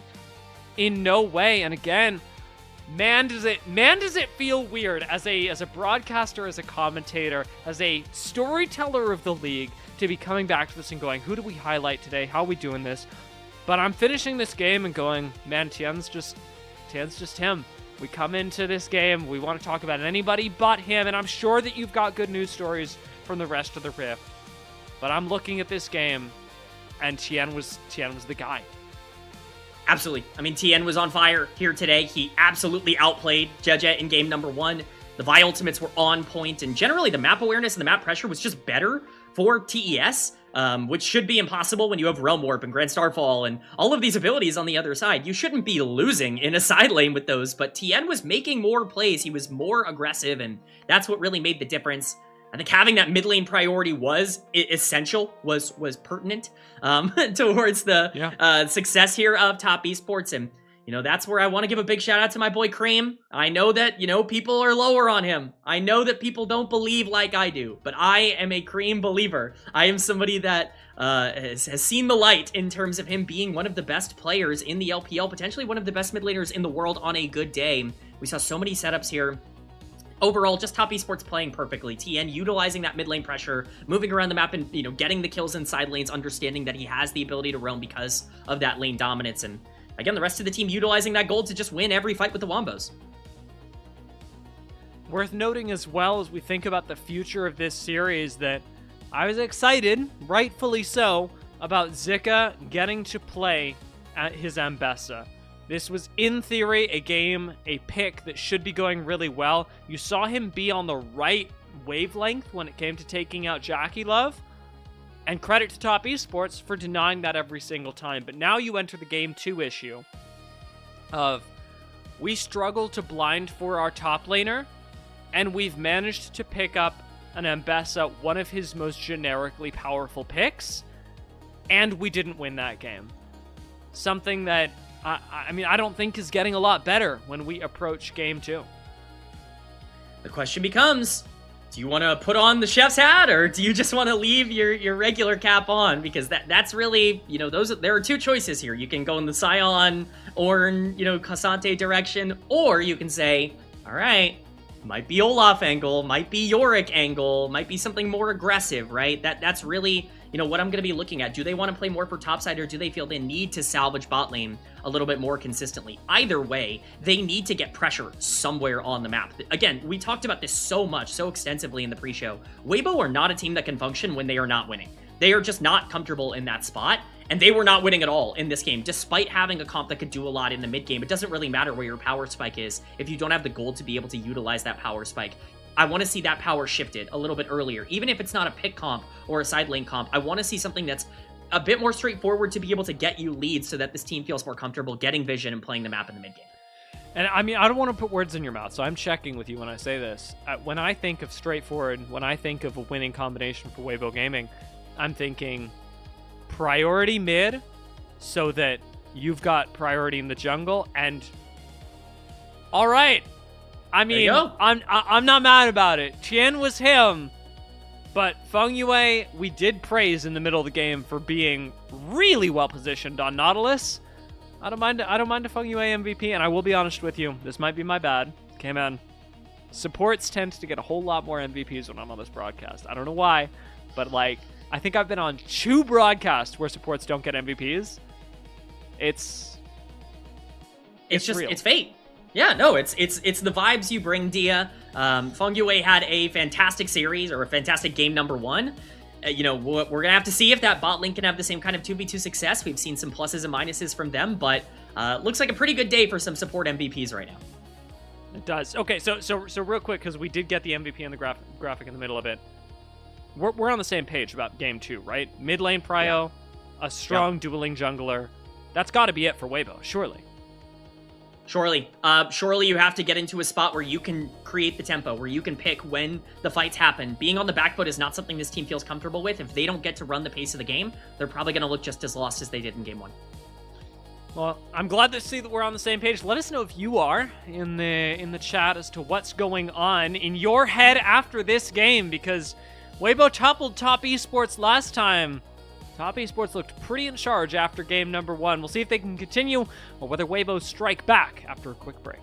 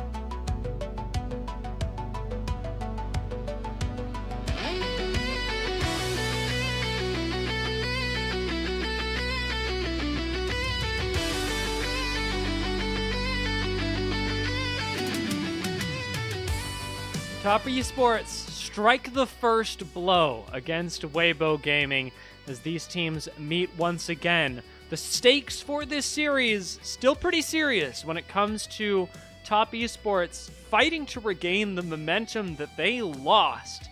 It has been a quick fall for Top Esports as they went from everyone's favorite to what is going on with this team.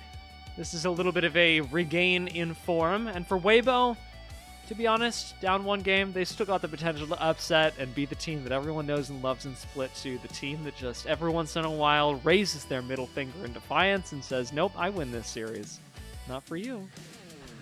If I know anything about Weibo, it's that the moment we believe they can't win, that's when they win. So as long as we're sitting here saying they have a chance, they don't have a chance. But that means that they have a chance. So you really have to mind game everything, going on here with Weibo. Game number 1 was not good for them. I'm just going to say it straight up. They made a lot of mistakes. They didn't play towards their win condition particularly well. They traded way too many summoners early and got down in resources. They need to be more clinical. I don't really care if you're playing a mid or a late game comp. You really need to make sure that you are not making those insane mistakes early on. And like we said, at the end of that game, it starts with draft. And for me, that's really where I'm going to be looking. Just getting something that you're going to be a lot more comfortable playing the laning phases on is going to be so important for them. And again, I'm going to lean on this because I really think Mizell is onto something. We got to be enabling the Tiger King. Xiaohu needs to be in a position where he is not just playing the generically strong Rise, which I understand why we would pick. I am not flaming that pick. I think it's fine. But a focus perhaps less on something that is generically strong for him and more that is strong in matchup seems necessary for Weibo. And the difficulty here, K-Man, is that is yet another lane that we're going. You can't blind it, you must counterpick it. Which we said about Zika, which we've said about Elk and Hong. If we're saying it about Xiaohu as well, where do you actually play the draft from? How do you play the frickin' game? How do you draft if you can't afford to make the first move anywhere? This is Even the big my cat is concern with distressed. yeah, like this is a big thing with TES. Like they just banned out 3 bot lanes and they're like, hey, you have to counter bot lane now. We've taken away all the Omega good ones. You're gonna be, incentivized to leave that to second rotation. That means you have to take your top side early, and we know we can punish your top side early. So, it's a really good draft strategy from TES. I think you just have to bite the bullet if you're Weibo and just draft your bot lane. Like really, I just think you have to just make a call. I don't care what that bot lane is. Get whatever duo you want. We saw multiple good duos get banned out second rotation last game. If that doesn't happen, maybe you have more options. I understand that leaves some counter picks off the board on the other side, but we know Xiaohu can play matchups well, depending on if he can get the right matchups. Do you want to play macro? Do you want to play for TF? Not really something that I would rather see. I want to see an assassin for Xiaohu. I know it's not exactly what you really expect to see out of like the middle of the map here for Weibo, but I think specifically in this matchup with Cream, you need to be able to pressure him out early. Don't give him that free shove. It's going to take away TN's ability to play the map as well. LeBlanc, Aurora, I think those are the main things I'm going to be looking at here for Weibo. I'm gonna hold my hand up here on the LeBlanc and say, Cameron, I think you've gone too far. But LeBlanc has been terrible for them this season, and like legit garbage. Maybe we leave LeBlanc alone.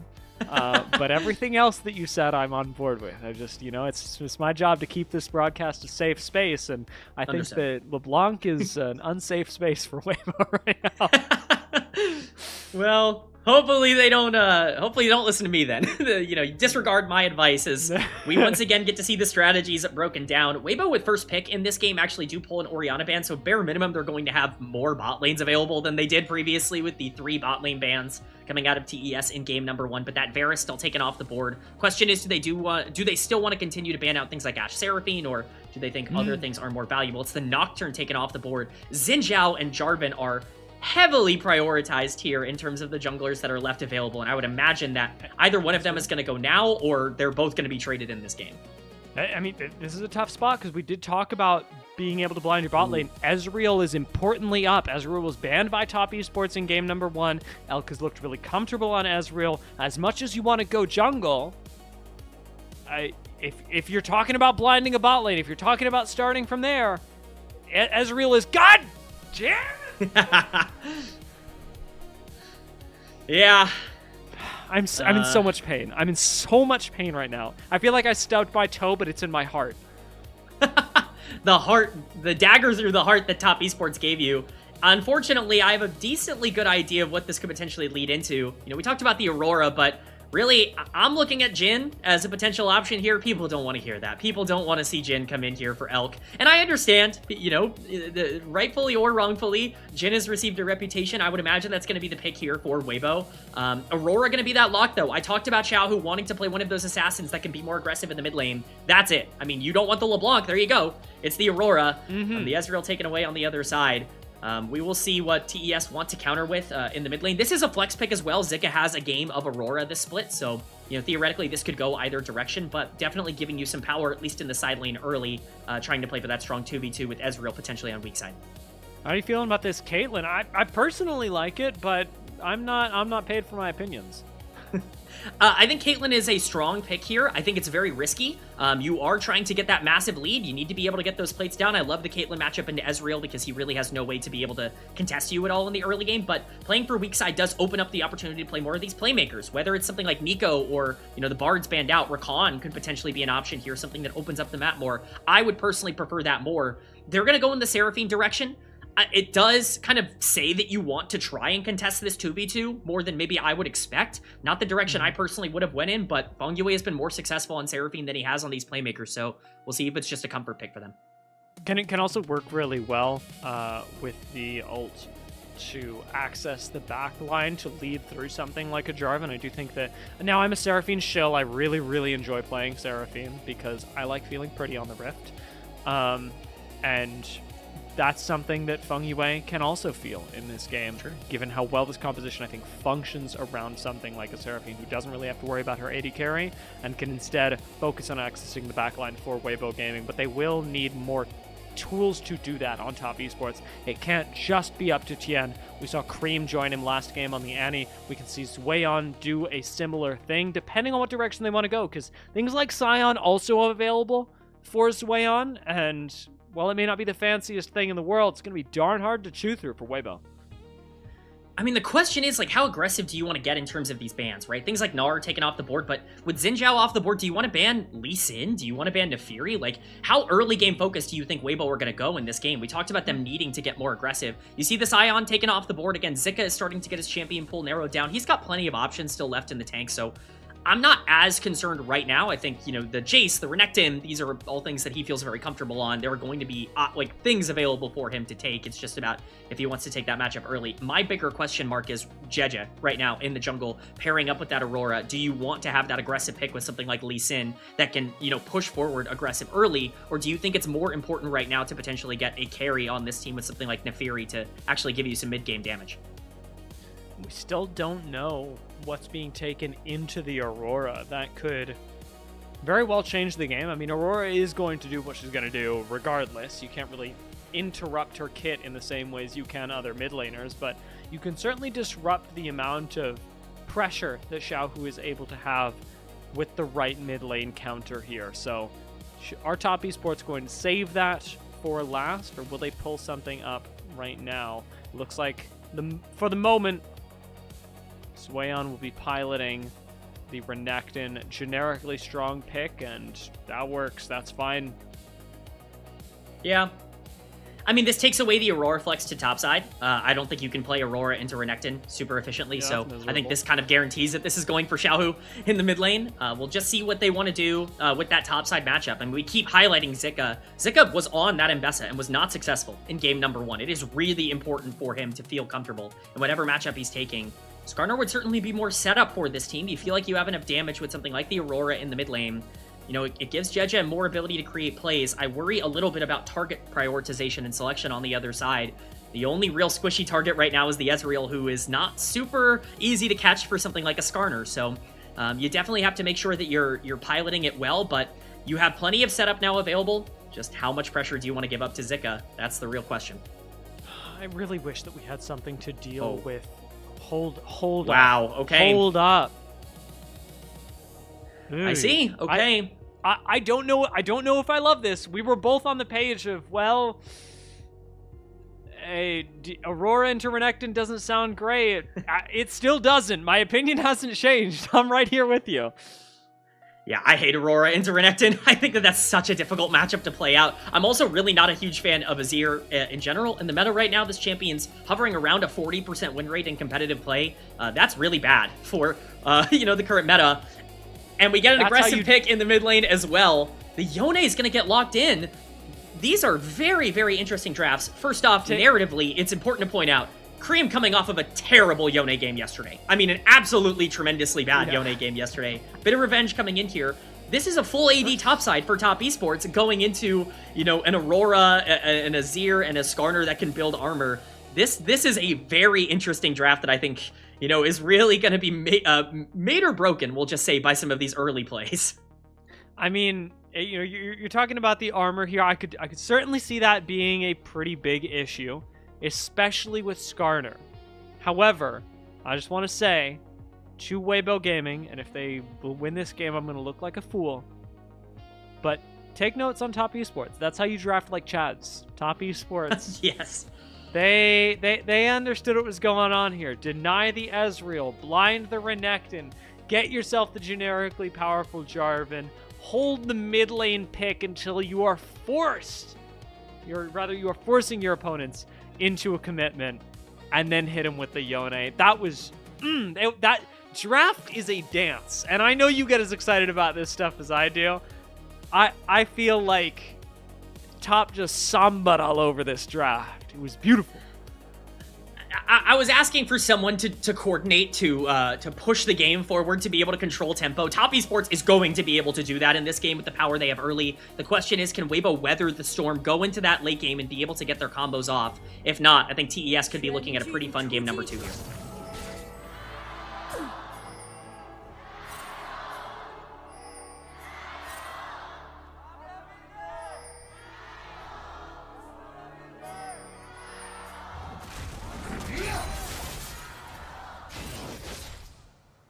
Inspired by the cheers of the crowd, that ward got obliterated. I mean, I really enjoy. I am the kind of scumbag that will take an Oracle's Lens into the level 1 lane simply so that I can destroy a ward for a little extra golden XP. So I'm a big fan of that early on. I will say, not the most exciting thing. Maybe I got a little too excited about it, and that's okay. Hey, if I was getting my name chanted in an arena full of people, I would also play better. That's just naturally, the vibe and the feel of getting to play in the LPL, right? Like, the fan base is one of the most exciting and passionate in League of Legends, so they're gonna need the support of the fans on the back of this one. Unfortunately, Top Esports definitely feeling that momentum right now. Bot lane actually going fine for them. They hit level 2 first. That's pretty bad for Caitlyn Karma. We'll see if they want to try and trade summoners early. That would definitely be in their favor. But Weibo, drafting this bot lane specifically to try to get a 2v2 advantage they were not able to get in game number 1. These junglers taking some pretty interesting paths early on, though. We've gone for the sort of vertical jungle angle where Tien goes for an early invade and actually can wrap around on this bot lane. A bot lane that is meant to win and is getting ganked right now. Does burn the heal early, and not too much else going to go in the favor of Top Esports. It's a bit of damage and a single summoner spell out. Technically a win, but honestly, I'm not too inspired by it. It's fine. Elk passing the check that Gala failed a little bit earlier today when he netted himself right into the tower and didn't survive that early gank, but certainly going to be an interesting setup here with that vertical jungle happening. JDG going to be able to try and pressure out this Renekton on the top side. Not sure I really like this for TES. Yes, you do get to control and make sure that this Caitlyn Karma aren't in as good of a spot early on, but they're going to have the shove basically no matter what. It's hard for Jarvan to punish that heavily, and Renekton should be in a great spot in this early laning phase. I would much rather this were flipped if I were Top Esports, with them playing for the top side rather than the bot side. They'll take what they can get right now, but Tien still is going to be able to farm everything and start to make his way up and take this bot crap. You see the early power of Aurora into Renekton, at least for now. Zika having the inherent ranged advantage for the first couple of levels, but Aurora should be pretty threatened as we get further into this game. Yes, their items will go up, but once you hit level 6 and you have that big stat stick button on Zweon, they can start looking pretty good. Thinking about a regank.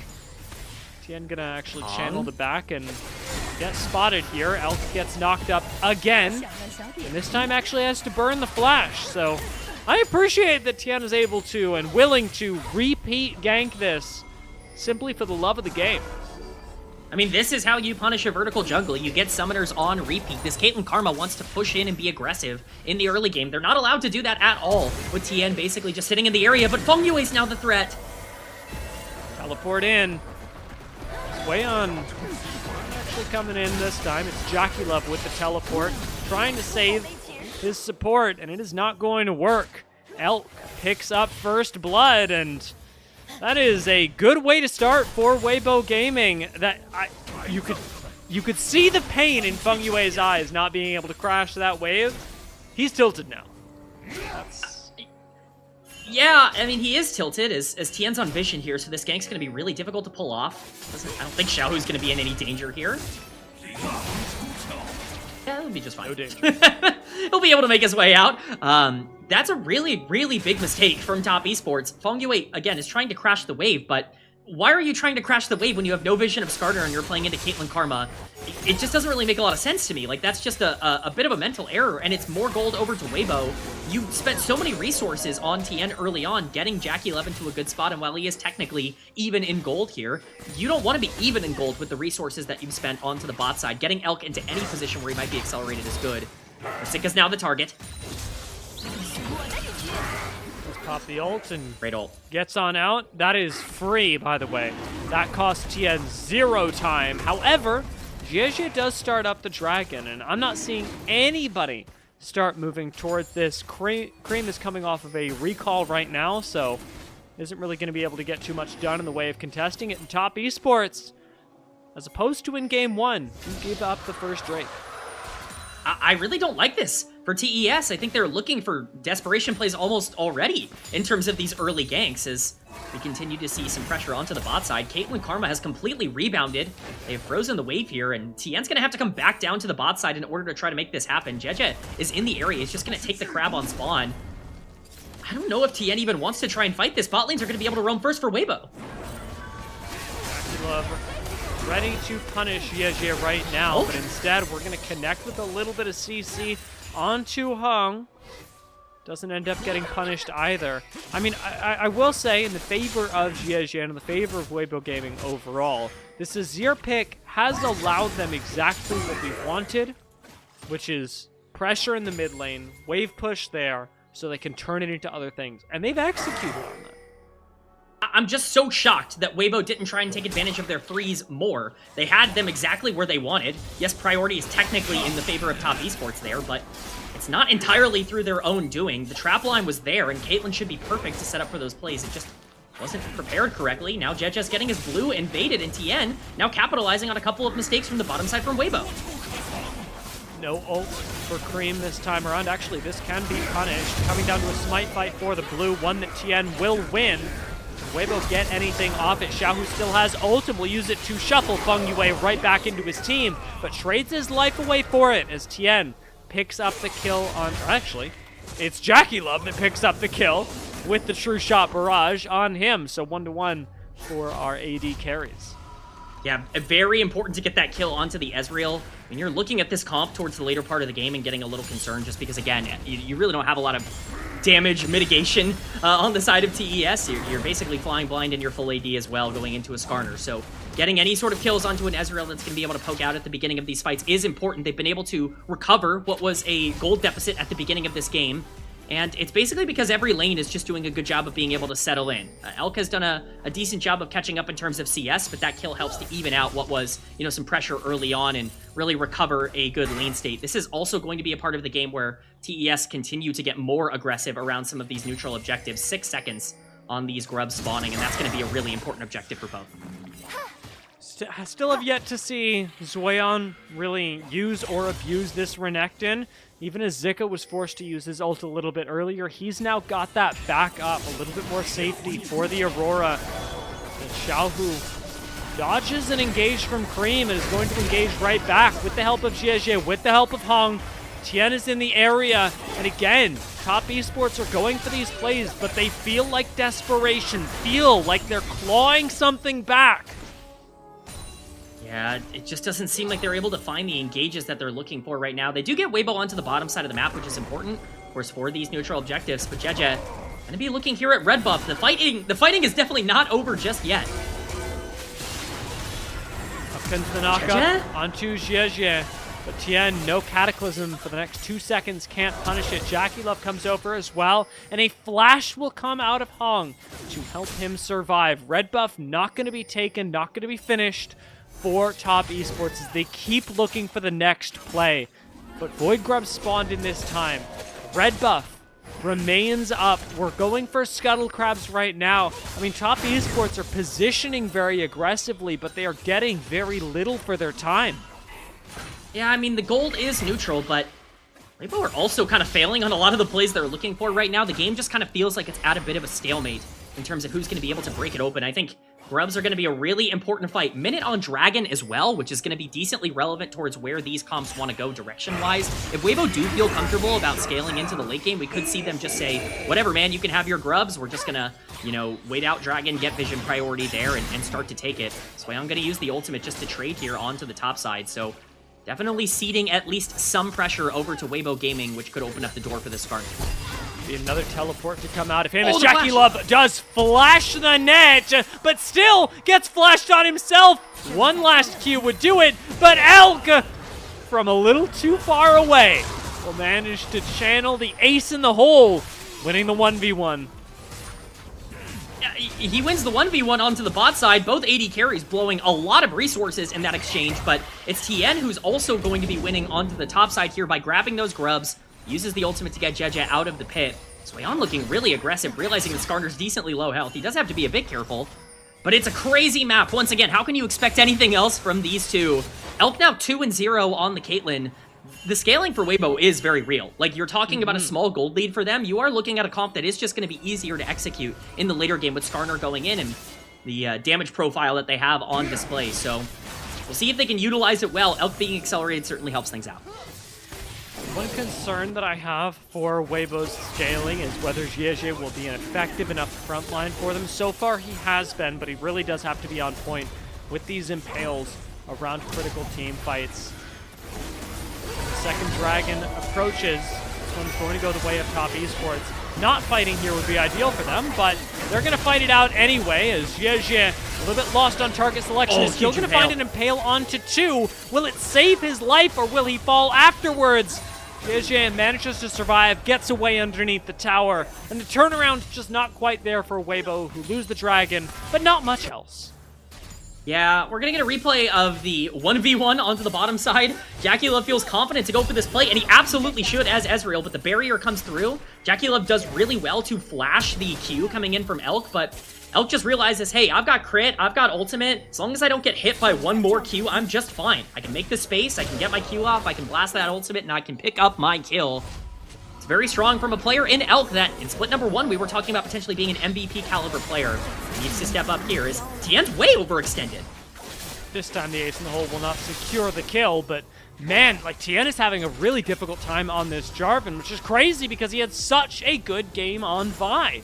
But similar levels of impact, both early and mid, and yet we're not seeing the same Tien take to the Rift. It's definitely been a very different Jarvan game than, you know, what we've seen from him normally. A lot more aggressive in game 1 on the Vi, but definitely looked for some of those plays. That the lucky thing for him is that Cataclysm is going to be very valuable against this comp later in the game that we go. There are some mobility tools on Weibo Gaming. You've got the Azir, you've got Skarner, even Caitlyn can get out of the Cataclysm in the right circumstance with the net, but you gotta be really careful about making sure that you're not targeted early on. Tien's still gonna have a pretty big influence being the primary form of engage for this Top Esports team, and it's especially going to be relevant in a couple of minutes as we get closer and closer to these objectives and we start to complete those first items. 2 minutes left to Rift Herald, 3 to the Dragon, and Tien going for yet another invade will lose this smite fight. It is that trademarked aggression we're seeing out of him, but Hong giving us a little bit of his as well, with Elk throwing in the Piltover Peacemaker just for good measure. JJ burns through Tien's ult on top side, and Cream uses one of his own to collect his first kill of the game. Finally, Zika's Aurora will be punished, and it turns into top lane control for Top Esports. Cream getting a kill on Yone. That's something we're really excited to see because it's not always the most common occurrence, as we learned yesterday, but still a very big topside play and gold into the pocket of the right members here for Top Esports as Xiaohu could be overextended. He's already used dash. Got a lot of health out of Jackie Love, but Tien waiting for him is going to have the encore connect by Feng Yue just to set him up. A double kill gets given over to Jackie Love, who despite losing a lot on the bot side, might actually get first tower here. Top Esports managed to secure that even in the face of a Caitlyn pushing down bot lane on her own. It's all gone wrong in the past couple of minutes as Tien is making his way bot lane now. Looks like he's going to catch the wave instead of immediately go for the Caitlyn.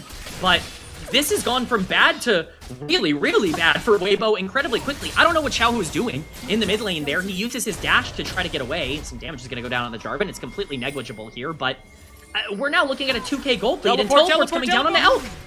Surely this is going to be trapped as right out of it, Swayon, yes, does eat the CC, but Top Esports, they really want to punish Elk, and Elk is he's playing in the way that makes me hate playing against Caitlyn. Just throwing in damage because I hate you. Yeah, I mean, Elk's posturing aggressively, and he kind of has to. He's the only one with any gold right now on Weibo. But that's a resource burn. That's a teleport burned onto the bottom side a minute before Dragon spawns. That's at least something to get out of that play. I'm not really sure why you commit there. If you're Zweon on the Renekton, it's almost impossible to be able to catch a Caitlyn from a teleport play, but still, we are now sitting at a 2k gold lead for TES, and they're going to use that to get as much vision control as they can here in the river as, like I said, that Dragon's going to be up pretty darn soon. Well, we get to look forward to the Dragon fight that I'm pretty sure is cooking. Both these teams seem very confident in their strong points right now. What'll really matter is item breakpoints. Jackie Love currently has Trinity Force, and we're still waiting on Elk to back himself. A BF Sword is great on Caitlyn, but it's not third Dragon fight material. So this reset really is going to matter with 20 seconds left, and yet Cream will interrupt it, giving Top Esports an even better chance at the Dragon. Oh, that's absolutely massive. If they get out here, that's obviously really good for them, but Hong is stuck. Hong is gonna die. There's just no way out of this. This is really, this is truly tragic for Weibo, who actually had a pretty good chance at contesting the Dragon, but this time will not be able to do it. Nice ult on Zweon, who fortunately had not actually struck JDG to pick up any tower aggro. And the Dragon will be started as Cream gets aggressive on Xiaohu underneath the tower. Looks like Dragon. Everything has already been burned for Weibo. It's gone. It's gone. Tien just gets to get this for free. That's what happens when you burn Skarner ultimate in the mid lane. You just don't really have tools to be able to fight from there. It just seems like Weibo don't really know what they're supposed to do with this comp. It doesn't feel like they're very comfortable with the picks, and now they're just trying to scramble. Down 2k gold, they want to get anything they can on the map, which is why they're trying to pressure out this Rift Herald. You can see the bot lane roaming there as well, but they're going to need another fight to do it. So what's changed exactly, K-Man? Because we went from Top Esports looking for, in air quotes, to quote us, by the way, desperation plays, to now Weibo feeling like they're in the same position when I'm not noticing any huge objectives that have gone over, any major team fights that have shifted this. Feels like Top Esports kept rolling the dice, and eventually it came up for them. I mean, some catastrophically bad plays from Weibo have really tipped the scales away from them in the fact that they end up having to burn ult onto the top side with Skarner, and that really takes away their fighting capabilities. And then the Xiaohu play mid lane where he's overextended. I mean, that was such a huge punish, as Elk is now in danger. Surely Elk survived. I mean, we know Cream is fine because of solo unbound, but Elk actually having its survivability doubted by me there does make the mid lane tower question all the more problematic, because remember, triple Void Grubs again went to Top Esports, so for every win they are able to secure, it means so much more, especially with this Rift Herald. Yeah, I mean, they're going to get a lot of gold here. Nice encore. Yeah. And nice heal. Tien lives. There's a teleport Zika into the backside, but Zika does not get caught by the beat drop. This has the looks of a winning fight for Weibo as Zika engages, but he engages on his own. The rest of Weibo can't follow up, and Cream once again has access to the backline, almost taking out Hung. And it's Jackie Love who picks up the Aurora on the backside. That is a devastating sequence for Weibo, who looked so confident and lost so much. If there was ever a fight that was going to be picked by Weibo, it was probably that one. Zika on the flank angle should be able to find a priority target and somehow, some way lands none of the abilities. If there is a weakness to Aurora as a champion, it's the cooldowns. If you do not hit the abilities, you do not do damage. And unfortunately for Weibo, they just can't find it in that fight. This looks like a good setup. Top Esports feel overextended. The ult lands onto TN, but it's a great Seraphine ultimate to end up really disengaging TN and keeping him alive at the start of the fight. At this point, you just need to make sure that the priority targets are focused, even if it's Feng Yue. But it doesn't matter, we're already back. Dream, once again, dodging out on the ultimate, winning the 1v1 against Xiaohu, while Hong is left hanging. And Top Esports collect another kill. This is again off of a desperation play for Weibo. While this game has gone from desperate to desperate, the fact that it has shifted sides has been the most important part. Weibo are now the ones fishing for plays, and they're fishing onto Jackie Love, who's playing literally frickin' Ezreal. They are trying to get any desperation play, but you know who's stepping up here? Cream on this Yone. My Cream excitement is back to a 100. The meter is off the charts here for me right now, and he's just having such a phenomenal game on this Yone. He's playing so aggressive. He's controlling side lanes. When we talked about him as a prospect coming through the OMG system and getting picked up by Top Esports, what was he really good at? It was this exact thing, being able to play these more aggressive carries and catching out weak side threats. That's exactly what he does here. They feel like they find a pick onto the Yone, but he flashes the engage from Xiaohu, and I'm sorry, Azir, you are not winning the 1v1 with Yone at this point in the game. Hong is left out to dry, and at this point, he just gets bursted down. This Yone is incredibly strong, and he keeps taking full advantage of Weibo Gaming. Which is wild considering that he really did not have fun in the early lane phase. We got a little, yes, that is exactly what we're talking about. Cream's Yone has regained a lot of faith, made up for a lot of lost ground in their previous series, and now is looking straight into the eyes of this bot lane tower, giving a little smooch and taking it down. Tier 2's falling, while Tier 1 in the top lane going to be the answer for Weibo Gaming. It is a trade technically, but still a trade up for Top Esports as they inherit even more map control, taking down 2 Tier 2 towers in a single minute. 2 Tier 2 towers for a Tier 1. You also get full priority on Dragon. They have no way to be able to walk into this fight. It's just all going wrong for Weibo Gaming on the map. And again, I don't want to put too much blame onto them, but there are some crucial mistakes that have been made in terms of both the execution of teamfights and even really the setups. Xiaohu has just been overextended. This Azir pick has not worked. Flexing the Aurora top lane has not felt like the answer here for Zika. They're desperately trying to catch people out with this Skarner, who should eventually be getting stronger because of the lack of damage diversification on the other side. It's full AD on the top side here for Top Esports, but look at the build for JDG. He hasn't stacked that armor up just yet. He's still going to be pretty squishy at this gold deficit, so this is really looking grim for Weibo, who desperately need Top Esports to make a big mistake in the side lane now. And Weibo's composition doesn't look as good when it is the one having to engage, because Skarner engages are pretty telegraphed. What you'd really like is to be able to counter-engage, to be able to kite back, especially with something like Caitlyn. And yet Weibo are the ones showing up at objectives second, not having their vision set up properly to keep Top Esports from being in positions to make pre-fight picks, pre-objective picks. Something like this Baron going down now, I think, is more symptomatic of the gold lead being an issue than anything else. But around those first couple of dragons, we really saw a Weibo that, while they picked up the first one, we're not there in position for the second one. We're losing picks. Is Baron just gone? One. Now they've got to send JDG into the pit. They're trying to bait a fight here. Jen flashes forward. Encore is going to connect. So is a big impale from JDG. But his AD carry is dead and gone. Into the backline, it's going to go Xiaohu again. Feels like he's got to pick the world up on his shoulders.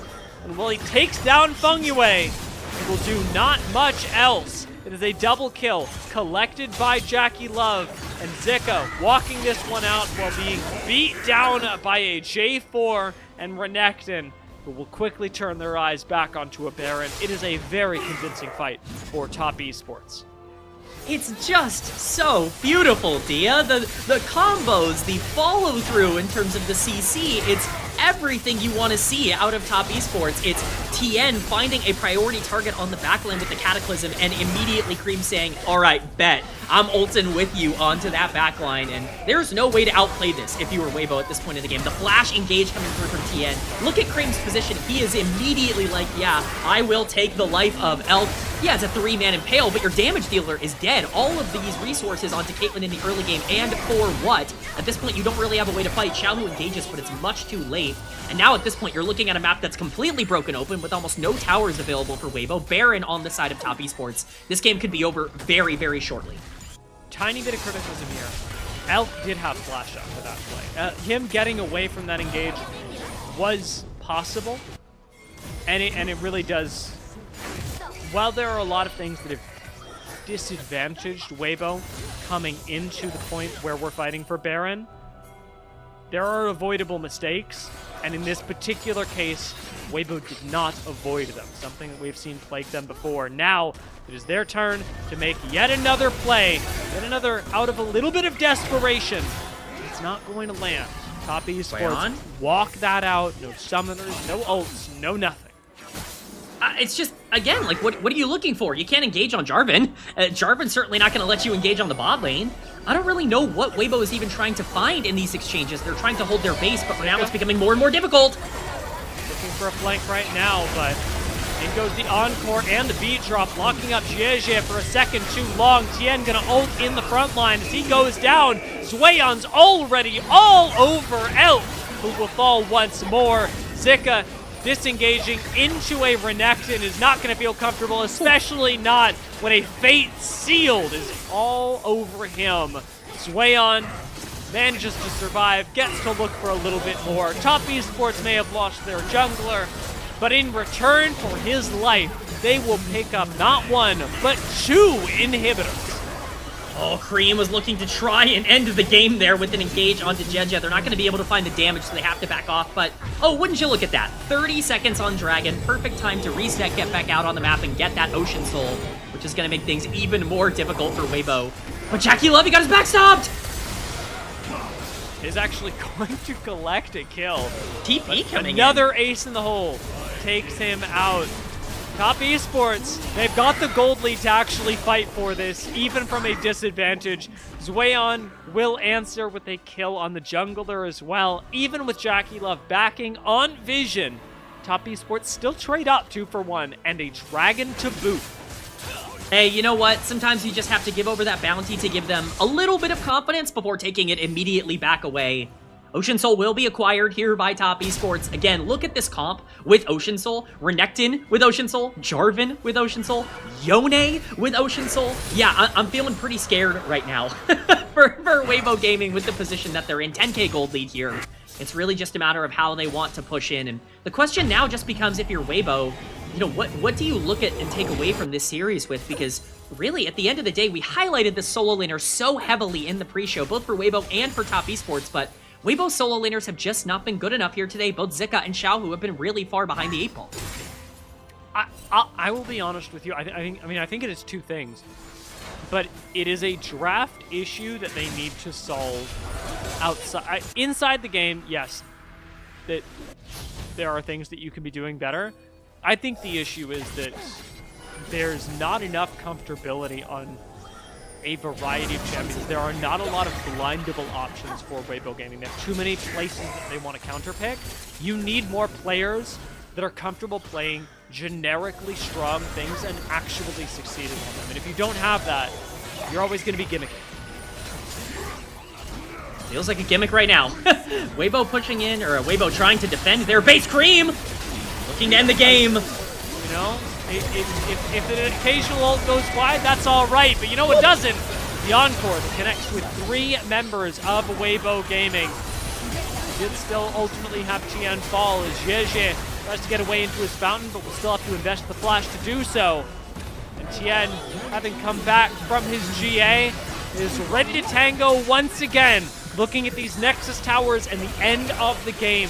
Weibo down Xiaohu are going to have to operate with just Elk as their damage, who is surviving, if not thriving, on the Caitlyn. But with both Nexus towers down, very little left to do. Top Esports, Ocean Soul and all, are running rampant over Weibo Gaming and healing through every little bit of damage that Weibo are throwing out at them. A triple kill goes to Jackie Love, who on this Ezreal was never truly touched.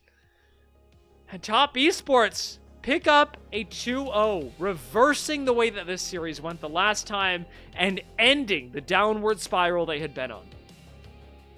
May I just be the first to say, welcome back, Top Esports. It's good to see you again. We really missed you. This is the version of them that we've been waiting for to come back this week.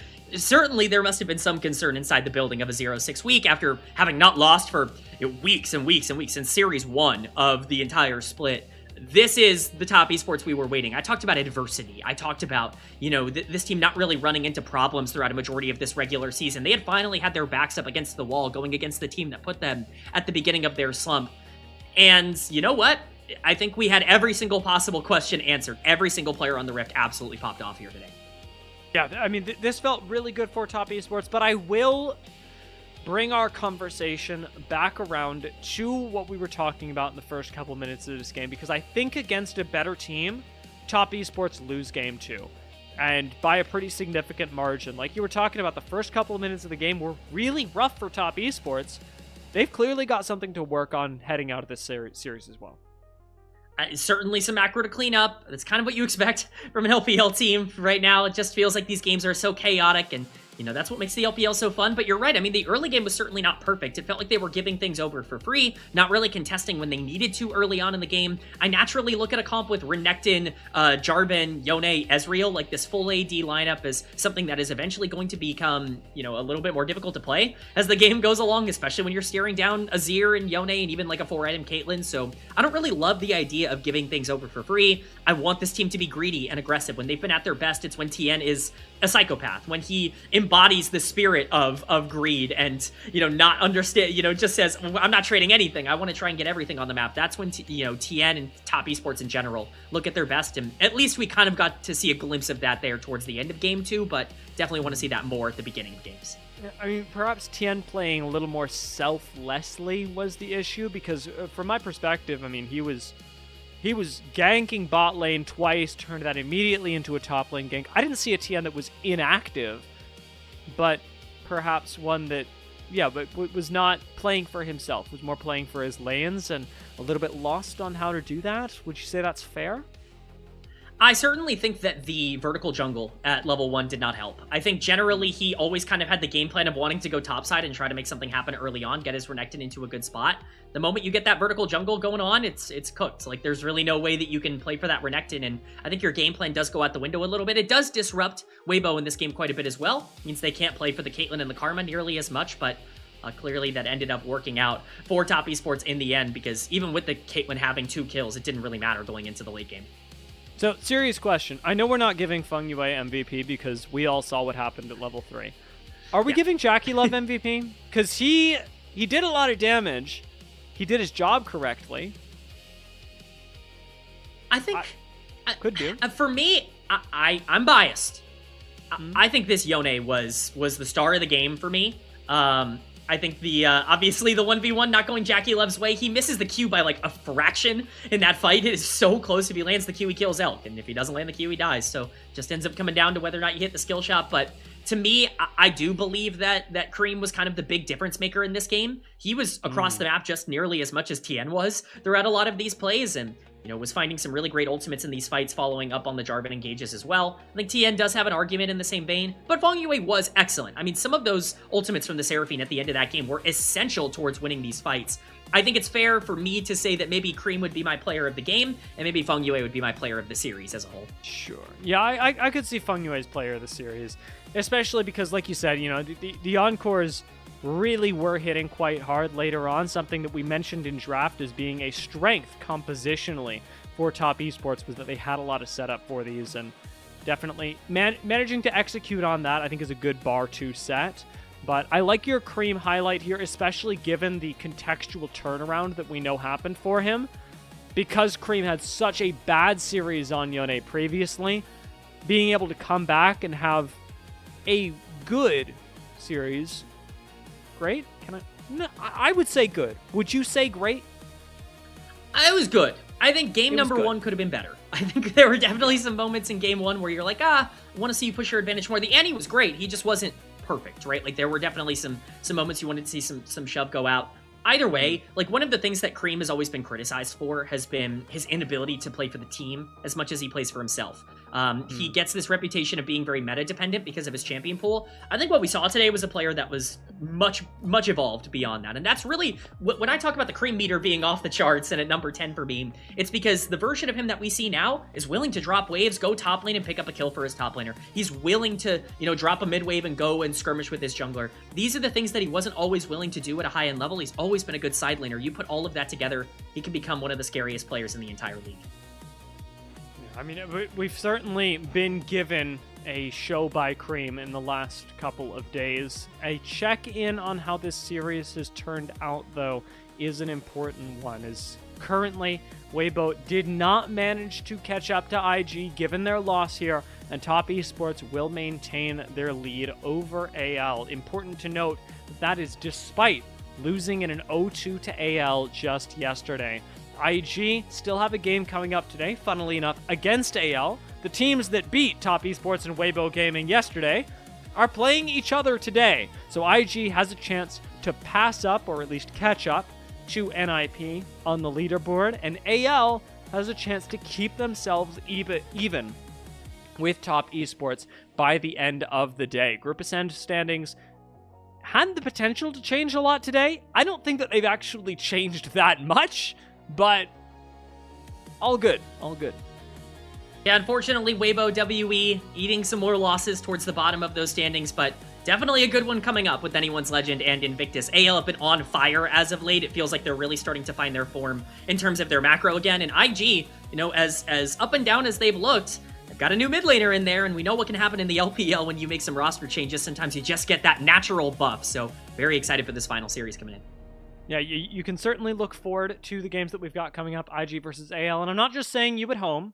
I'm talking to you, K-Man, because you'll be back. I will not. I will be in the audience joining everyone else and typing things about the traitorous hair-cutting man that you are, but you look good. I'm so sorry. You look good. It has been a wonderful series to commentate with you. Top Esports and Weibo Gaming going the way of Top Esports, 1-for-1 overall with each other, and Top Esports making a big recovery to close out this Saturday. As IG and AL take each other on next, we are going to take a quick break and be right back with more LPL English.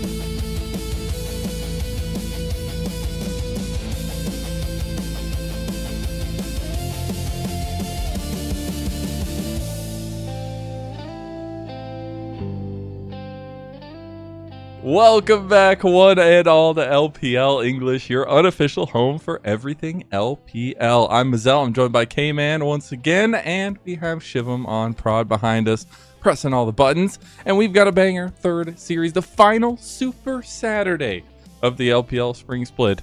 It's IG versus AL.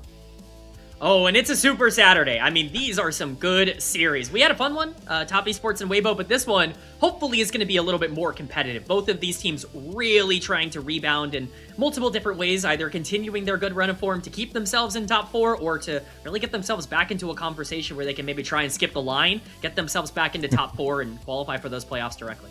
Yeah, and IG already finding some interest yesterday. We'll get to that here as we take a look at the standings. AL right there in the bubble, the top 4 that is so important in Group Ascent to be bypassing the play-in stage so you don't have to deal with the Group Nirvana teams, and obviously want to be held on that pedestal there. But it's IG who have stunningly stopped their slide and are now looking to continue their momentum into one of the top teams here in spring now.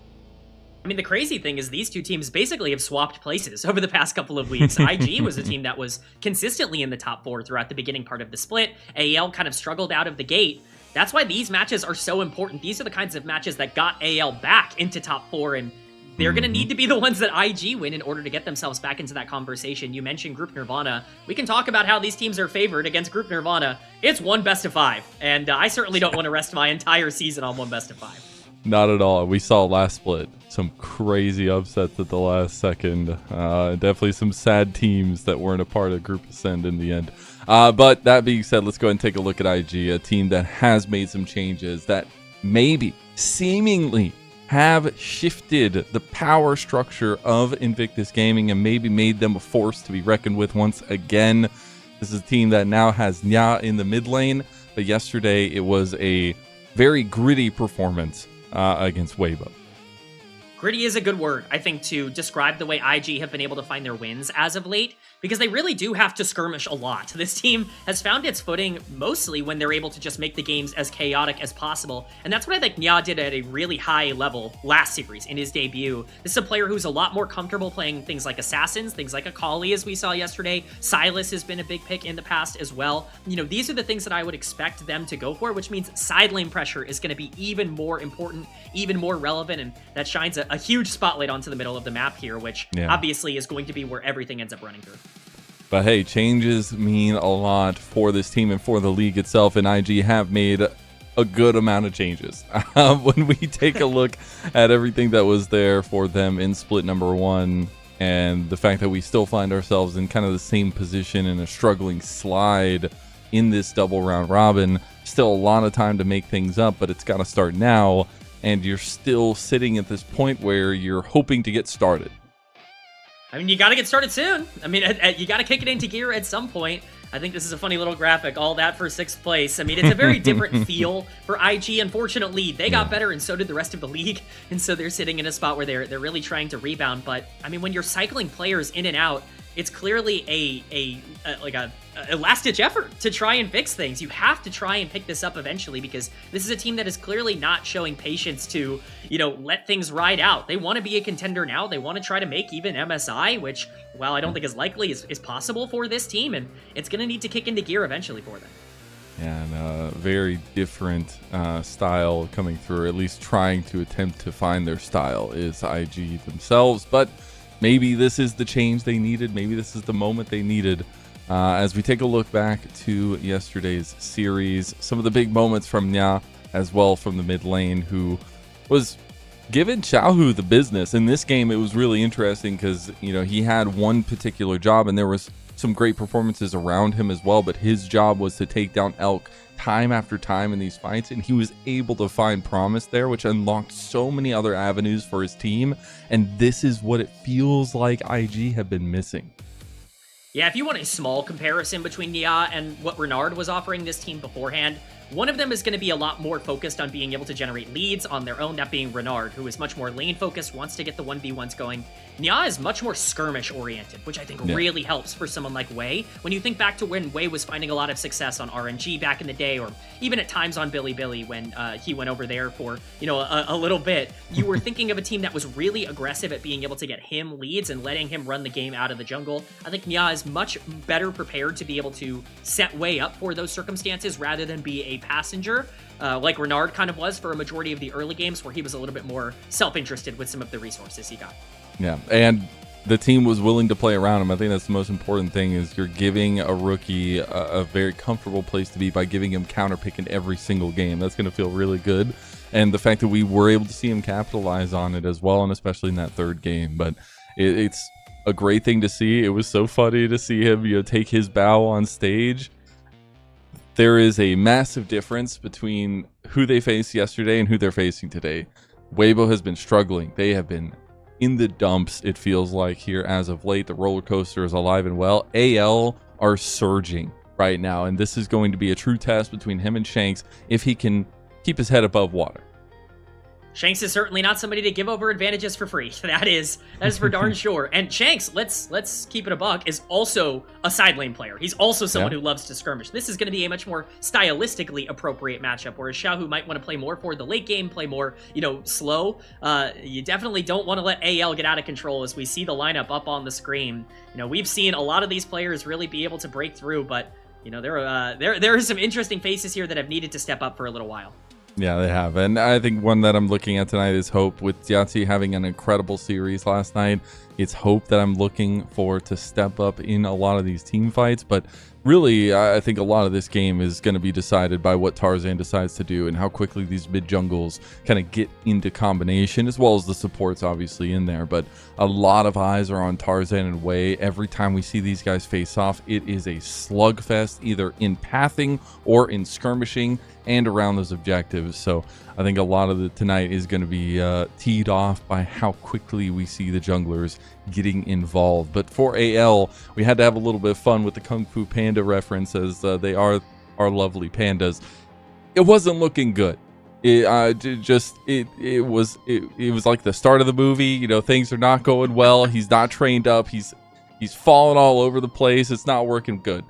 But then all of a sudden he just becomes the Dragon Warrior, and then he just starts winning over and over again. And now they've won a huge amount of games. I believe 8 of their last 9, and I think it's an important factor for AL to show off that they are becoming that team we expect them to be once again. The team that dominated a majority of last year as well.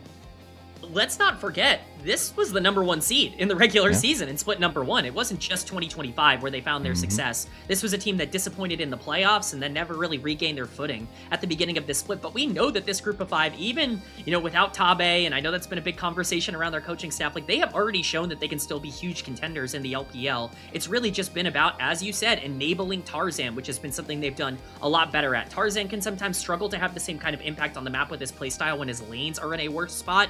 I think that's been something that's really gone better for them. Mid lane has been a huge priority for AL in terms of early game pressure. Even players like Flandra and Hope have been a little bit better in the early game, even if we're still seeing some underperformances out of them. It's going to be really important to make sure that Tarzan can still affect the map, therefore have pushing lanes to be able to find those fights on his terms. Yeah, being able to get that priority in jungle. If he gets the Pantheon, I think we've seen him kind of run the Rift there before. Wei is an interesting subject when it comes into Tarzan, because they both lean towards that style of wanting to kind of press themselves into the enemy jungle. We saw that a lot last night as well, in both series actually, since we did get to see them both play differing opponents obviously. But it's going to be really, really curious what kind of jungle meta we're going to be getting tonight. I expect a lot of individualistic play, some skirmish heavy play there as well. But that's where we can also kind of bring that conversation to the bot side, because I think Diati and Mako had an incredible performance last night in their series. It was off the back of some really great combinations. We got to see Mako Lux again for feels like forever. And the Caitlyn Lux was so dominant. We got to see the Ashe Seraphines are potentially coming through again, and it's important to focus on how many resources we think that bot lane is actually going to get tonight as well. Thank you, Carrier, for once again introducing these supports back to the meta. He plays Morgana, he plays Lux, and now all of a sudden everybody's playing it again. This is the way that things go, but you're absolutely right, Mazel. I really like highlighting IG's bot lane because to me, they're the flipping point for IG. You want to talk about this team being able to overcome the placement that they've been at as of late. I think it's got to come through bot lane. I think Mako has done great at being able to play the map and open things up for Wei throughout this split, and that's really been where their success came at the beginning of the year, but in the recent weeks, it's not been nearly as good because they're playing more for the 2v2, and they've not been finding that same level of success. Jiachi has to get better at being able to punch those early game leads. Last series was a great indicator that it's in there, that it can happen for this team. We just need to see it happen more consistently. This is a great matchup for them to do that. Yeah, and you can't shy away from the fact that AL just 2-0 top. And they did also 2-0 IG at the start of the week. So, you know, there's a little bit of a recent track record here with this series. We're not going to talk about the implications of playing the same team 2 times in 1 week. It sucks. But it's the way that the season panned out. It's the second round robin. You're playing the same team twice. It's a very hard position to be in for IG when you got smacked last time you faced AL. And the fact that AL just smacked down the top team right now in the LPL and top esports last night.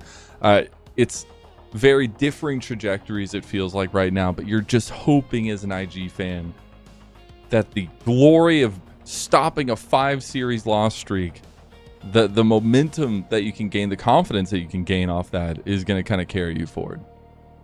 It's about that momentum. I mean, in the LPL especially, these teams can flip on a dime, man. Mazel, you know better than anybody just how quick things can change in the LPL. It takes 1 series to completely throw a good team off of their mark, and it takes 1 series for a bad team to turn everything around. And so, you know, it's just all up to today. IG win, all of a sudden they're at 2 series wins in a row. You're feeling pretty good. That's crazy, yeah. It's crazy to think about, but like that's the knife's edge that we live on here in the LPL. We wouldn't want it any other way. We want to see the chaos, and we want to see these standings get shaken up basically every time these teams play.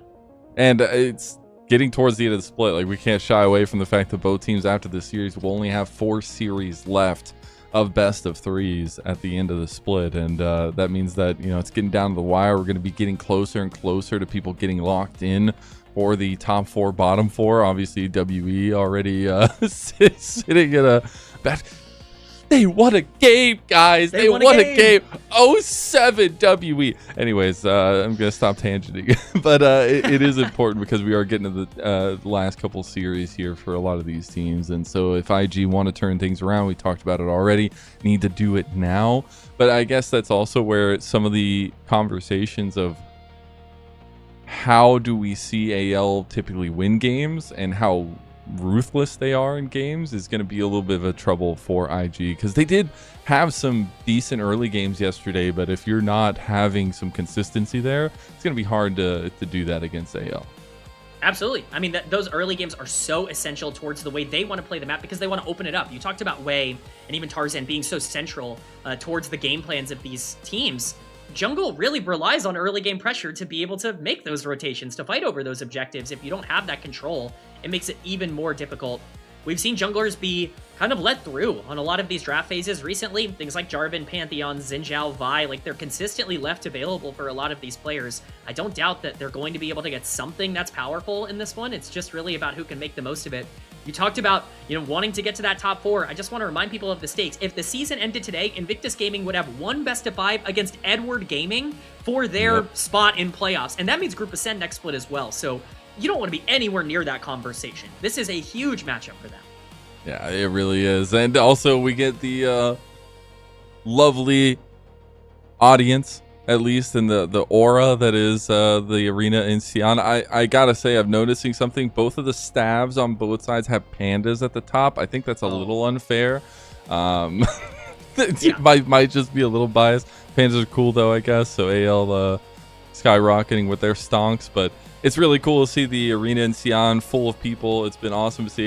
The smile on Ya's face yesterday when they won, being guided to the middle spot and taking his bow, like those kinds of things are super awesome, especially when you get to see a full crowd here in the arena. So got to see what he could do on another day. It's another moment to prove yourself, and wonder how much comfort they're going to try to give him. If it's going to be the first game of Kali again to see if he can go with his most comfortable champion. But let's break down a little bit more of what we've seen from Ya and what we expect to see tonight as well.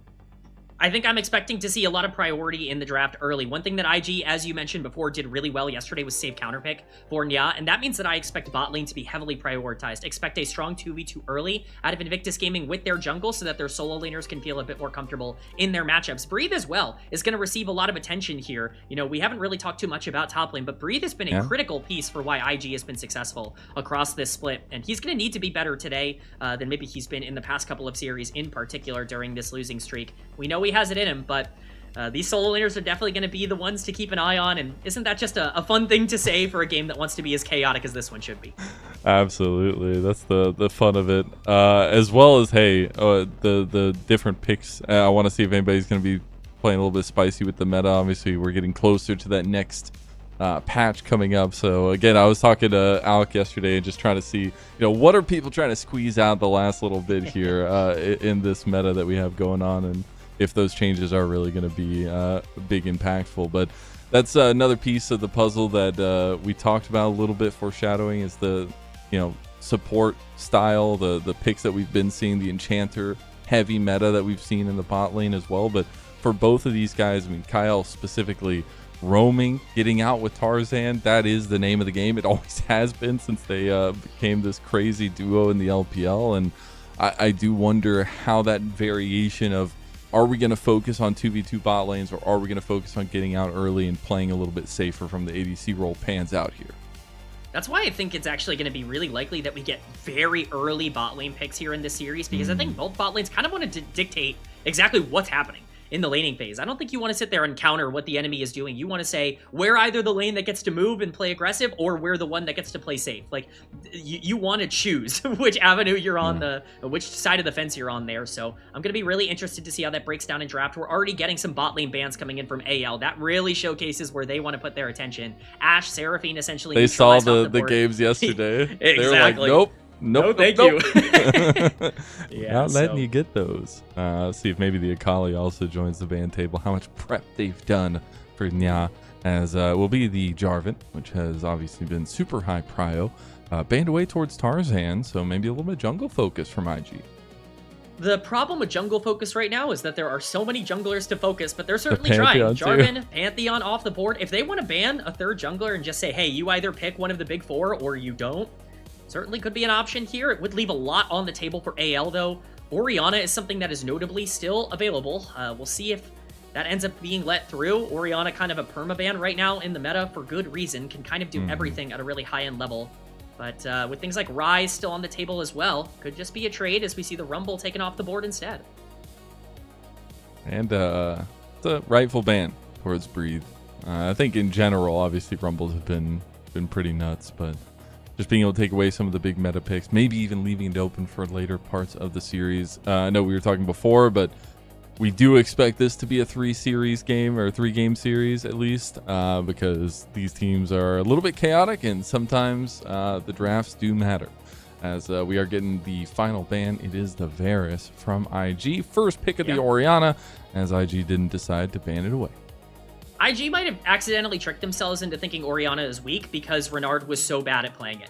And I think that's a bit unfortunate. They are just going to quickly lock the Azir, though. They clearly had a designed game plan to try and counter this Orianna. And they're going to steal pair it the up with Nocturne. the Nocturne, so you kind of need to take the Nocturne away to take the combo away. The Jarvan obviously off the table, but this leaves up something like Xin Zhao that you can skirmish really heavy with in the early game. And to me, Azir just takes so long to get online, and even in the late game sometimes struggles to keep up with the utility and the damage that Orianna can offer. I already really like this start for AL, especially because, again, they get to dictate their own bot lane with the Ezreal lock-in here. They do, and the bot lane is going to be pretty safe. It's going to enable that playstyle we talked about earlier, as well as Kyle is going to get his Bard. That's going to be a fun one, too. He's going to have a lot of influence on this game just from the support role. Yeah, I mean, we're getting some playmakers across the map already. You don't even have the jungle locked in yet, and it already feels like you have such a clear way to play the game, because the Orianna ball is going to give you so much tempo throughout where you want to engage, basically with whoever. You don't even need, like, the clearest form of engage on that side, and Bard can obviously follow up on any play made by a Shockwave. The question now, do you just want to lock in topside, or do you want to try and secure something for the bot side? It's going to be that Gnar lock in here for Breathe, one of his signature picks. Can't really be surprised, and they're going to be pretty happy to pick it up here because they're going to have quite a bit of time to ban out the counters to it here in second rotation. He's well practiced, as he had a pretty banger game on it. just yesterday. So he will lock that one in. Tried and true comfort for them. Want to see what Flandre is cooking up as a counter here. But it does look like it's going to be Tarzan that gets some more later resources, at least in the draft. The Vayne comes away. So he's like, all right, let's take away the potential top lane ADCs out of here. Yeah, I think Vayne off the board. Even something like Jace, no thank you. The I don't Varus want it is right gone now. too. Yeah, Varus They were is gone. scared. I don't want any of these ranged top laners, no thank you. You got to play some sort of bruiser into me. That's what he's trying to force here. We'll see if he's going to be successful or if maybe Flandre does have something up his sleeve. We know Flandre's been a bit of a chef in the past in terms of getting in the kitchen, but the Lucian taken off the board. Bot lane obviously the focus here for AL. Makes sense to take away a strong 2v2 to try and take advantage of the Ezreal. The question is Caitlyn going to be the other ban? That's the one that kind of makes the most sense to me. Like I called out, Jace is that secondary ban and makes the most amount of sense. Caitlyn makes sense as this final one. I could also see Corki or Jhin coming in here as well. Ooh, the Nico ban towards Mako. Okay. I can see that here. I could also just see a Jhin for Diachi. It's been a very comfort pick for them as well, and it plays really well with the utility it brings for the rest of the team that they've already drafted here. See if they do want to go with that, and they will have that counter pick available as well. I would like something very aggressive on the bot side, definitely scaling oriented a little more here. There are a couple options, some lean more towards the dive, some are generally just a bit more useful. I'm certainly never going to bat my eye at Yunara Lulu potentially coming in here for Invictus Gaming. I think it's just such a strong duo. I would much prefer this to something like Jhin on this comp in particular. Jhin I think can be really valuable, but you want to try and punish that Ezreal in any way that you can, whether it's early or late, and I think Yunara is able to do that. We get the Neferi lock-in. Technically, this is still a flex pick. We'll see what happens here. It's going to be the Scion, so it is going to be Tarzan on the carry, but this is as standard an AL draft as you could possibly ask for. I think they're feeling so good walking out of this. The Lulu is there, though, so one of the most powerful duo bot lanes that we have in the meta right now, and off of a bot lane that's feeling themselves from that series last night. It's going to feel really good for them as well, but the execution of the solo lanes as well as the jungle is what's most important to get this comp off the ground running. I instantly, as soon as we saw the Nocturne, I was thinking in my head, it's gotta be a Tarzan to Fury, and I appreciate that we're getting the flex of his mechanics in game number 1 to set the tone. Oh, and the tone is going to get set in this game because these comps are, you know, very, very volatile in the late game. And I think that's what becomes interesting is AL feel like they're going to have a lot of tempo and pressure early on, specifically because I think this Gnar is in a really good spot and you can play towards the Orianna and the shove with, you know, Tarzan being aggressive on the skirmishes. But, I mean, come on, late game, you're staring down Azir, Yunara, Lulu. Like, eventually you're going to hit a spike here where it's going to become a lot more difficult with the Gnar engages and Nocturne turning off the lights. So I favor AL's comp pretty heavily. I think IG are going to have a lot more struggles to be able to make plays, but certainly anything can happen. I just hate giving Orianna over to a team that's so good around playing with their jungler. And yeah, Tarzan can just manipulate where that ball delivery system goes so easily as well. Then again, the other thing is, like, Kyle is such an unsung hero for this team, and sometimes when they're not doing great, you look to Kyle and wonder what's going on, but his Bard is always so damn good, and it's just so annoying to play against. And I want to see if he's able to execute that kind of strategy here today as well. Bot lane, at least for AL, is going to take a little bit of a back seat for a bit, but for the other side of things, IG, it's going to be a pretty heavy focus for them to get them some resources here, and that's going to rely a lot on what Wei wants to do with this early pathing on the Nocturne and how he's going to execute this pick that doesn't have its duo but still finds strong skirmishing. It's game 1 of our final series of the night, the final Super Saturday. It's IG versus AL game 1.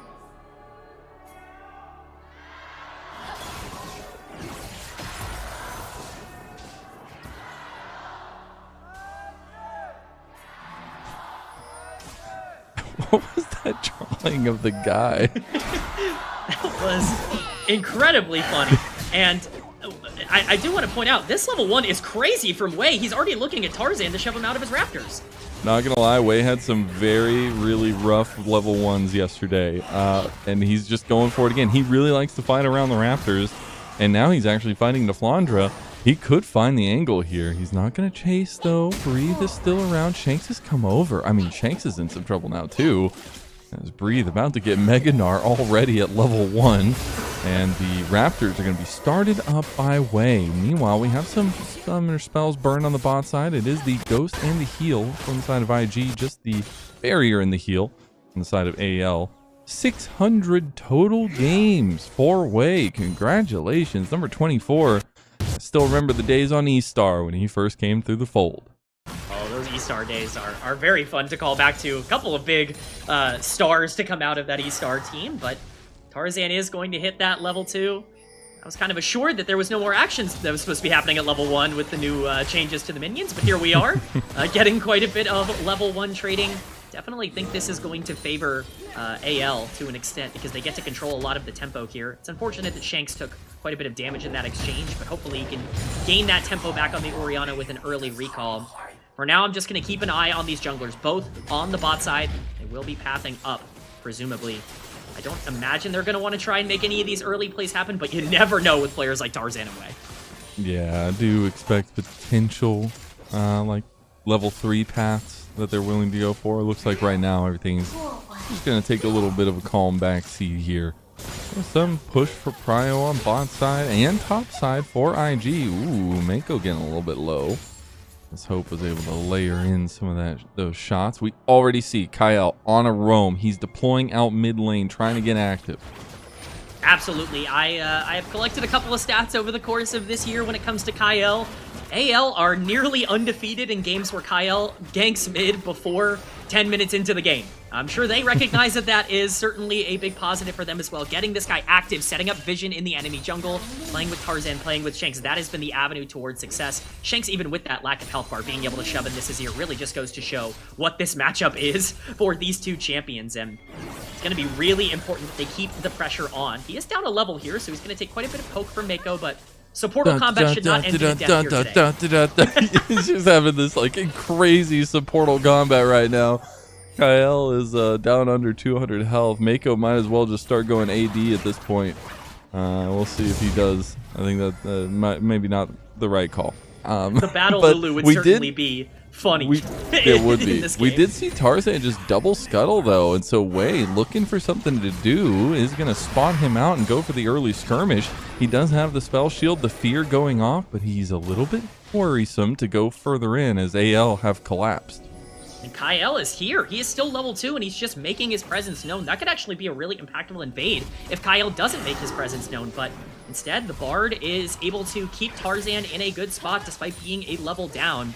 You're absolutely right, he does get that double scuttle, which is really important. He's going to lose out a bit in terms of XP because of that, but overall, really not a bad trade for AL in the early game. As long as he can hit level 6 at the right timer, everything's going to be all well and good. But those level 6 plays are now what my mind is gravitating towards. These mid laners both can make a big impact, and that Nocturne ultimate, especially the first one, is going to make a big deal on the way this game moves. And you can see the obvious difference in the play structure for both teams. A lot of presence and pressure from IG on the bot side here. Jiachi and Mako pushing into the turret. Kyle is going to reassume down here, but with Dragon coming up, it does not feel like AL will have decision-making prio over that. And because we have Wei finishing his pathing down towards this side of the map too. Yeah, I think it's also really notable to say that Kyle used a lot of his wards on the top side, which is a really interesting decision here. It does show priority in that specific direction, but allows Jiachi to play so aggro. Kyle needs to be careful. A flash goes forward, not enough. Barely gets some hope going for the kill now too. He gets the Mystic shot in, gets the kill. First blood for AL, but he will fall immediately after. Oh, one more auto. He's not down. He gets the kill back. He finally dies. That's going to be Hope getting 2 kills early on. Massive. What an outplay from Hope. It's not even over. Tarzan going after Wei here. Looks like he's going to realize that this is a bit of a difficult play to make onto the Nocturne, but goodness gracious, we wanted to see more out of Hope. Boy, did we see a lot out of him on that play. Being able to pick up a double kill completely changes this game. Dragon is spawned, and this bot lane's making their way down. Bro just pulled the forgot about Dre card right there. He's like, you remember, I am an Ezreal guy. Hey, he's able to weave that Mystic shot right in there. Beautiful stuff. It's going to be a redeploy from AL to try to clear some of this vision that IG had placed. 4 members strong. Going to be positioning around the Dragon right now. This is a very dangerous setup for both of these teams. Mid laners have made their roams, but because of the timer right now, Nya is going to have a little bit more tempo. super careful. Hope was able to get that Sheen on the back. So it's going to be a very, very scary Ezreal.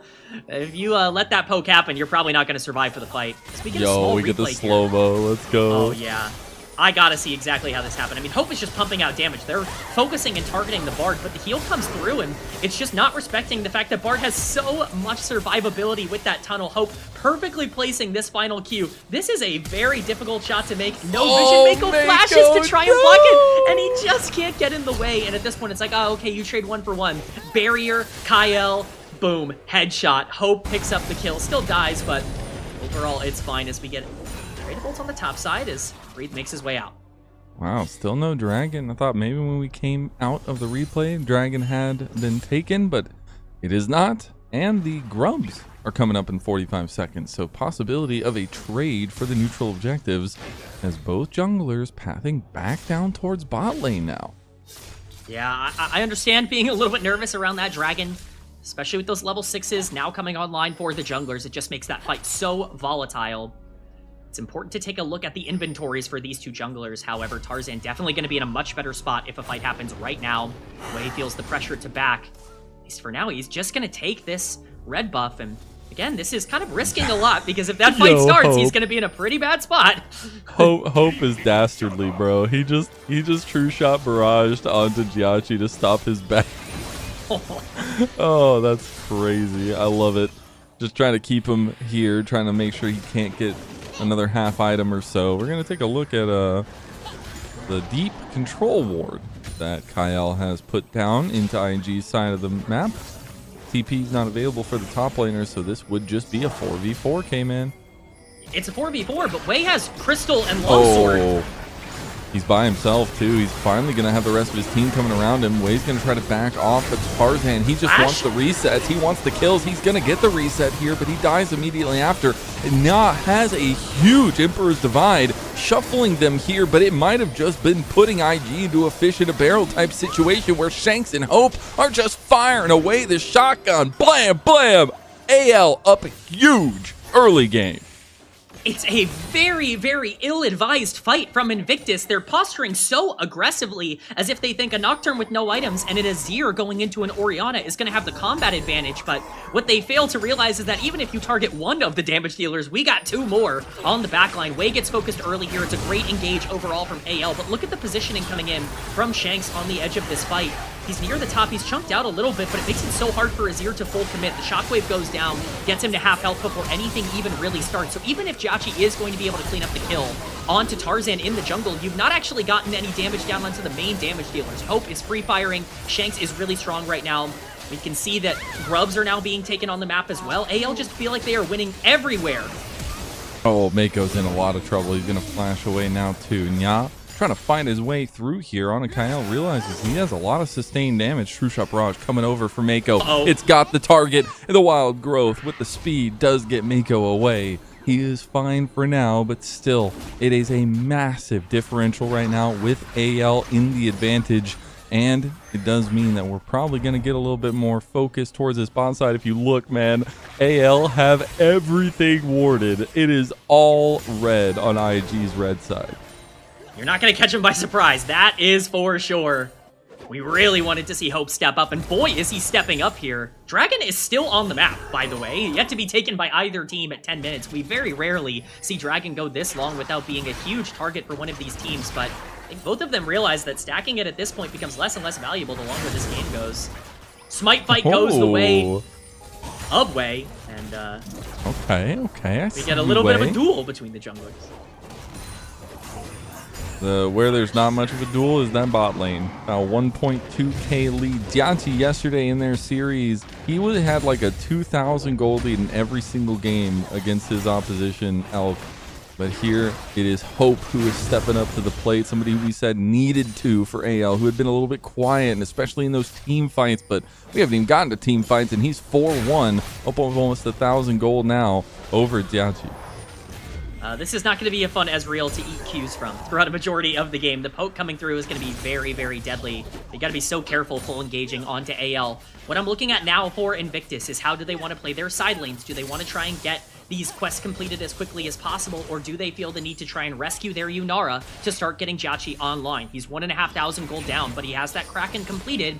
Wei does have that first hex, the first item completed for the Nocturne. This is a huge power spike for Nock, and I would expect an ult to be dropped sometime soon, potentially to try to get Jauchi more gold. And we talked so much about the scaling possibilities of IG as well. They do have a lot of options as the game goes on, especially Nya will just become monstrous on the Azir once he hits 3 items, but he's way, way, way away from that right now. And now it's going to be a little bit of presence from ING on the bot side, pushing Hope out of here. It's going to be the Temper Fate on Mako, though. Now Jauchi needs to back away because his team is getting aggressed on. Wei is going to go for the fear onto Tarzan. Shank's coming over. Ball delivery system is going to be there. It's going to be the paranoia pop, though. They can't see, they can't engage. And will be an exit strategy from IG, but a lot of resources used. And the Dragon had still gone down to AL, and now the presence is all ALs. Shank going for this play. He's sped up, but he can't find the angle there. Stutter steps a second and was just hoping to find the shockwave play. Yeah, some strange movement. I think they were on vision that whole time, so definitely not an ideal play there. Again, that you have to respect that shockwave so much right now in the mid lane, but he's kind of overstayed his welcome in this lane. It's going to have to be Hope who ends up catching that wave. Or Tarzan, I should say, who ends up catching that wave, and we'll just see if that side lane pressure comes through. Right now, Flandra's doing an okay job of being able to continue to pressure out top lane, and that's going to be really important moving forward for AL as well. As much as we talk about, you know, all of these damage carries and the playmakers on the side of AL, it all really only works if this Scion's able to absorb the engage coming in from Nocturne and be able to eat this Yunara's damage for the beginning part of the fight. So keep an eye on what Flandra is doing for a majority of this mid game. Yo, Tarzan went with the hubris first item. Let's go. He is feeling confident here with his first item completion there. But that first item completion across the board will be important to think about when these next fights are coming up. We do have that Rift Herald in about 1.5 minutes coming up now, about 2.5 minutes for that next Dragon. It could be AL looking to stack those up earlier on, but with a 3,000 gold lead, sub 15 minutes, I mean, I feel like the world is your oyster at this point, K-Man. Yeah, they get their choice of play here, unless they really, really want to wait for IG's comp to get online and get into a more scary spot. But that's exactly what I'd be thinking is, I kind of want to push the tempo here. I kind of want to force a fight, whether that's around an objective or just trying to find a pick in a side lane, overloading in a certain area. Seems to be what they're doing right now on the bot side. Nya's playing respectfully with Wei covering, but it's still just a lot of golden resources being taken away from one of your win conditions as this game goes longer. We're actually seeing some of the roaming power already be brought forth by this Tarzan-Kyle duo that we were highlighting. Oh, Unstoppable Onslaught's could go a little bit wide there for the target as Shanks had come up to try to take this turret potentially. Jauchi's going to step up on a Hope. Nothing else going to be there though. Wei is right behind him. There was a nice little potential in the mid lane, but nothing else going to come of it.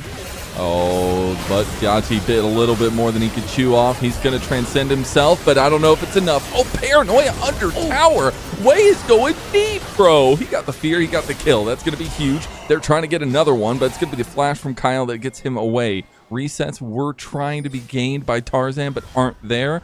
And Jauchi's aggressive play does end up with their jungler dead. It does, but it is a one-for-one trade, and I believe you are gold positive in terms of the bounties on that play, so at least you're getting something on the map. I think that there is some fear with Invictus that if you don't start utilizing these Nocturne ultimates, they just, you know, never get back into this game, so I can see the avenue, but getting kills onto Nefiri is terrifying with the comp that you have, even trading them for a kill with the onto hubris. something like the Yunara. Yeah, so the hubris especially, he makes me scared. So we get a replay here. I can understand the idea. This is something we've seen really commonly out of players like Awesome for Ninjas in Pajamas. If you're on Yunara, you can actually pressure out a lot of these quote-unquote safer AD carries by just walking up and trying to fight them all the time. Temper Fate is going to go onto the tower to enable this dive a little bit more, and they do have the damage, but trading that kill onto Nefiri, again, is just so scary, especially right before these objectives spawn. Yeah, we won't talk about that, Kyle. He's warming up. And speaking of, he's warming up to go into the grave as a beautiful flash from Nya gets away from the shockwave of Shanks, and the kill goes over immediately. That massive lead that AL had is chunked down to 1.4K. such an important pick to make there. Nya looking fantastic on these macro plays. We saw that in the previous series. Oh, they're going to go for Jiachi. He does have flash. He has the ghost. He's trying to get away. Now the paranoia is going to come through, trying to get vision. They go straight there onto the target, and it's going to be enough. They got the fear off. Hope is dead. Jiachi gets the kill, and now the flashes are coming out from IG. They're going to try and chase down Tarzan. There's a nice tempered fate coming through. Wei can't do much, and immediately gets turned around and killed by Tarzan, who gets another hubris stack. Man, we are really watching the LPL, huh? The action's not even over. Breathe might be a target on the bot side. Tarzan, after all of that, starts up Dragon, so we never truly get a break here in the LPL. Ping's coming down. They want to try to contest this, even after all the losses they suffered, but Tarzan has to realize no health bar means no fight to happen, so despite all of that, we're sitting in a spot that's basically the same as when we started that fight, a 1.5k gold lead for anyone's legend, but more kills being traded on priority members. 2 kills for Yunara, 2 kills for Tarzan. And yeah, those kills on Tarzan are going to start adding up here as True Shot Barrage came across there. We get an unstoppable onslaught to the bot side as the Flandre is just taking the Metro. Tarzan started up the Dragon again. Wei is on his way topside towards that Rift Herald, so it looks like Dragon stacking is going to be the name of the game for AL, while the topside neutral objectives are all that IG care about.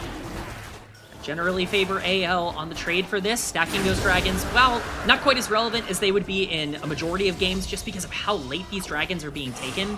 It's still really valuable to have a way to force fights in the back end of the game when you're going into, you know, a comp that has a lot of ways to disengage. You have a lot of ways to go forward. They want to go backwards. All right, we'll make them walk into you around dragon. That's definitely going to make things a little bit easier. Question now is, with no objectives on the map, how aggressive do you really want to be at pushing this lead? You have plenty of ways to start fights, but we've actually seen a lot of these minor skirmishes turn into some advantages for IG because of the paranoia. Wei has been very active. We'll see if that continues.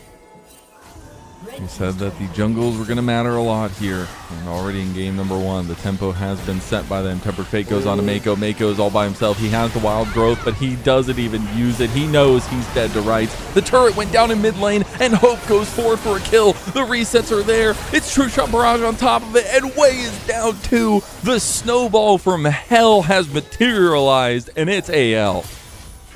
What just happened? The game just completely fell apart for Invictus Gaming. AL capitalized on the smallest of mistakes, them overstaying in the middle of the map. Mako gets caught first, but really, as it turns out, it's the entire team. Wei falls, Jiachi falls. That's a lot of gold into the pockets of primary carry. Shank's now sitting at 3-0-2 on this Orianna. You are no longer in a position where fights feel comfortable. I want to see how this starts. Flandra's just pushing this mid wave alongside Hope. They have to recognize they can't step up this far. Mako kind of dies for the sins of the rest of the team. It feels like they've overcommitted here, but again, just not respecting that they can take this tower and immediately punish these members staying in the mid lane.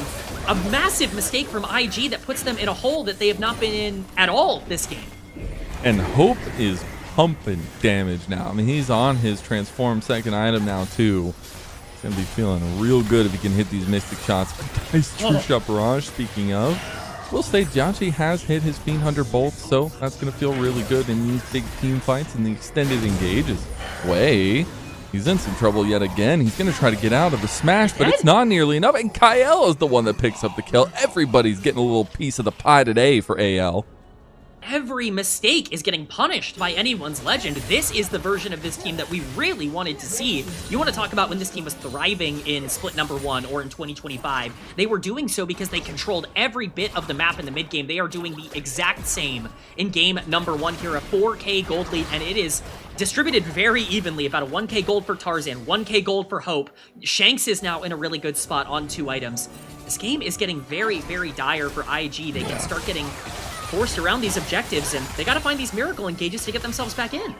And that's one of the hardest things is, like, it just feels like Wei has been pushed off kilter and he hasn't been able to stabilize his feet just yet. And that's so difficult as a Nocturne because you're literally just going to become a light switcher. And I think that's one of the positions of Nocturne that you really don't like to be in. And so far, we've seen Wei get caught out a couple times in a row. Now it is going to be Shanks taking the side lane turret, so even more gold into the pockets of AL. We won't have another dragon for 2 minutes, though, so you know that they're looking for plays. Kyle was hoping to catch somebody potentially with a Tempered Fate, looking for the magical journey through the wall. Nya is caught there. It's going to be the ult from Tarzan. He's going to get hit by the Tempered Fate, and that actually is going to be huge. Paranoia needs to go back in, but double TPs are coming in, one from each side. It's going to be Bree trying to stack up his Meganar. It's immediately going to send the retreat flag up for AL. Tarzan, a little bit extended, was trying to find the play. Jiachi is going to get the rebuttal with the mid lane turret going to IG. That's quite a few resources burned, and IG end up gold positive, being able to take that mid lane turret. Yachi just gonna hit Sion Go, on his way Jiachi, out. you can do Not that it. it matters. Yeah. Wandra's like, hey, is there an 80 carry here? I'm not really sure. Every ADC is behind you, Jiachi. Just kill him. Oh man, I would hate to be the Yunara in this game, trying my Dude, absolute he best. like laid into him and did literally nothing. It's only going to get worse. I mean, there's an Orianna that can just put ball on Sion as well throughout the back end of this game. You're not going to feel better about this in team fights, so definitely not a good look for the Yunara pick right now. AL going to be trying to set up around this dragon, spawning in 30 seconds. That would be soul point for them. It is going to be Mountain Soul this game. We just saw what happened to the Sion when he was pre-hit on by Yunara for a good 4 seconds. You add Mountain Soul onto that, GG. I mean, call it right there, because there's not really a way back in. It's one of those positions where it doesn't feel like IG are set to fight just yet. They could, in the worst case scenario, give this one up and just force a fight over the soul, which might be what they're trying to do here. But they have some item spikes that could be huge, and now Breathe is in some trouble. They're going to have to send something or get something else, as Breathe is just going to be taken down before he can even get Meganar here. Executed by Tarzan, getting another hubris stack. Meanwhile, IG did try to make a play, but look, he's just tanking everything. The man is an unkillable beast, and he's going to come back from the grave too. Resets looking to be made by Tarzan. He goes for the flash, gets one. He's looking for another entrance on the Mako, and AL are just dashing the hopes of IG. All that confidence, all that momentum, it has been turned into dust as AL take another fight. Anyone's legend. They are aggressive enough to find the play on the bot side, and Flandra says, no worries, I gotta buy 30 seconds, I can do that. The lack of gold on this Nocturne is really coming into play throughout a majority of these fights. Soul Point's gonna go over here to AL, and I really just don't know what you do to get back into this game. We get a replay of what happened on the top side of this. They end up burning the Nocturne ultimate to try to get onto Hope, but because Flandra is here to protect him, while they are able to, kill the AD carry and take away some of the damage, a lot of the damage, quite frankly from AL. There's nothing. He does nothing. He stands there and he eats all of this damage over and over again. Look at Nya on this Azir. All he is doing is autoing Sion. It does not matter. He's a complete minion in this fight because all of his damage is going to waste. The moment he starts trying to bite Shanks, he actually realizes he can do something, but by then it is much too late. He finally dies at the end of the fight. The consolation prize is you were able to kill the Sion, but at what cost? And I know we were coming into the day saying it was awesome to see Nya have a great performance against Xiaohu, and it was a little bit back and forth here and there. But Shanks was going to be a different opponent, and now we see Shanks standing tall at 5-0-6 on the Orianna here, and AL feeling beautifully to play around this pick, to play around this damage, and they're going to send it again. True Shot Barrage came across. They're taking a two-sided fight, and they're winning it. AL are so far ahead, it does not matter what IG do in this existence, in this game, because it is done. Put in the books. It was a beatdown here from Anyone's Legend as Tarzan chases his final prey here in the Lulu as his enemy team, as his allied team, I should say, pushes into the base, takes down the inhibitor, and looks to end the game here. Anyone's Legend look as sharp as you could possibly ask for in game number 1. You wanted a statement, well, they gave you one here. The Kung Fu Pandas have truly become the Dragon Warriors at this point. AL seems like they are truly and finally back, and they are ramping up to give the LPL hell here in Spring Split. It's going to be a quick finish and a fast series start at 25 minutes. AL take game 1. Youch. I think that's the word that comes to mind. Word association maybe for me right now is youch. Just a tough game. I mean, when you're drafting around this Nocturne, you really want to try and get some of those plays happening early on, even if you have those scaling lanes. When that champion is 1-6 at 15 minutes into the game, you're feeling a little tough about being able to initiate and make plays. I think this was a pretty disastrous draft phase from Invictus Gaming. I think they really put themselves into a hole that it just made it difficult to climb out of. And once they fell behind in this game, there really just weren't a lot of tools for them to get back in. And some really tough mistakes by IG that immediately got pounced on by AL. And that's the difference between the upper level echelon of teams and the lower half. Because once you do start making those mistakes, there ain't no coming back. And I think that's something we've seen of AL as of late. Obviously, we talked about their win streaks, at least only having lost one game in the last 9. But it's important to factor in that this is a big push for AL. These performances are needed as well to make sure that they can end up in that top 4. And when you start seeing a team functioning like this, having drafts like this, you start wondering what could possibly be for this team as we move forward into the playoffs in a few weeks. They're on fire. I mean, that's for sure. We saw that graphic earlier. This team has really just figured it out. And I think what it's come down to is kind of what we saw in this game. Tarzan's awesome. He's one of the best players in the world in terms of being able to push advantages, but he needs some help. He needs good pushing lanes. Hope was winning in the 2v2 this game. Shanks was winning in the 2v2 this game. Every single time we saw a rotation or we saw an aggressive play come in from Wei, who was there first? It was AL, who was collapsing first. Kyle was everywhere on the map on this Bard. It's the team play, it's the map awareness, it's the mid-game dominance. That's the AL I recognize from 2025. That's what they brought into this series, and that's what's really elevated them across their peers so far.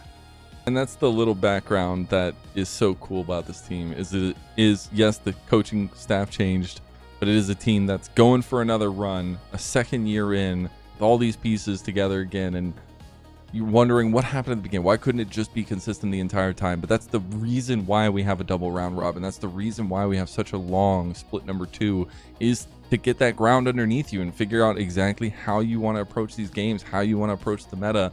And it feels like they're getting closer to answering that for themselves, at least.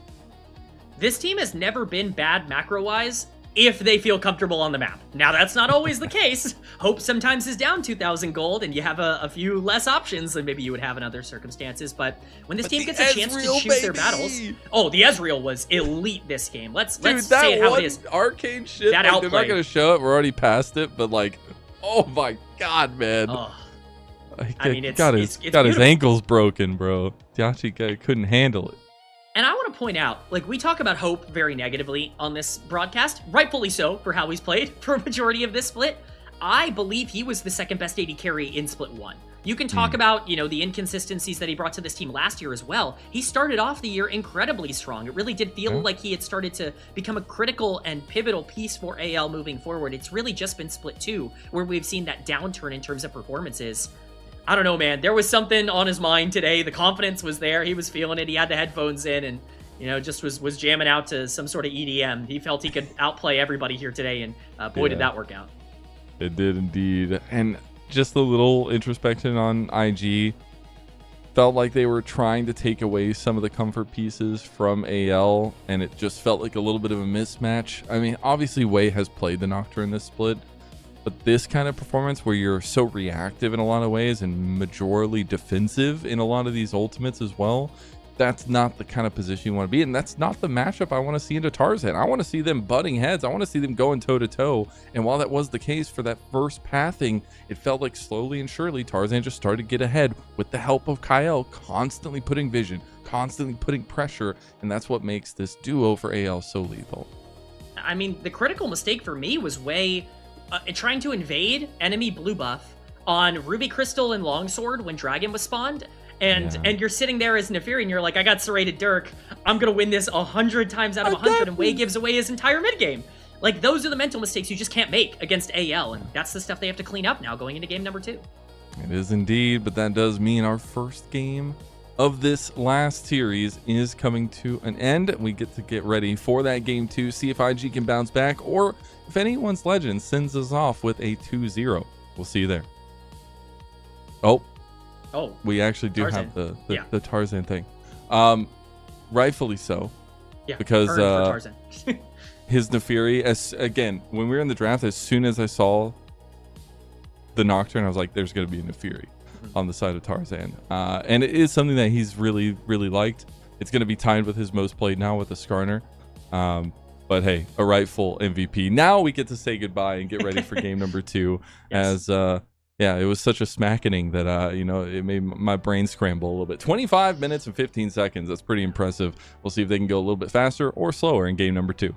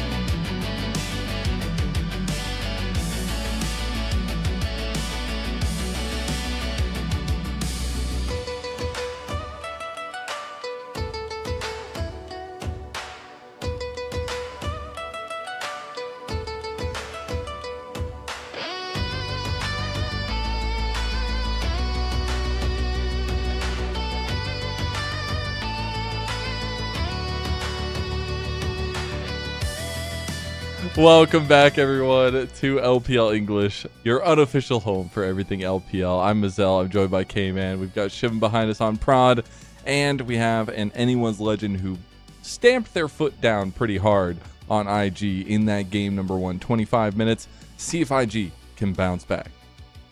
They gotta, Mazel. I mean, we gotta see something different out of this team because game 1 was a bit of a slaughter. I mean, this was a really tough look for IG. It felt like they really got lost in the sauce in draft and just kind of fell behind in terms of the picks that they wanted. You highlighted really well the fact that in yesterday's series, they saved a lot of these counter picks for some of the newer players like Nya, and they just couldn't find those good matchups here. The Azir into Orianna fell behind early, and the jungle matchup went atrociously bad. You gotta be able to get back on track in this one, and a lot of that's gonna have to do with your early game priority to me.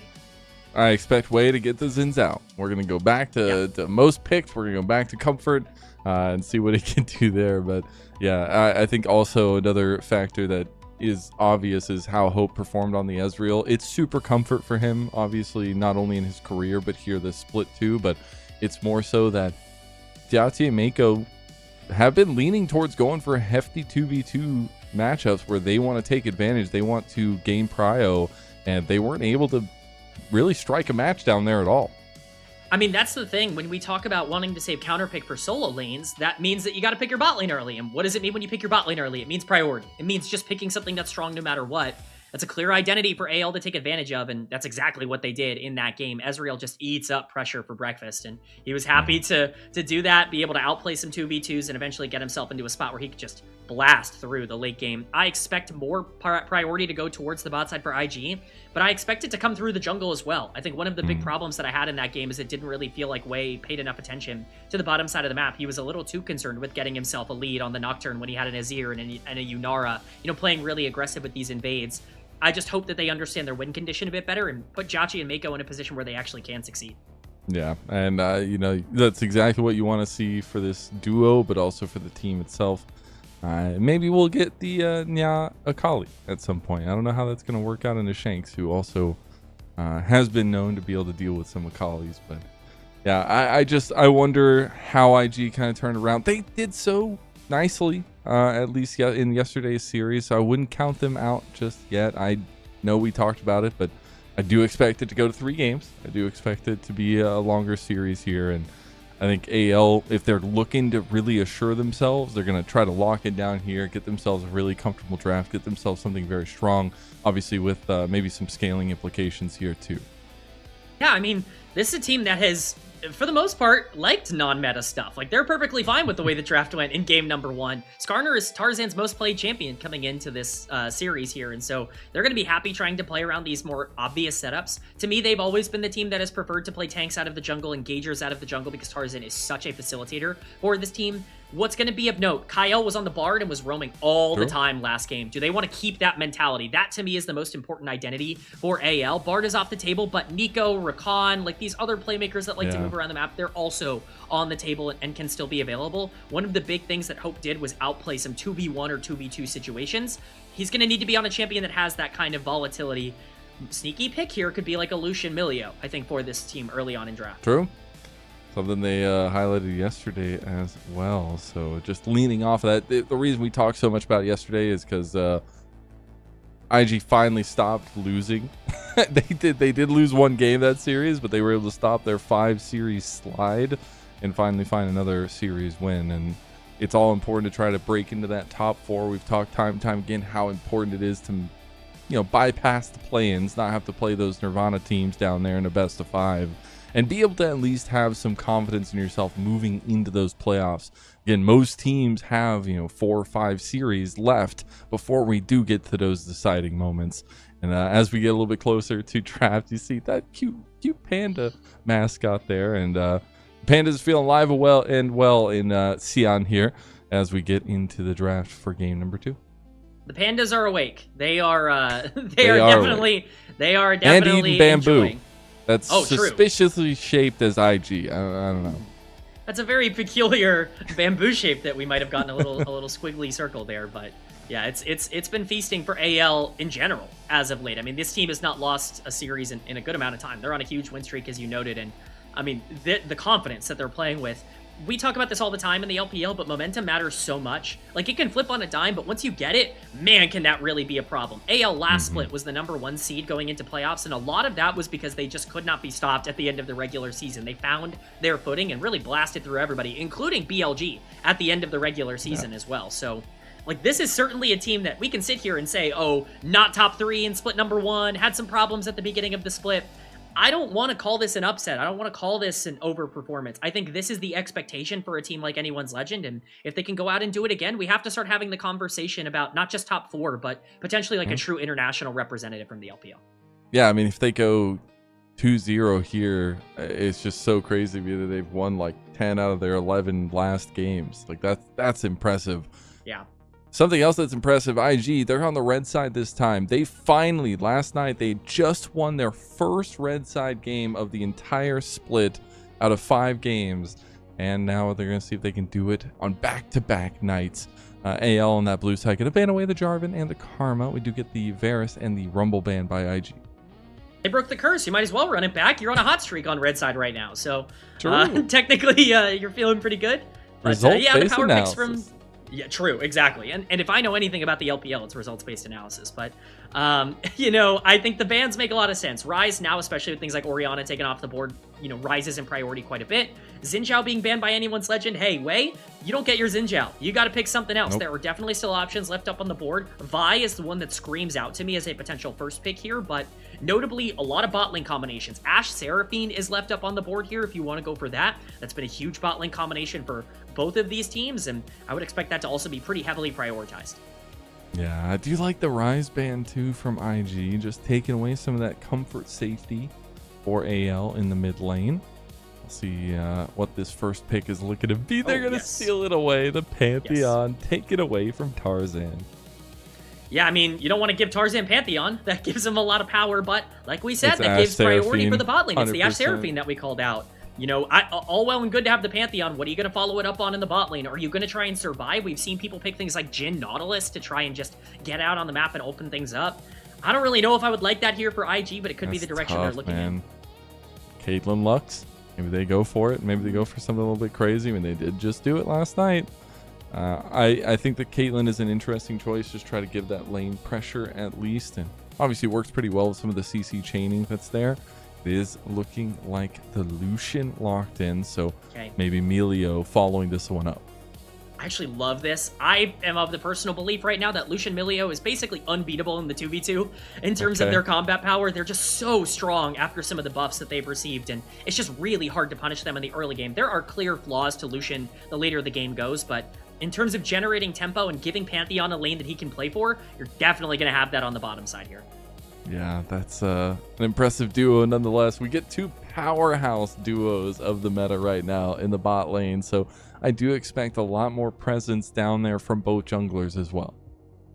Yep, and the Vi would be the clear answer. It would just be all power picks in the first rotation, which you would expect. And critically, if this is going to be the Vi lock-in for AL, solo lanes left untouched through the first rotation. We'll see if they do want to end up going with their jungler here. I think that would make the most amount of sense. Even something like a Skarner could fit, but Vi is just too high value to give over at this point.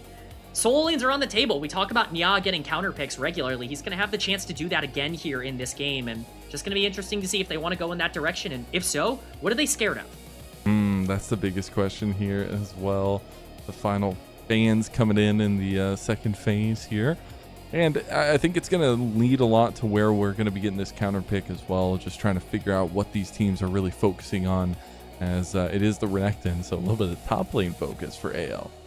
I mean, the concern here is just giving Bree the matchup that he can play really safely. I think you want to try and take this top side and make it more volatile because you have such a strong bot side. You want to force IG to feel like they have to split themselves on the map, both play for Lucian and play for top lane. Taking away Renekton, who's very safe, makes sense. Sion's already off the board. I wouldn't be surprised if we even saw like a Cassante ban here as well, just to get rid of these options that are just so easy and transparent. And Bessa as well on the other side to kind of take advantage, make that top lane matchup more volatile. You're in a spot where you basically get to dictate where the pressure on the map goes if you're AL with these final bans.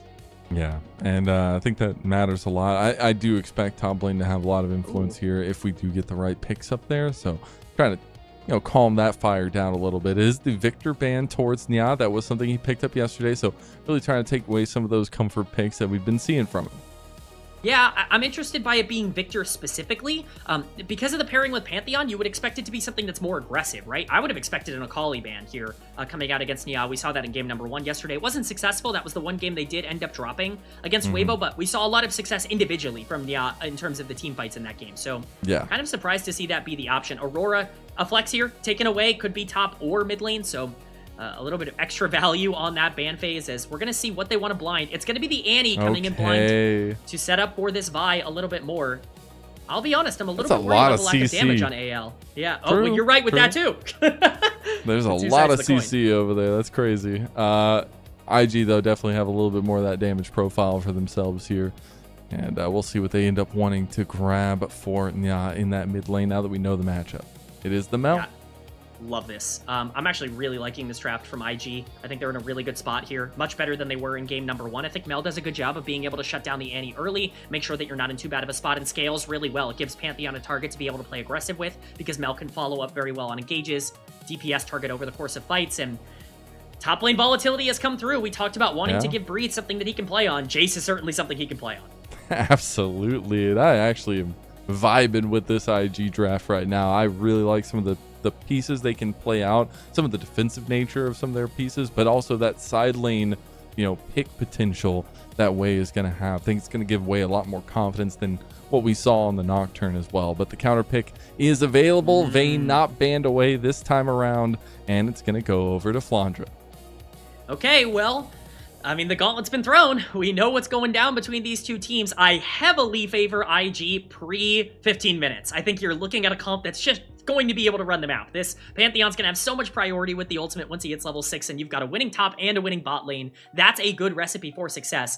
However, the counter picks on the other side are very, very scary. If this Vayne gets fed, or if the Annie and Vi can move around the map more effectively than the Pantheon, which sometimes we see, we saw it earlier today, that if Vi's just more active, Pantheon can get shut down. There are plenty of tools for AL to win. I personally would favor IG. I think they should have all the tempo in the world in the early game, but when you play early game comps like this, you gotta actually execute and make sure you make the most of your early game opportunities.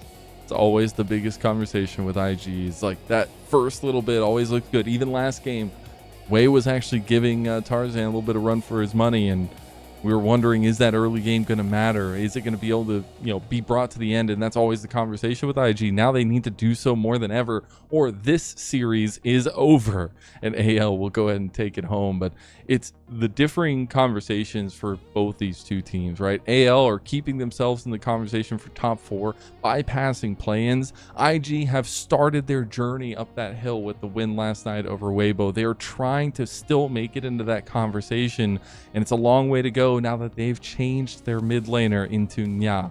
And it's been an important factor all along. It's been an important factor here tonight, and we'll see if he can at least get a little bit of 1v1, 2v2 action going against Shanks for once. It is game 2 of AL versus IG starting now.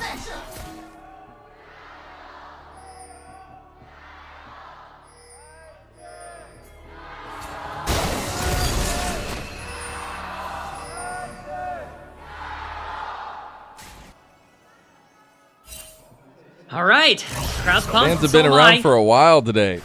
I know. It's been a long Super Saturday, but crowd is invested and excited as we get our traditional trade of summoners on the bot side here at level 1. We've become oh so accustomed to this on the current patch, but it's going to be really important for Jiaoqi and Mako to step up and be better than they were in game number 1. That was a bit of a nightmare scenario for the IG bot lane. Hoped outplaying them, getting that double kill. Lucian Milio is core to the identity of this team comp, and look at these junglers. They're both on the top side, and that means we could be pathing bot. Oh yeah, and both junglers do have some potential to get those earlier games off as well. Though I will say it feels like a comp that's living on the knife's edge here for AL, because if they start getting behind, the double marksman comp is just easy to pick clean, and really want to see if they can kind of keep that going for themselves, because this is definitely a comp that's something when you're playing towards your mechanic, when you're trying to maybe skill diff IG here in this series. That's definitely going to be the theme of game number 2. Very skill-intensive comps on both sides, really, in terms of setup, both mechanically and in terms of macro, and where you need to find your engages on the map. Neither team really has a dedicated way to go backwards. You kind of need to go forwards for both of these teams. While I think it's possible for AL, it's certainly going to be pretty difficult. So, as you mentioned, Mazel, getting that early lead is essential towards actually being able to play this game out and, you know, being able to make sure that you are the one dictating that tempo, which is why these junglers pathing to the bottom side with that shove on the side of AL is so relevant right now.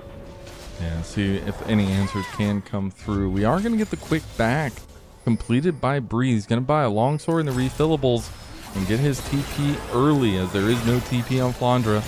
A bit of dash play on the bot side and some health trading going in the favor of AL. Yeah, that's not what you want to see. It's level 4. This is it, though. Here we go. 50-50 over the scuttle. Way always looking to engage. Nice vault breaker there from Tarzan, but still, it's AL's bot lane who's able to make it up first. So that's going to be Scuttle Crab secured for AL.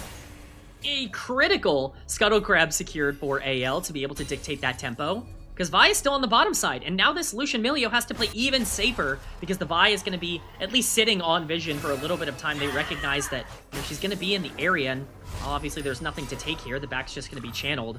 This Lucian Milio was drafted to win the 2v2, and it's not doing that right now, which is a bit of a problem. One of the big positives of this comp for IG were these early levels, which don't really seem to be going their way in the way they maybe want right now. I see a nice trade coming in now. He's got the campfire. Go for the flash play. Going on to Hope. Gets the first blood. There's your 2v2 win with the IG flash of the emote. And Jati comes up huge. Caster Blessing? Is that fair to say? With the way that broke down? That's why I think Lucian Milio is the strongest 2v2 in the entire game, is because you can kill people in an instance. You just cannot overstep against that duo. They will punish you incredibly heavily, and Jachi and Mako are not afraid to pull the trigger. That is a massive advantage to generate. It's a small lead for IG in terms of the gold, but in terms of the pressure they're going to get off that play, that could be everything they're looking for in the early game. The burst was so fast. No barrier used by Hope there. I don't know if it would have saved him anyways, but that's going to feel a little bad in the moment. We're going to take a look back. I mean, this is just the obvious play to make. This is the problem playing into Lucian, is that if you step up, it's not, oh, you know, I'm playing against a marksman, I can just survive for a little bit. This is an assassin in the bot lane, and with the extra range that Milio provides, the engage threat is very real in the early game. Hope just not respecting it, not popping barrier, not being positioned in the right spot. He ends up paying the price for it, and now this Lucian's going to be in a good spot to enable the Pantheon moving forward. We'll see how quickly they want to return there. We're getting redeploys out mid lane.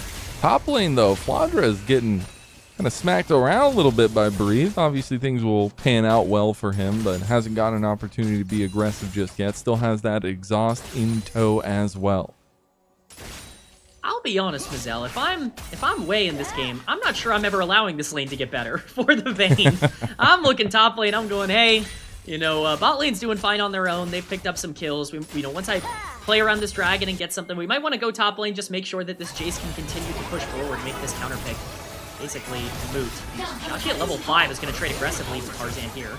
Yeah, I mean, Hope is taking a massive hit of damage. Tarzan around the corner. They do have a control ward in the try, so they do know that they're safe for now in this preemptive play. It's going to be the dragon started up by Wei.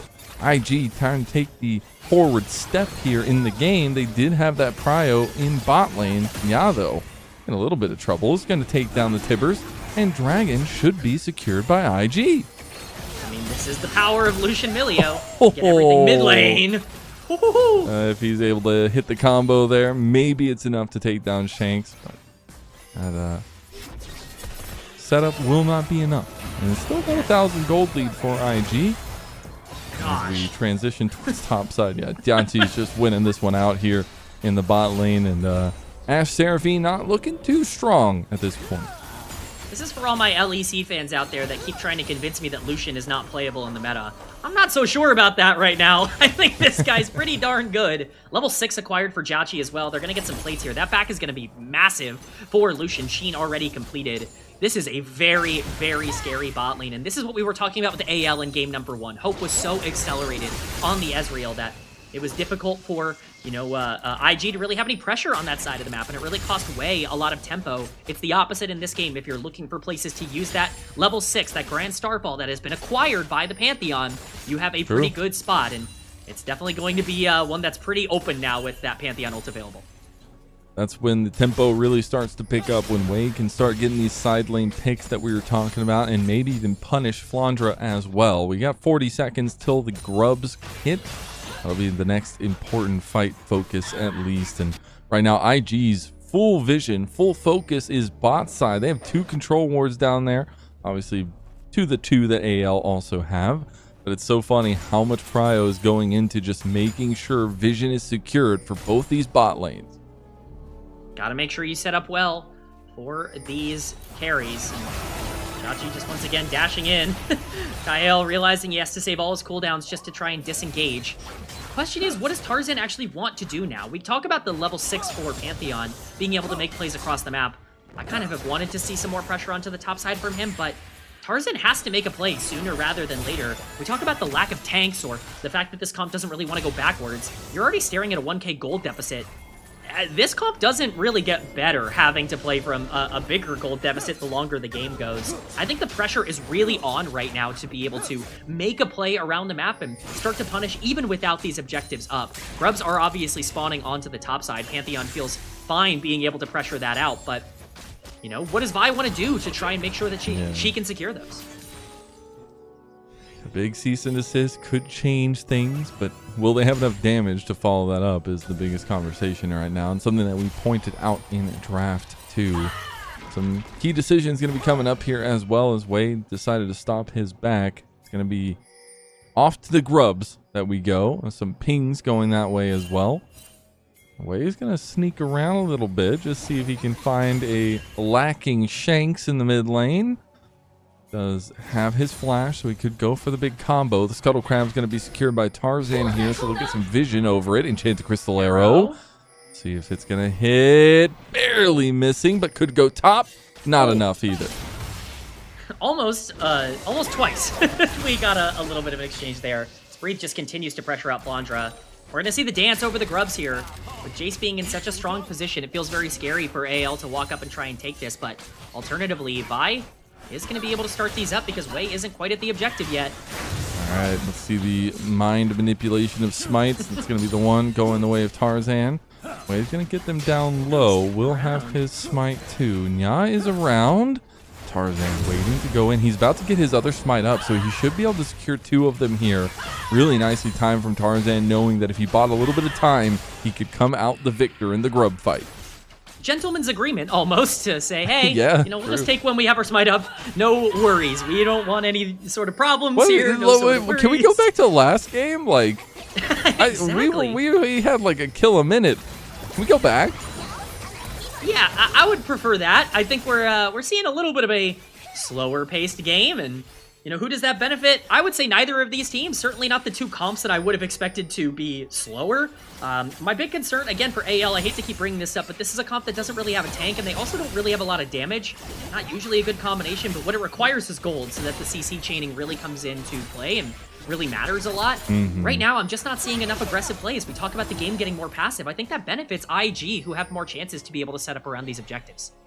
They've gotten a slow and steady trickle of an advantage as well. 20 seconds, just a little bit less till the next dragon comes up. It'll be a cloud dragon, but it's also the second dragon that IG could gather. It looks like they have presence down there as well, as Wei's going to be finishing his path. Could be looking to go for that one, as it is going to be a topside focus for AL. Tarzan finally visiting his good old friend Vayne. I just don't know if there's anything to have here. Jace would have to egregiously overstep for this play to even be possible. Might take the bait. Oh, I think he took it. Cease and desist is coming out. Breathe, gonna get locked down and condemned into the wall. And Vayne, the Flandra master, is gonna kick that kill at least for AL, and that's gonna feel real good for a potential carry for them. It's a massive misplay from Breathe. He sees Vi coming up and holds the flash. He just eats the Vi ultimate instead of trying to flash early and get out of the way of the Condemn that would follow up on the engage. There's really no reason to die there. I think that was entirely avoidable, and yet here we are. Wei is going to start up on the Dragon as a bit of a counterplay to that, but because Vi has so much time, she could try to make her way down. It doesn't look like that's going to be the trade. It looks like Vi's just going to say, hey, I'll take the camps. No worries, you can have the Dragon. We're not worried too much. Hope is potentially going to pay the price here. Kyle said, good luck, friend. And he is left all his lonesome. Wei picks up the kill, and the lead for IG continues to grow. Really love this call from IG, mostly because they know they can get it for free. Vi continues to take camps on the top side, thinking, oh yeah, we'll just trade Dragon. No, how about we trade a kill and Dragon onto the bottom side here? But the setup is now available. Tarzan, no ultimate to try to make this happen. There's that Diachi 2K differential in the bot lane developed now. A lot of the resources that IG have down there is Nya in trouble. Tries to go into the vision, does not have any. Dragon is still the focus, but Wei is down half health. He goes in for the stun. Encore onto 2. They're going to try to get Jati down. Jati is still alive. Culling comes through. Tibbers blocking some of it. Shank's going to step forward. Not going to get hit. It's going to be a smite fight. It's going to go the way of Tarzan. So he stops the Dragon stacking. They're going to try to follow through, but they don't get anything else. It's going to be AL striking back a little bit here. Oh, Kyle. Oh, he overextends. He's too squishy, and he's left all alone. How does that feel? Says IG. Yeah, it's, again, just a good fight setup for IG. There are a couple of key problems that end up happening for them, but overall, I think they're okay with giving up the Dragon in order to get a kill in that fight. One of the main things that I really thought was important is, maybe I'll put it on hold, Nya's in danger. Hey, yeah, Nya is just overextended in mid lane. He's going to be punished fast for it, and the rookie goes down. And that's an unfortunate situation for him, just caught wanting in the mid lane, and gives a little bit more resources over to AL. That's going to be first item completions coming up for a majority of members on the map. I think rookie mistake is a very apt way of putting it. Just no reason to be there under the circumstances, but one of the things that I did see in that team fight that I think is really important to call out. Never mind. We're finally getting back to it. Let's go. Okay, but Jati, though, he steps forward. They don't have a lot of damage. Jati can just fight this one out. Tarzan's in some serious trouble, and now Hope is even more so. Kyle can't do... Oh, that's a little bit tough. The volley going the wrong way. Jati going to get flashed on by Flandra. He shows up, and Kyle gets the kill after everything. You know what, it's fine, Mazel, because that's exactly what I wanted to talk about. The big concern I have is Annie landed full combo onto Jachi in that fight, and they still didn't have enough damage to kill him through a lot of the shields that they were able to offer up. We continue to see that be a problem, but if you're going to send 4 to be able to shut down the solution, eventually you're going to be able to get him to the ground. I still think the lack of damage is going to be a bit of a problem for this team, but their map play has been significantly better than IG's sloppiness over the past couple of minutes, and it's really pulled this game back for them. We ain't stopping just yet. Wei's going for an invade. Was thinking about trying to catch Shanks out. Shanks does not have flash, does have Tibbers. Wei gonna have to take this engage again. Wei a little bit overextended, and now there's 4 members of AL collapsing. Wei has no shield, and Hope goes down. Shanks is the trade. Breathe is able to get that one back. Jati is running and gunning, and he's trying to get it all, but he doesn't get anything in the end. The piercing light pierces his soul, and it's Tarzan that takes it from him. Shanks blocks all the damage with Tibbers. It's a massive Annie ultimate that really changes the course of that fight. And once again, it's IG looking like they found something, only to realize, hey, we've overextended. We are a little bit too close here. Wei goes down for no reason early on, and they can't pull it back. Lucian is not fed enough to be able to 1v9 this game. They've taken the gold lead that they did such a good job generating, and they've completely thrown it away. Look at where the gold is now. 600 gold lead for Tarzan. This is going to be a massive buy moving forward with 2 kills now. And it was literally 3 minutes ago that we were singing the praises of IG with their 2K lead. Flandra getting ran down now, but he's so quick, he's out of there. It's going to be a turn now onto Tarzan, but he should be just fine. And you can see the desperation in IG, but they didn't need to do this. This invade is just so sloppy. There's no setup here. Look at your mini-map. There are a couple of wards, but your Lucian's nowhere near the area. Wei goes down before Jhachi even gets to the fight. Best case scenario is that Breathe trades off Shanks, but look at where the culling goes, and look at where the damage is. It's not going into the priority targets. Hope just barriers and flashes. He's more than alive. Tippers gets to absorb so much because Jhachi's out of position, and now there are no teammates to be able to play alongside him. If you're going to pilot this Lucian with the massive gold lead, you have to try and play front to back with your team, and it's just not happening right now. They're going to stabilize a little bit. They've gotten some good turret plate gold off this top side. But TP coming in. It's going to be Shanks. He does have Tibbers. Does he have the stun ready? He does. He's going to knock around, but it's going to be Nya. That's the focus. Insta-dead. As it's going to be Jhachi now. He's a little bit in trouble. They're going to use the Rift Herald play potentially. Here, arrow hits. It's going to be the breath of life that Mako gives to the second chance of IG.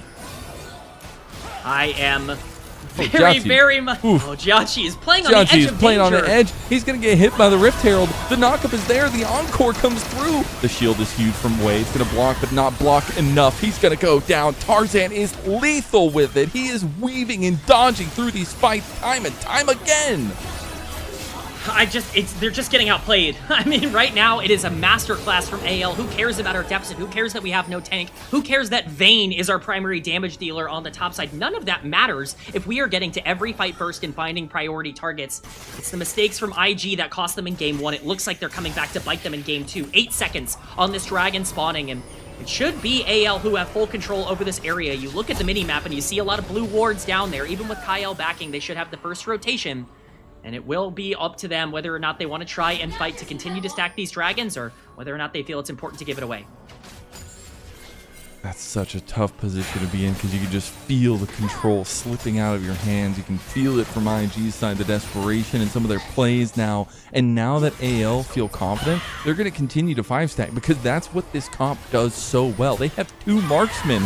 You know they have enough damage now, and they're going to just take down Wei. The shield does not matter. Flandra comes away with another one, and the Vayne is online. It's just, there's nothing else to say. IG look tilted out of their minds right now. They're walking into their demise. Dragon is going down at the moment for anyone's legend. That's going to be their second of the game. And they're going to get it basically for free. We have entered a game state now where we talked about both of these comps not really having ways to go backwards. Well, here you go. AL have their 1.5k gold lead. They've started stacking dragons. They have all the tools now to go forwards. They don't need to worry too much about having double marksman with no tank. Flandra can just walk up and kill you. Oh, the arrow hits there straight onto Mako. He dies after he flashes. That is unfortunate. And all of a sudden, AL are the ones that are up 2k. It's just bad play after bad play. I mean, I don't even get a chance to breathe. It's just AL just foot on the gas over and over again. It's a 1,500 gold lead for Vi in the jungle right now. We were worried about a lack of clear damage in team fights. Vi being enabled is the only way for her to really be as successful in those exchanges. The setup from her and Annie can really enable Vayne and Ashe to be successful in the later part of the game. Sometimes you do have to worry about what the Milio and the Pantheon can do in these fights, but it doesn't really matter if they're 2,000 gold down. There's no way for them to really get the IG care or the AL carries off of them in those instances. And the way that AL can play the game when they're in a lead with this comp is so disgusting. You can do so many things. You have so many engaged tools. You have so much lockdown. You have so much follow through, and you're hitting second items now for everybody. AL is going to be feeling very comfy coming into these next fights, and they still have a while too. And maybe that'll benefit IG to get their feet under themselves here, as they're going to try to scoop up as much gold as they can, but I still need to see proactive plays from this trio right here. You certainly can't stop. You have to keep making plays here, because this game doesn't get easier if you just stall the game out. You're not going to be at a point where it's oh, if we just wait for 5 to 10 minutes, we're going to be in a better spot to fight. It is kind of now or never for IG. It's why I like the way that they're positioning around some of these objectives. Still plenty of time on that dragon to spawn. I would love to see some side lane pressure come in from Invictus here. Doesn't really look like they're set up well enough, and probably going to lose this bot lane tier 1 for it. And something is coming up that we kind of foreshadowed to and talked a little bit about at the beginning of the day, but Jhachi's team fight positioning has been of question. Obviously, his laning has been awesome. We've seen so many great moments from Jhachi in lanes and 2v2s with Mako. It's been great. but sometimes some of these team fights, he gets a little overzealous, and as an ADC in this meta, you get blown up if you take half a step too far, and it's coming back to bite them in this series so far. Nya has not looked as comfortable as he was yesterday against Weibo, and it's just an IG who's off kilter right now. I mean, it looks like the entire team doesn't really know what to do. Wei is walking into his demise over and over again with no vision. Just feels like everybody is a little bit lost at the moment. As Nya is just pushed so far away from just the presence of Tarzan in the area. This Mel is deprived of resources. It's going to be really difficult to get back into the game if you're sacrificing every wave. Shanks only continues to grow stronger and stronger. You're absolutely right about Jiachi, though. He is a bit of a psycho in terms of his positioning. That's what makes us so fond of him as a player, but it can also be a little bit of a negative. We've known his Kaisa and his dive champions in the past. Lucian can definitely be a big dive threat, but from behind, if you're not diving with your team, you can see a lot of the catastrophic moments that we've seen across this game up until this point. And it just feels like AL have dialed into IG. This is a weird week for both of these teams where they play each other twice in 1 week. And it just feels like AL read them like a book in that first series, a 2-0 their way, and they're looking to make it 2 times. Yeah, I mean, AL are just on fire in general. It feels like this team can do no wrong. Again, this is a hard game for them to play out. I know that there are going to be some people that disagree with that take, but I don't think this was easy coming back from 2,000 gold. They've just outplayed IG at every avenue. Now the question is, can they set up to continue to outplay them for the rest of the game? They have plenty of tools to start these fights. IG got to be careful. Shanks with the double tippers, the encore on top of it, and that is IG gone from this very plane of existence. Breathe is going to join his teammates. A double kill comes through for Shanks, and Flandra is going to try to chase down Nya. Oh, he's got him. He's got him. Oh, the flash. Old man's got hands now. Welcome to the league, says Flandra, one of the GOATs of the top lane. One of the GOATs of the top lane absolutely destroys the rookie, and it's Shanks who comes up massive with a huge flash engage on the Annie. That's Baron going over to the side of anyone's legend, and at this point there is very little left to even collect on the map. Dragon spawning soon, but that is an extra bit. Shanks really showcasing just how dangerous he can be. What a beautiful engage, followed up incredibly well by Kyle. Hope and Tarzan are ready to pounce after the engage happens, and there's really no counterplay. If you have to feel like you need to make an engage now as IG, you're going to be walking into blind brushes, and that's where Annie can strike. Shanks. Coming up clutch in 2 games now, unkilled in the first game, and now clutch engages as the Annie. Does have tippers back up, so why not go for round 2? Doesn't have the flash this time, so it makes it a little bit more difficult. But it's all the dragon that we're getting set up for, a 3rd dragon for AL on the board. Look, I don't know if I even contest this if I'm IG. You know, I would try and push some of these side lanes out. I feel like this is just a completely uncontestable objective. Here we go. We're going. Wade just got instantly enchanted crystal arrowed, and they've used everything. That's every tool that IG had that just got thrown at the wall and stuck there like pasta on a Saturday afternoon. It's IG that have nothing left to give in this one, and they're being circled around. The wagons are gonna crush them at this point, and AL just in between turrets, 25 minutes in, looking to push down mid. It's just disgusting from anyone's legend. You would have never known that 10 minutes ago they were down 2,000 gold. They have absolutely suffocated this game out from under Invictus Gaming. And I cannot stress enough, this is the anyone's legend that we were missing. This is the version that we got last year when this team was so oppressive. It's these mid-game macro calls that have made all the difference, both today and throughout the past couple of weeks. I don't want to jinx them. I don't want to caster curse them, Mazel, but I think AL might be back. They're back, baby. They are back. A 9.5 thousand gold lead, 25-20 into the game, and a tough engage from IG. It's just, I don't know why we're even fighting around here, if I'm being honest. There's not really anything to fight over. The dragon is completely gone. It's not even taken yet, but there's no way for you to walk into the pit and try and catch someone out, but the Pantheon ultimate is so far wide, and yeah, you got no tank, you got no damage, you got no survivability. There's nothing to do at this point. Your comp is entirely focused on getting early leads, and you no longer have that. These 5v5s are not going to be pretty for the rest of the game. If I'm IG, I'm not trying to force those miniature exchanges, I am trying to play side lanes, and that's become nearly impossible with Baron now on the side of AL. And AL just feeling confident as ever. I mean, they have the GA for Tarzan now, too, so he can just play with everything that he is into these aggressive moments.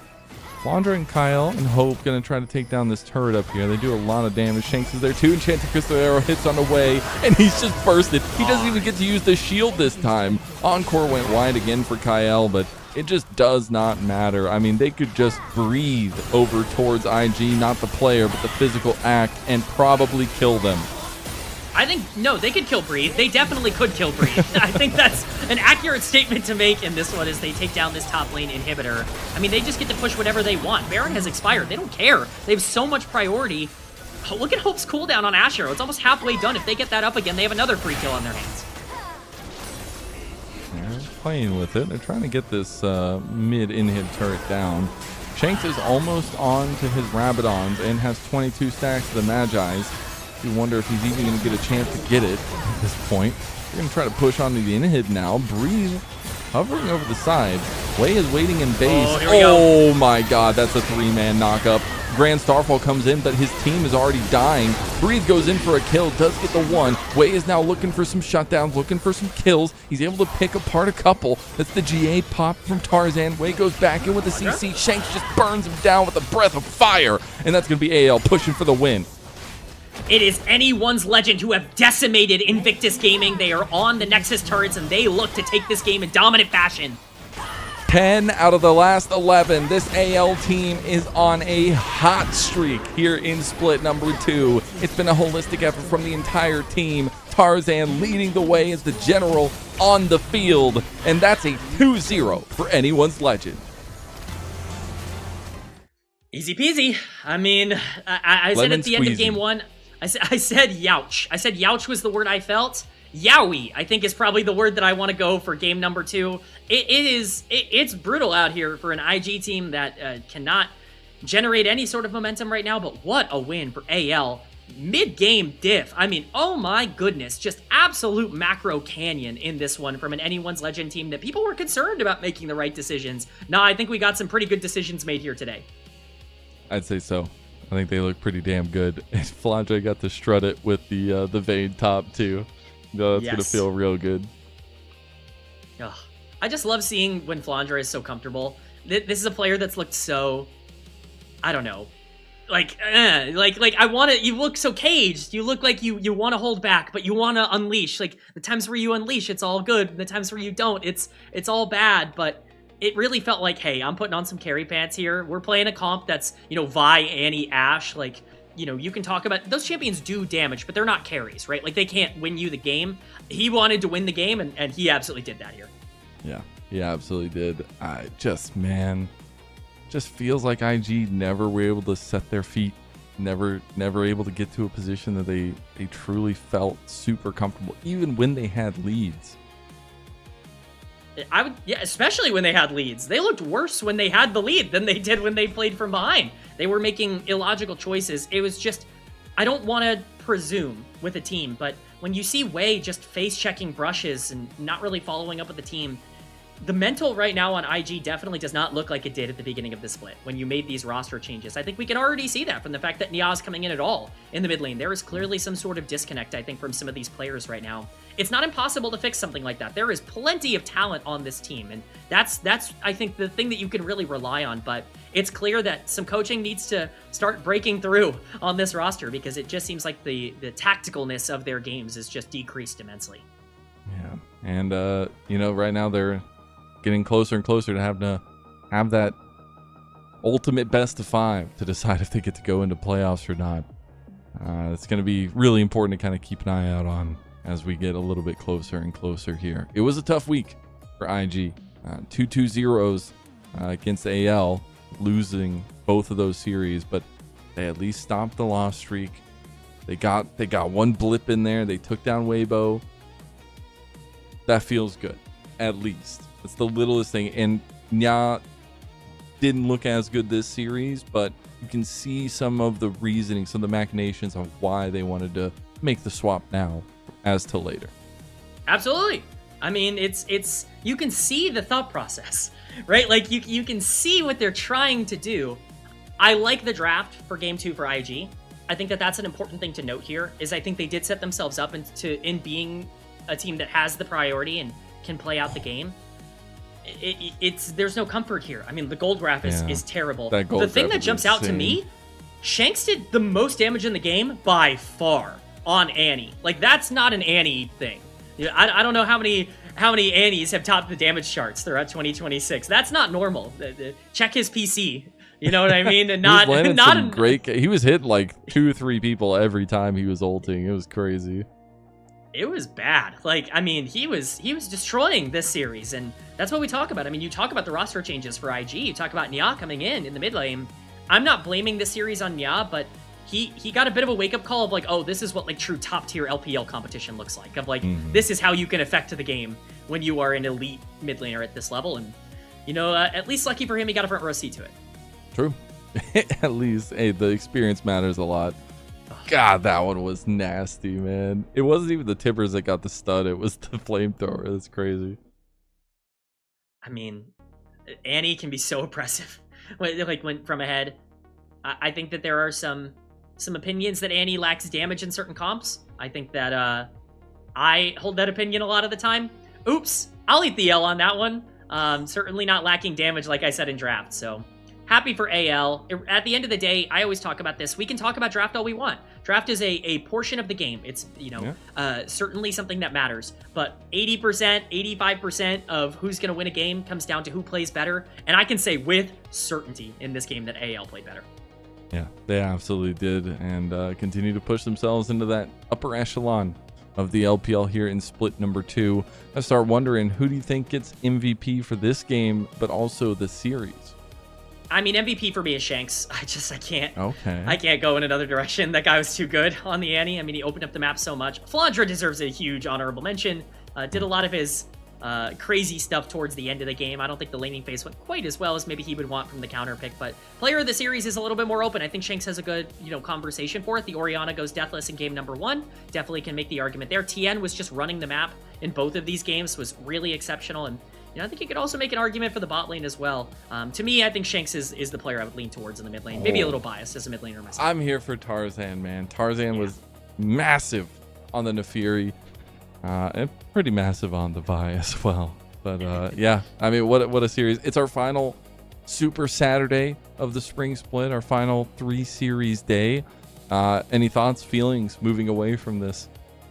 I think we are getting a very clear confirmation on who are the teams that are going to be competing to not just make playoffs, but be really successful in playoffs, and who are the teams that kind of need to find their footing right now. AL is now in a position where, you know, Top Esports has really rebounded from a bad week and obviously looked good in the previous series. BLG is obviously always going to be a threat, but teams like JDG, you know, IG, Weibo, NIP, they are teams that can be beaten. AL absolutely is now looking like a team that wants to make MSI rather than just be good in the playoffs like I think they looked like for a majority of the beginning of the split. Yeah, that's the biggest thing, is you see them right there neck and neck with the other 2 top dogs, BLG, Top Esports. Feels good to be an AL fan once again, even though you had to go through some rocky weather before then. But IG still right there on the cusp, still trying to figure out what's going right for them as they move forward into the split. And, you know, on other news, I'll just hype it up again. WE got their first game win of the entire season here. So that's going to feel good for them. I mean, you got to start somewhere. One win is going to lead to your next 15. That's the mantra that you got to take at some point. Remember, WE, for as much as we meme on them down at the bottom of Group Ascend, they also get one best of 5 to get into playoffs. Like, if they face right now as it would be like an LGD or even a Thunder Talk, like as bad as WE has performed against some of these upper tier Group Ascend teams, they're just trying to get enough confidence to build their way into a spot where they feel good about winning when it matters the most to qualify for playoffs again. Yeah, it's indeed interesting as we get down to the last couple weeks. It's crazy that we are already at the last couple weeks. Well, let's go ahead and bring up the schedule here that we have going on for the future, at least tomorrow, and then we'll get to the last little bit here. But obviously, we had our Super Saturday here. Tomorrow, we do get some more Nirvana action. TT, very important series there for them. And then NIP versus BLG. Both very intriguing in their own right. Like, Nirvana's wide open at the top right now. No team is going to go undefeated already in terms of the way Nirvana has gone. And so Thunder Talk, LNG, these are teams that are looking at their schedules and they're like, Could be me. I want to play WE right now. I certainly want to be the team on Group Nirvana that gets to play WE. So, I think it really is a pretty open book. I think NIP BLG is a really fun one. Let's not forget what happened last time these two teams played. NIP are looking for the split sweep here on BLG, which would be fun. That would be a lot of fun. Well, before we get going, I just got to give a huge and special thank you to our Elite Coffee supporters and all of our coffee members. If you want to subscribe, if you want to be a part of this program and give every way you can, please go become a coffee member. It's the best way to support the product, and you get access to some of the early content that we have and our interviews hopefully coming up for the Internationals, MSI, and Worlds. That's it from us on this Saturday. Be here for more LPL action at the regular time tomorrow, and we'll see you there. We'll see you on Summoner's Rift.